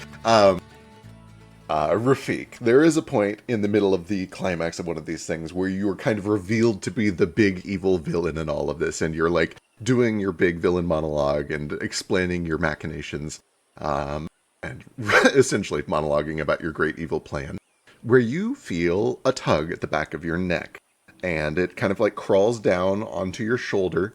And you can kind of see that deliberately hiding from the audience, but not taking so much care as to not be seen by anyone, is the little glyph that has appeared to you a couple times now, this walking, moving hieroglyph. And your vision kind of pulls into a memory. Gently, it's not violent, but you can almost feel like there's just a memory that is being thrust onto you. And you find yourself in a room that feels familiar to you. It's been a long time. And also, I don't have a map of it in its old state, so bear with me. This is the map as it currently is. Sure. Let's see, I've got an observer somewhere.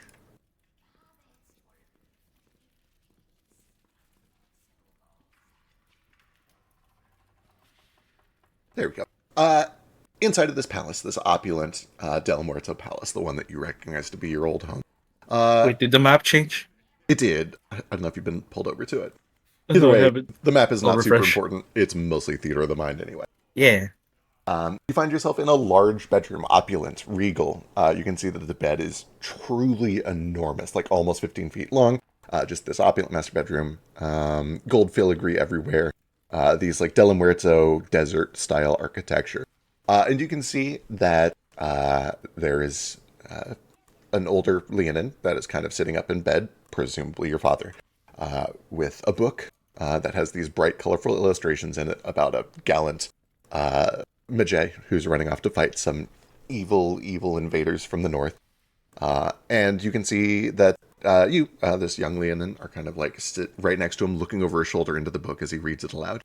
And on the other side of you is a Leonin woman, tall, kind of imposing, this strong jawline. And she is currently painting a porcelain mask.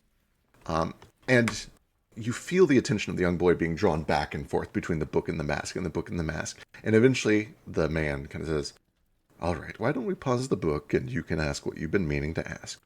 And the boy looks over to his mom and says, "Why the mask? What does it mean?"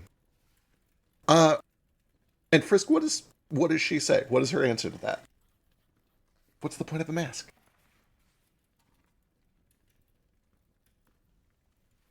God. What's the point of the mask? Yeah. I don't get it. The What's mask game about? is potential. The mask is about potential. Anyone can be anyone. It doesn't matter whether you're a prince or a pauper, with a good heart or a bad one. When you're a mask, you can be anyone else. You Excitedly, can try being good. excitedly, the boy, like, his eyes go wide and he looks back to the book and he flips back like 12 or 13 pages until there's a full spread illustration of this brave Magi knight. And he rips the page out of the book, which looks expensive, and he, like, claws in little eye holes over the Magi's face, and he, like, holds it up in front of his own face. And he's like, "So if I put the mask on, I can be a brave hero?"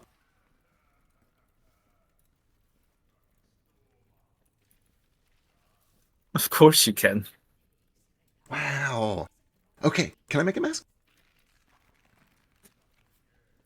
Let's make it together. Okay. Sorry, Dad, I'll finish this story later. He's like, "No, it's all right. I think I might actually make a mask myself." I'll just cast mending on that book later. Perfect. And that brings us back to where we were. You're in the middle of the performance. You didn't miss a beat. Your lines went well. And they continue on with the scene. Your narrative comes to an end, and they strike you down like the villain you are. Lay on the ground and die.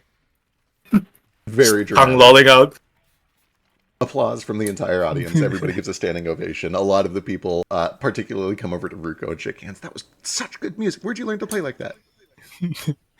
I don't know. Just weird like that. And despawn into a skeleton. He's got just pure glee. He goes up to Narafi and reaches out a hand. He's out of breath. I have a note. Yeah. As Narafi takes his quote unquote dying breath on the stage, Kaz delivers a soliloquy somewhere along the lines of, "You are my greatest enemy, but also my brother. I cannot live with this." I had a thing planned out and I totally lost it. Everybody in the crowd is like, no, go ahead, you got it. The dishonor, the distrust, the misfortune in our family dies with us. And I fake stab myself in the chest and lay down next to him. Hell yeah. Roses literally thrown. A couple of the people watching must have been like very low level mages because they presto a couple of fake roses and toss them hell in. yeah. Standing ovation from about 12 very drunk people in front of the tavern. Tex, what are you writing over there? What you got? I don't know if I will share yet. Okay, that's fair. If it is something that I need to know about, you can shoot it my way, but it's also totally fine if he's just like writing. I'll send it your way. Okay. Whenever I have like the final thing written, but I'll let you know what he's like stewing on. Perfect. Understood. Things start to kind of wind down. They hang out for as long as you guys want to hang out. Stay awake for as long as you guys want to stay awake. Drink as long as you want to drink. Oh, what you got? Yeah, but at the end of Narafi, when he's dead, he was just out of breath. He's got glee in his face, and he's like reached out a hand over him, like panting. That was excellent. You knocked him dead. I'm dead. Come on, get up. He like wraps your chest plate with his knuckles. Come on. Are they gone? He sits up. Nope. Oh, he falls back over. No. When he pulled out, when he pulled his cloak off, it switched like to the Renato disguise. He still has 2 eye patches, and then he takes one off and has only 1 eye patch. Incredible. He's a whole new person. You came up with the character so fast. That was good. Very convincing. Kaz says, also pretending to still be dead next to. Close your mouth. You're gonna get bugs in there. Oh, sorry, this door is locked, but also I love the idea of Tex being a cat trying to open this door. I just saw Tex walk back to this door, and then Drake's like cursor kept hovering over it, trying to open it. There you go, it's unlocked now. I could hear Tex clawing at the door. Let me out.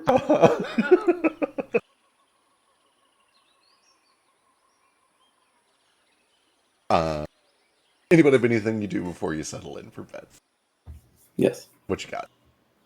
But if your thing is more important, you should do it. It's not terribly. Do your thing. Okay, all right. At some point overnight, long after you guys have settled in for sleep and done anything else that you do before winding down, drinks and laughs and games and talks and anything that you need, Ruko, it's a little, honestly, kind of hazy or fuzzy when exactly you fell asleep. You tend to duck in and out, kind of unannounced and unexpected. But there is a point where the reality of the night kind of blends into your dreams, and you find yourself once again playing music and performing. But you kind of realize all at once that where you're playing and performing is not in front of the Landfall Tavern. It's back home, somewhere in Bogmarth, in front of a swamp. It kind of has that dreamlike quality where you know where you're supposed to be, even though you don't really recognize any of the landmarks. It's kind of hazy. And it becomes clear to you pretty suddenly and abruptly that you're in a dream when your memory sharpens and gets very clear, and you hear the creak of wood as some footsteps come up behind you. And when you turn and look over your shoulder, you see an older Feroxaman, your father Malachi, kind of steps up. Oh, jeez, I put the music away and I look over the scenery stoically. You're getting good at music. That's good. It's a nice, it's good. I like it when you do music. I haven't found your address. Combat. Oop, go ahead. I've been good at combat too, and I've been working with Zep. I know the explosives and I've been training with them. He's what's going on the list. Yeah, you know exactly what's going to happen. You almost watch as the goodwill that he was manifesting kind of sours into a scowl that he tries not too hard to suppress at the mention of you doing combat and training with Zeb. And he doesn't shake his head quite, although you can tell he wants to. I figured that might be the case. I haven't found your new address yet. That's good. Start. Amar was acting suspicious, and he was tight-lipped, but I got the sense you were swept in. Whatever that is. Are you... I get the sense this is a message from him right now, right? You get the sense this is a dream message, yes. Oh. For the record, it seems to be a pretty powerful one because you seem to be able to respond to him. Yeah. Oh. Not like in a way that's like, super, like, shocking. He probably just went to a Spirit Weaver to do this, is the point that I'm saying, because you know he does not have magic himself. Right. Yeah, I've been talking to Amar. He's got something I could take care of. For a long time, his eyes just kind of look downcast. He's introspective. He's got a straight face on, one where he's trying not to frown. And he looks back up to you. Ruko, don't. You're not ready. It's dangerous, Ruko. I don't know what he's trying to get you all caught up in, but it's not worth it, whatever it is. Just play your music. You're good at it. Travel, make a new name for yourself, a stage name, some new identity. Just don't do it.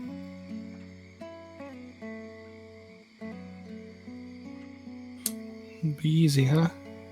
Any practical joke? Yeah. Yeah.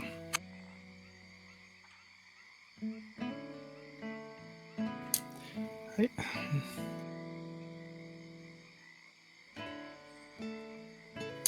When Ruka will, like, he looks at him like, he never knows what to say with his dad.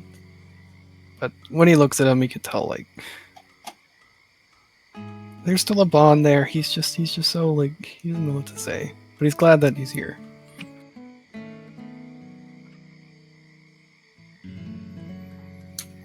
I don't know how to be who I am. You know?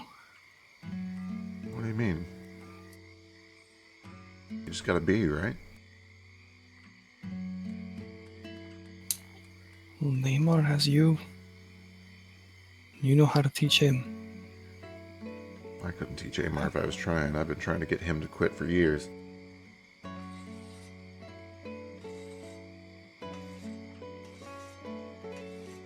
But you're good at it.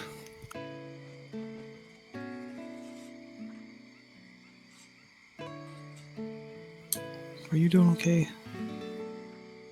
He blinks heavily. As well as I can be, I guess.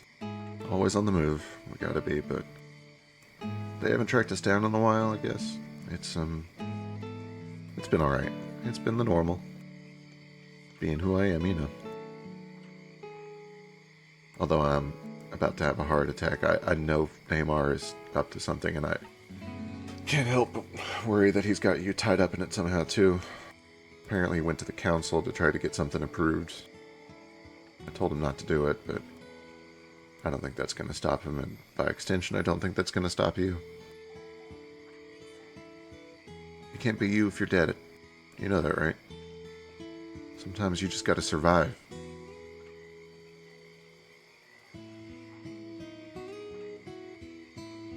He's thinking about it. Jeez.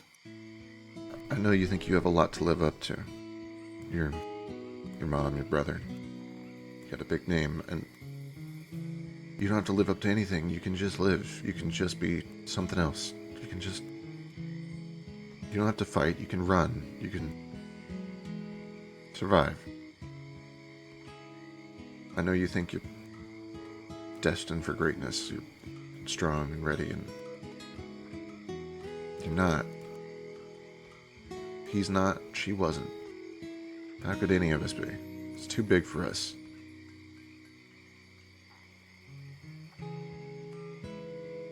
Sometimes the best route is to just keep your head down. And I'm worried that you're getting ambitions.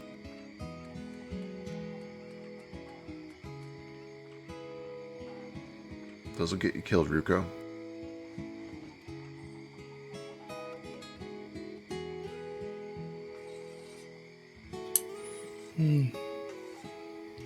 Some things are worth living for.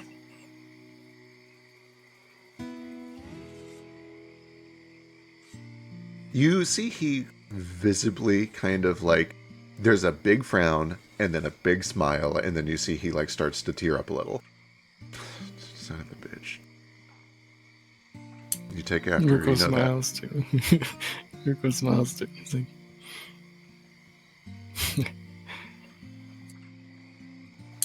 hey, did Zeb ever get the fire to stop burning in the west side of the bog? It's the damnedest thing. We thought we did, but every 2 or 3 days we get a report that something else is burned up out there, so I think there's like some sort of an underground vent that's just not gonna burn forever. I think the land is cursed forever. West Basin. It's done for. They've been calling it the Boil Bog, which I guess has a ring to it, but That actually does. I like that. crawdads don't stick around there anymore. It's a shame. It was a good fishing hole. It smelled kind of good for a while, like fresh seafood. Yeah, well, now it smells like eggs. The bad kind. I can see her eyes in your eyes. I know you're not going to listen to me, and I'm not happy with that, but just be careful, please. Please.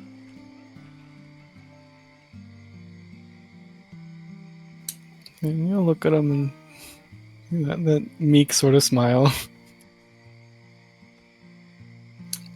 And that probably looks just like his mom, too. Oh. You can kind of sense the edges of the dream starting to wisp away. The magic is falling apart. But he does reach a hand out, like literally to give you a handshake. He'll take it. He's used to this stupid shit. He'll gives shake you- it genuinely, appreciating it. Yeah. He gives you a firm handshake and he says, "You really are good at music. Maybe when this is, if you can keep your head on your shoulders, you really could do it." He rolls his eyes, just shrugs. Yeah. Like, he takes it. Like, he's actually glad to give the compliment, but it's still kind of, why is that gotta be the compliment? But okay. You hear the bubbling kind of start to sizzle around the edges. You hear wood creaking as the boards kind of curl down Inception style, and eventually you find yourself waking back up, probably a little drunk still somewhere in your tent or your, I forget if you have one of the demi-planes, but wherever you're sleeping. And you realize that you are back to the land of the living. And that is probably where we will wrap up for today. And we'll pick up next week with your group, with the Lutean group, starting to ship out towards the desert. Wow. Oh, wait, Tex. Yeah, you have a Guess we'll thing. keep not doing No, this. no, sorry. Yeah, Tex, you got a thing. What you got? It's the same thing that I had last week. At night, because I know that we have to leave first thing in the morning. Tex is going to try and go out and spend a couple hours looking. Okay, excellent. So you have a portal that leads straight to Bogmirth, to the middle of the Yeah. city. And then Where it'll take about an hour and a half to get to my place. Correct, yep. And then I only have a couple hours before I'm going to have to make the trek back. Sounds about right. I am not expecting much, but he has to check. Okay. Where He's accepting that he's just going to be exhausted for the first day of travel. Totally fair. Completely understandable. Is there... So, I want to be careful not to volunteer too much, because I'm trying to remember how much you know. Where do you look? How do you look for this?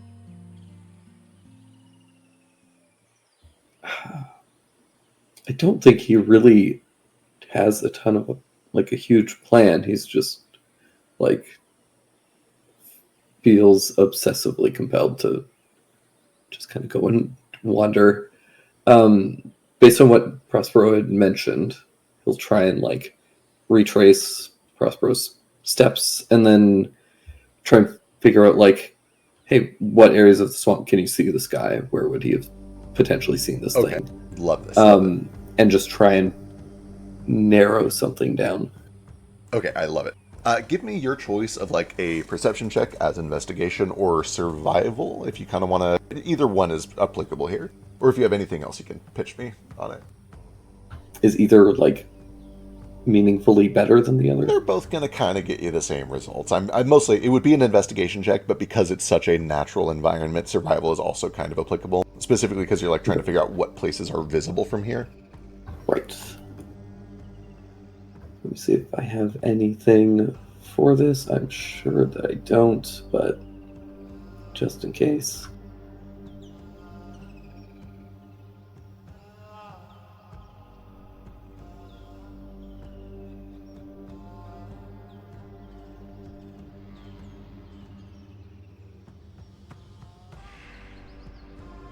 I'll use my hero point. Mm-hmm.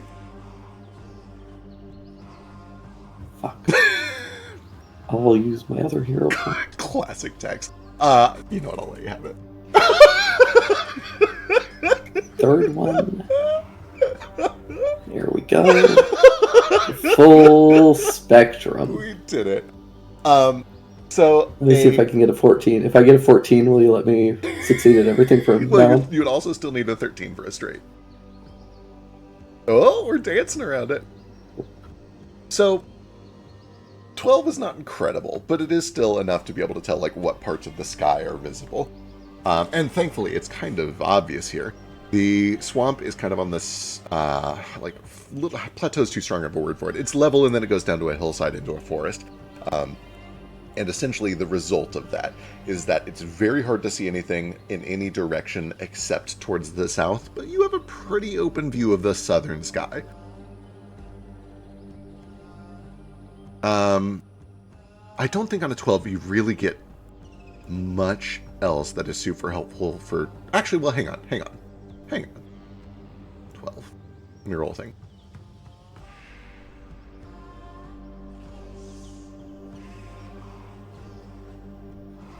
Okay.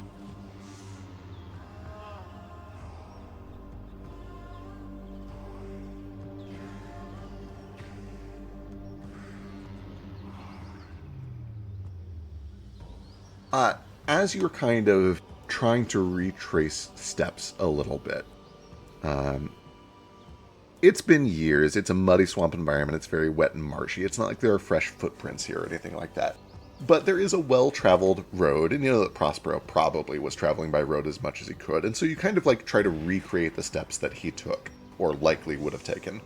And so you followed up the hill, and you do see that the path almost all the way up has a consistent view of the southern sky and almost never has any view of anywhere else in the sky. There's just too much tree cover in every other direction.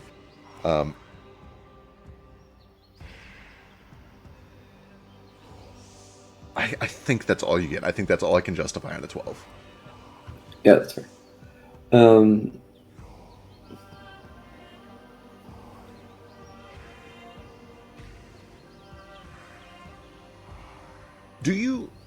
Do you question Prospero any more about this, or do you just set off on your own? I think he... Yeah, I mean, he'd ask for, like, just see what direction it went. Yes, of course. I remember it like it was yesterday. It was one of the most rare events that I think I've encountered in my travels. At least if the stories are believed. I was traveling up towards your place. I had almost reached it. I could see the mouth of the cave. And I knew it was going to be dangerous. I had heard the legend, so I stopped, and I said a little prayer for Jenny and Jude and Nettle. And I started to walk again, and then there was this brilliant flash way off in the distance, far to the south. It kind of streaked over my head from north to south. Way over the pond, it actually kind of reflected on the distant ocean. And I was about to give up and go chase it down when I realized that, first of all, it was hundreds of miles away, and second, that's when you... Well, that's when we met. What do you mean, my cave? The swampy area. I was coming to talk to you, coming to see you.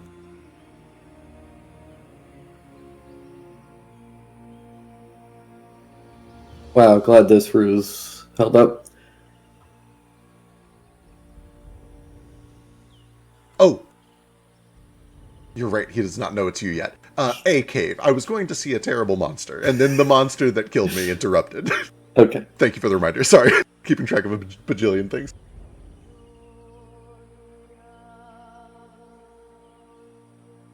Hundreds of miles, huh? I mean, I'm no tremendous judge of distance, but it certainly was, so far... When I first saw it, I ran towards it almost instinctively, but it just kept going.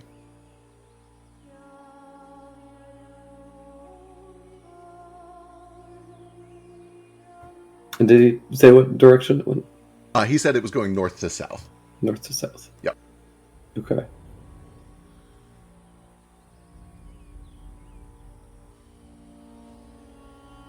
Do you have business with the Moonstone?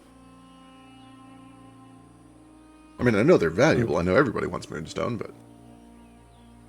Oh, I need to get the rest.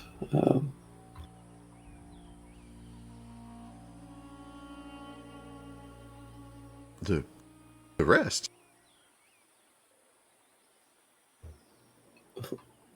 But please hurry up.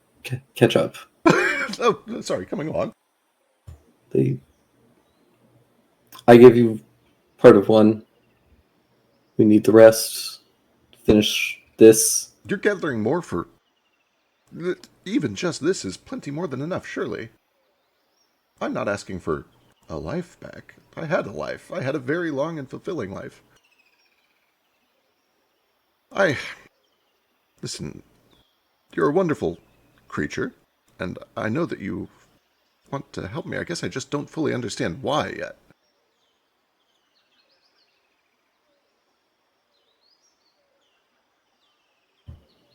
Do you not want the help? I do, but... I mean, what do you know about Moonstone? Pretty much nothing. I just know that it's important and can be used for resurrection. Terribly. Both are true, but the Moonstone is a gift from the heavens, from Styx herself. She is the goddess of death, and especially the shepherd of wrongful deaths. If she bestows Moonstone to people who need it, who deserve it, who she thinks could be helpful in the coming times, I'm worried that by fetching all of this Moonstone and using it on old me, we might be depriving somebody who really needs it.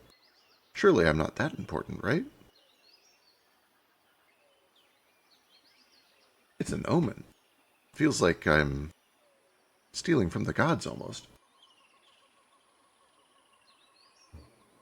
Probably not, but I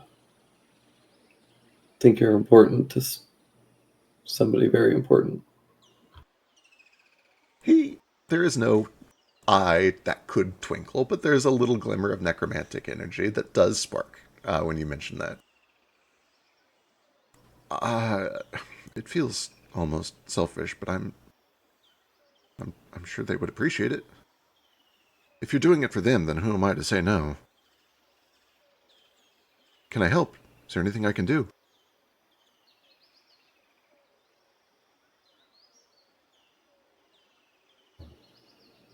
Well, I think I should be set if Argument of X is, who would say Argument of X, but... Big brat. No.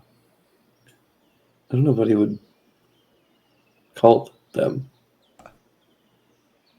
I have a lead on hopefully a lot that was,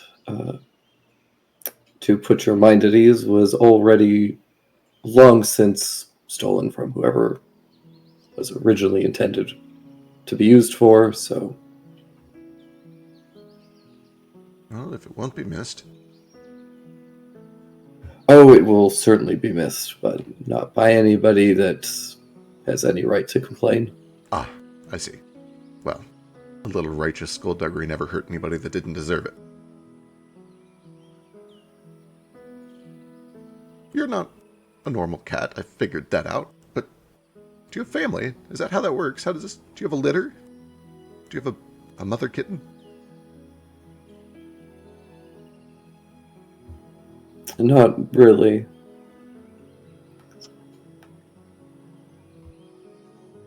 Kind of say that...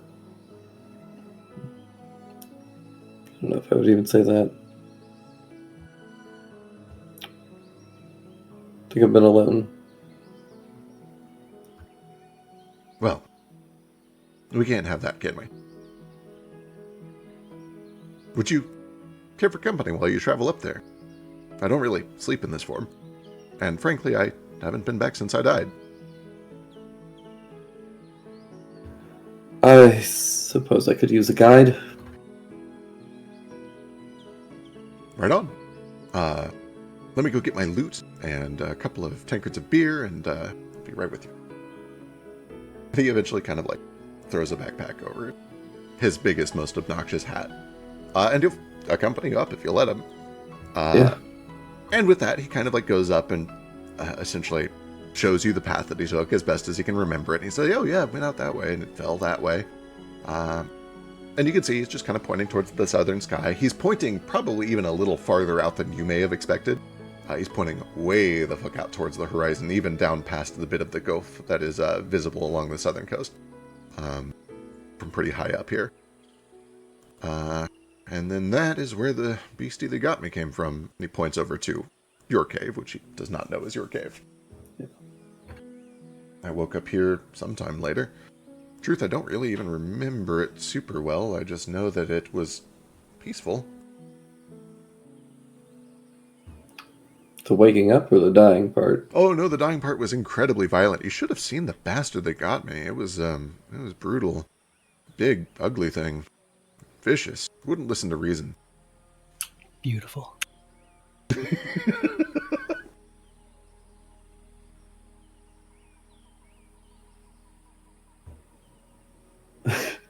Kex definitely mutters something under his breath. Yeah. Yeah. I wonder if he's still in there. Do you suppose it's dangerous for it to be here right now? I'm gonna put the loot away. Might be a good idea. Could always go take a look. I kind of want to. Is that reckless? Deeply. I can't imagine why you died the first time. True. So, if I recall, I'm pretty sure this beast used to string up bodies as a warning sign to keep people away actively. Okay, alright, point made. I will have to try to make amends with them later. Do you think that it might have landed in Jodalok? Could be. Possibly. Is Jodalok, like, in that direction? Absolutely. So, this all happened kind of up in the hills here, along the southern coast of Bogmirth. Yeah. So, yeah, definitely a southern view would get Jodalok. I'm trying to think. Let me roll for him to see how good he is at, like, survival stuff. This is definitely not his forte, but he is also a little bit good at everything.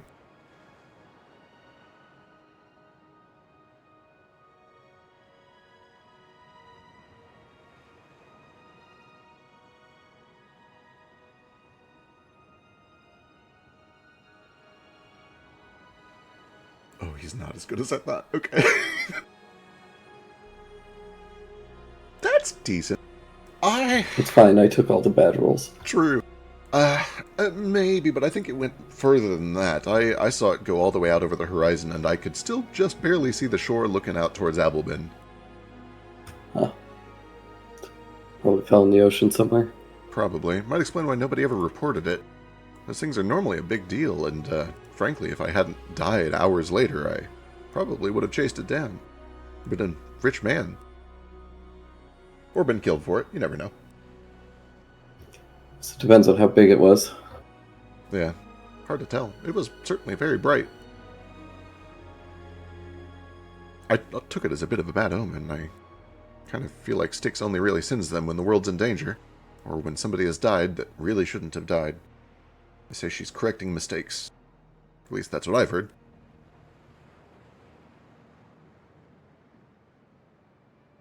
Anyway, I'm almost out of beer, and I don't want that thing to eat me, so... Shall we?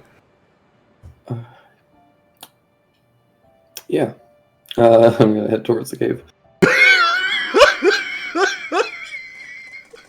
Wait, what are you doing? What are you doing? I thought this was reckless.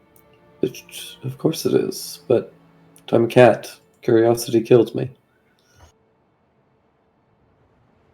Then I shall bravely follow. Onward. I'm gonna go ahead and try and drive the bats and anything else that's started making a home in here out. Yeah, you can definitely tell that the place has pretty quickly been reclaimed by bats and a couple of snakes. Some frogs have made their way in here. I'm not really sure what else lives in swampy caves, but there's certainly a lot of, like, mold that has crawled down. The cave floor is slick. He spots a lot of these bones, and is like, oh boy. Maybe, on second thought. Well, at least it doesn't eat the bones.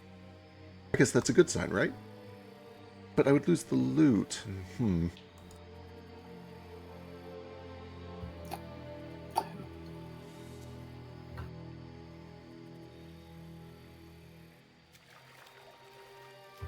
Well, I don't see any footprints, so...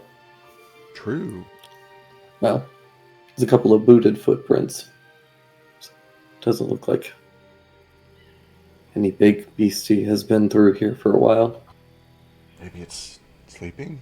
Maybe it was driven out. Maybe the weavers finally got it. Maybe. I assume it was one of the fiends. That's what I had written, anyway. That's what I was told. Normally they're upset, but you can reason with them. Explain to them that you're not the enemy. Not this one, Why'd you though, I come guess. looking for him anyways? Because knowledge is power. I wanted to show the world that not everything that glitters is gold, and not everything that seems bad is dangerous. I met a lot of spirits, even a couple of the other fiends who, in my opinion, were just misunderstood. But I guess I was maybe a little too optimistic with this one.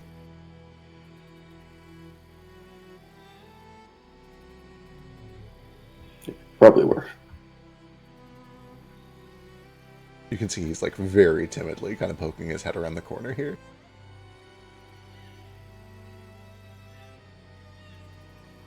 Oh, that's a lot of bones. I'm gonna meow very loudly into the He echo. runs. He actually runs.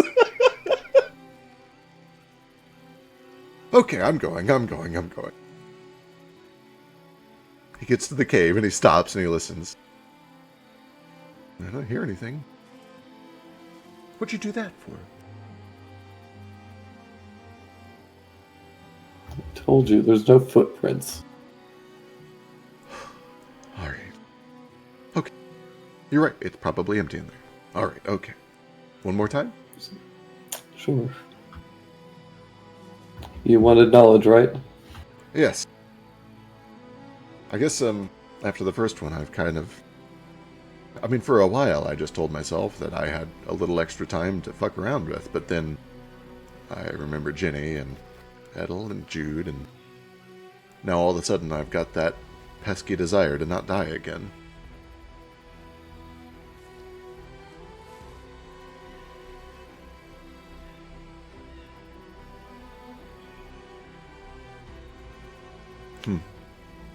They must have moved on. What was your plan here? Real quick, remind me. Tex, he left something here, right? He left the box? Or am I misremembering? I gotta check my notes. I think we left the box here because it was just like an empty, broken box.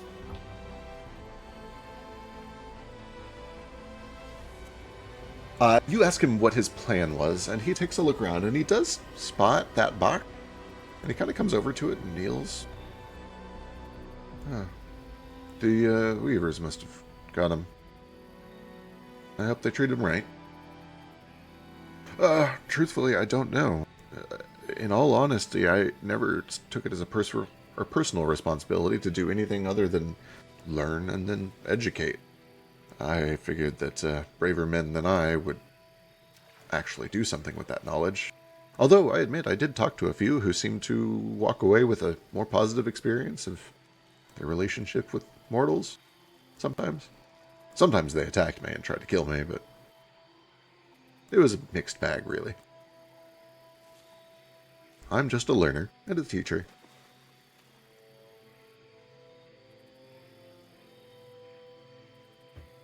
Alright, let me rephrase. Why the optimism?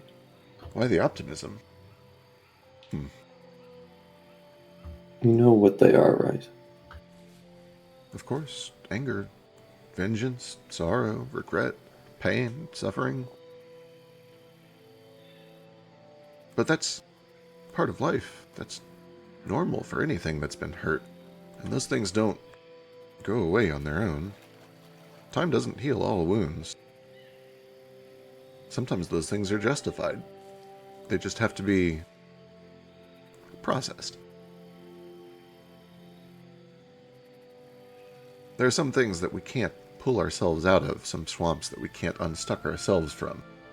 We need somebody to come along and, if not offer a helping hand, at least offer a pair of eyes from the outside. Between you and me, I think a lot of them are right.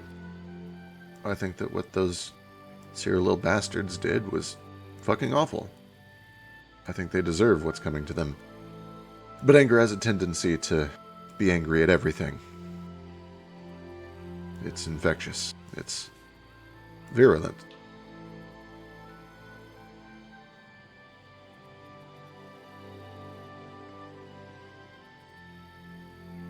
In truth, and this is going to sound silly, especially talking to you, but there was an alley cat that my son found when he was very young, and it was a mean little fuck, but Edel said that he wanted to try to bring it in, and I said as long as it doesn't destroy the house, and it did, but you know how compromise goes. So it came in and destroyed the house and attacked me and even Jenny and Jude, but it was nice to Edel, because we let Edel give it fish. And over time, that little angry cat found a friend, and I guess I learned that sometimes, even if being scared is justified,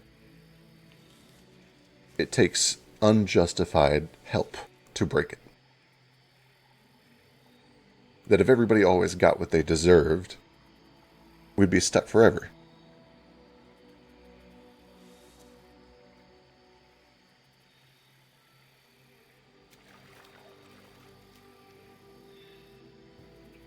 That idiot. That he kind of scowls a little bit. That's not very nice.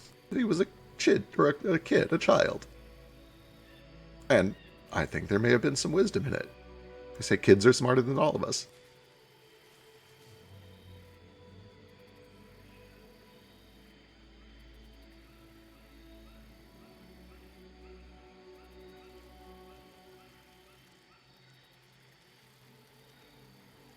Though I guess in the end I was proven wrong, and he looks down at his own hands. It was worth trying, I think. You really think that?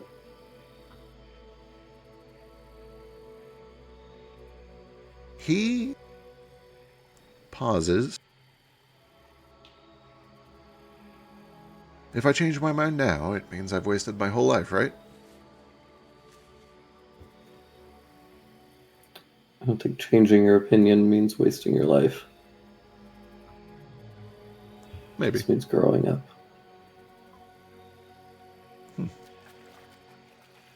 Well, let it be known that if in my old age and posthumous exploration I sink into being an angry old man who doesn't trust anyone, it's your fault. But I don't think that's going to happen. I don't think so either. I don't know if that's possible for you. No, I think I am famously set in my ways. I have a brand to maintain, you know. Gotta sell books. True. And educate people. Yes, you're a very famous writer. Lots of fans. Do you have any hobbies? Is eating a hobby? It can I've be. taken up that recently. You'd be surprised, actually. I've met some very, very well-paid traveling reviewers. Also taste testers. But, you know, then you, and he, draws his finger across his throat. Career hazards, I guess. You get to hang out with nobility all day if you find that to be enjoyable. You don't. Ah, you'd probably hate the job then. You've got several at camp, and they're both insufferable. It's almost 4, depending on your definition of nobility. Do we really? That many? Maybe. God, is it 6 actually? Stretching your definitions for a couple of them, but. That's, quite crazy. None of them act like nobility. I don't Of think course I've not. seen any of them wear a feather bigger than my hand. They're all children. Of course they wouldn't. Oh, noble children. I feel like they play it up more than anyone else. You should have seen the things I got up to when I was a teenager.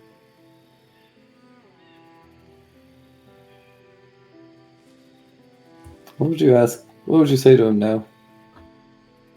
To a no to what? Your monster.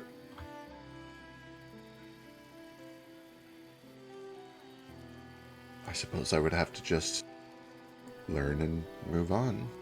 I can't say I wouldn't be a little perplexed, but it's ultimately not my job to change minds, only to learn and teach. Pass along information. So you wouldn't say anything? Well, it would be almost anathema for me to not pass along what I learned, but if it was important to the monster, then I suppose. He does stop.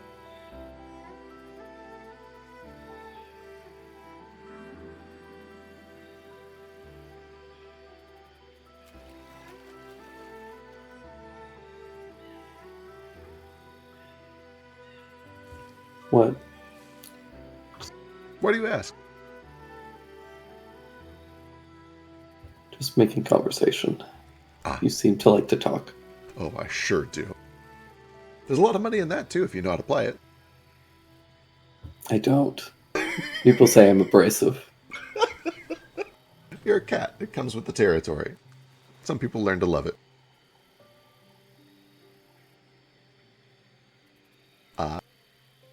And once he is well out of earshot of that cave, still a little bit iffy about it, he does kind of pull the lute out and gently starts to play some obnoxious bardic tunes as you travel back towards Bogmirth in the middle of the night.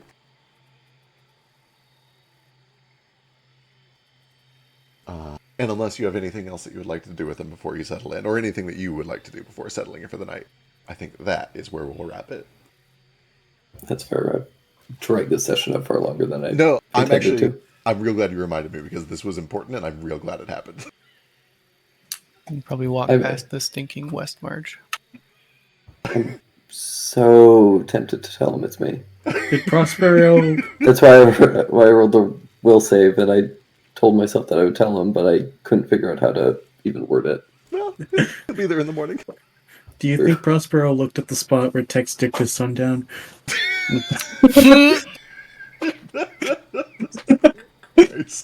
He felt chills up his spine that he couldn't explain. There's been lechery here. Oops.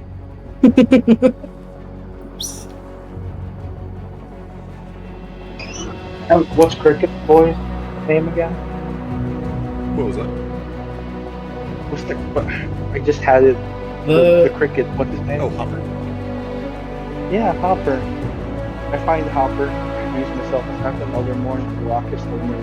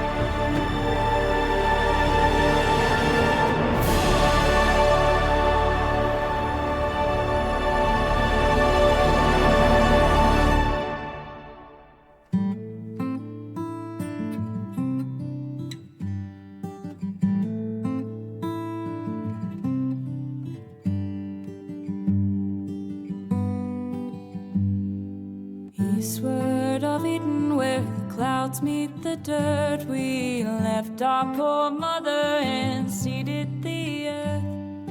Gates they were shuttered, the latches were locked. Oh, eastward of Eden, where men become gods.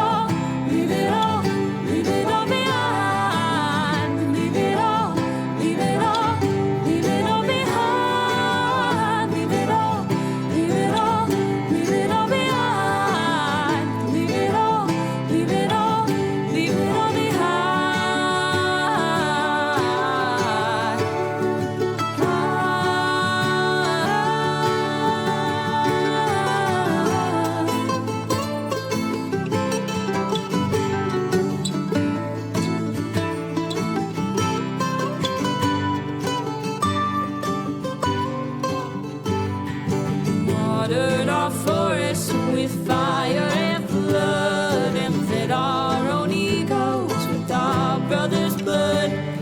We stopped every ocean till they ate up our shores. Eastward of Eden, where we always want more. Our towers, they rose up and set with the sun. Our servants, they burned us with fiery tongue. We rode our wings of metal, surprised when we fell. Eastward of Eden, where heavens are hell.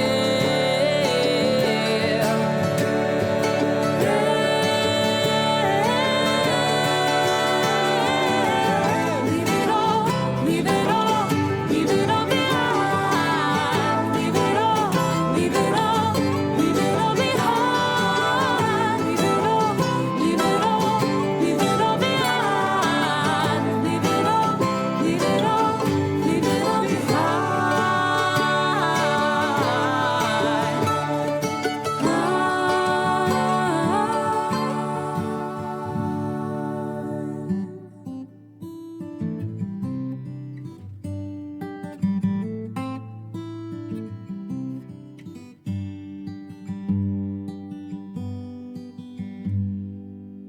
Eastward of Eden, where the dust meets the dirt, we murdered our mother and strangled the earth. Forgive us, oh mama, whose face we forgot. Oh, eastward of Eden, where men become gods. Eastward of Eden, where men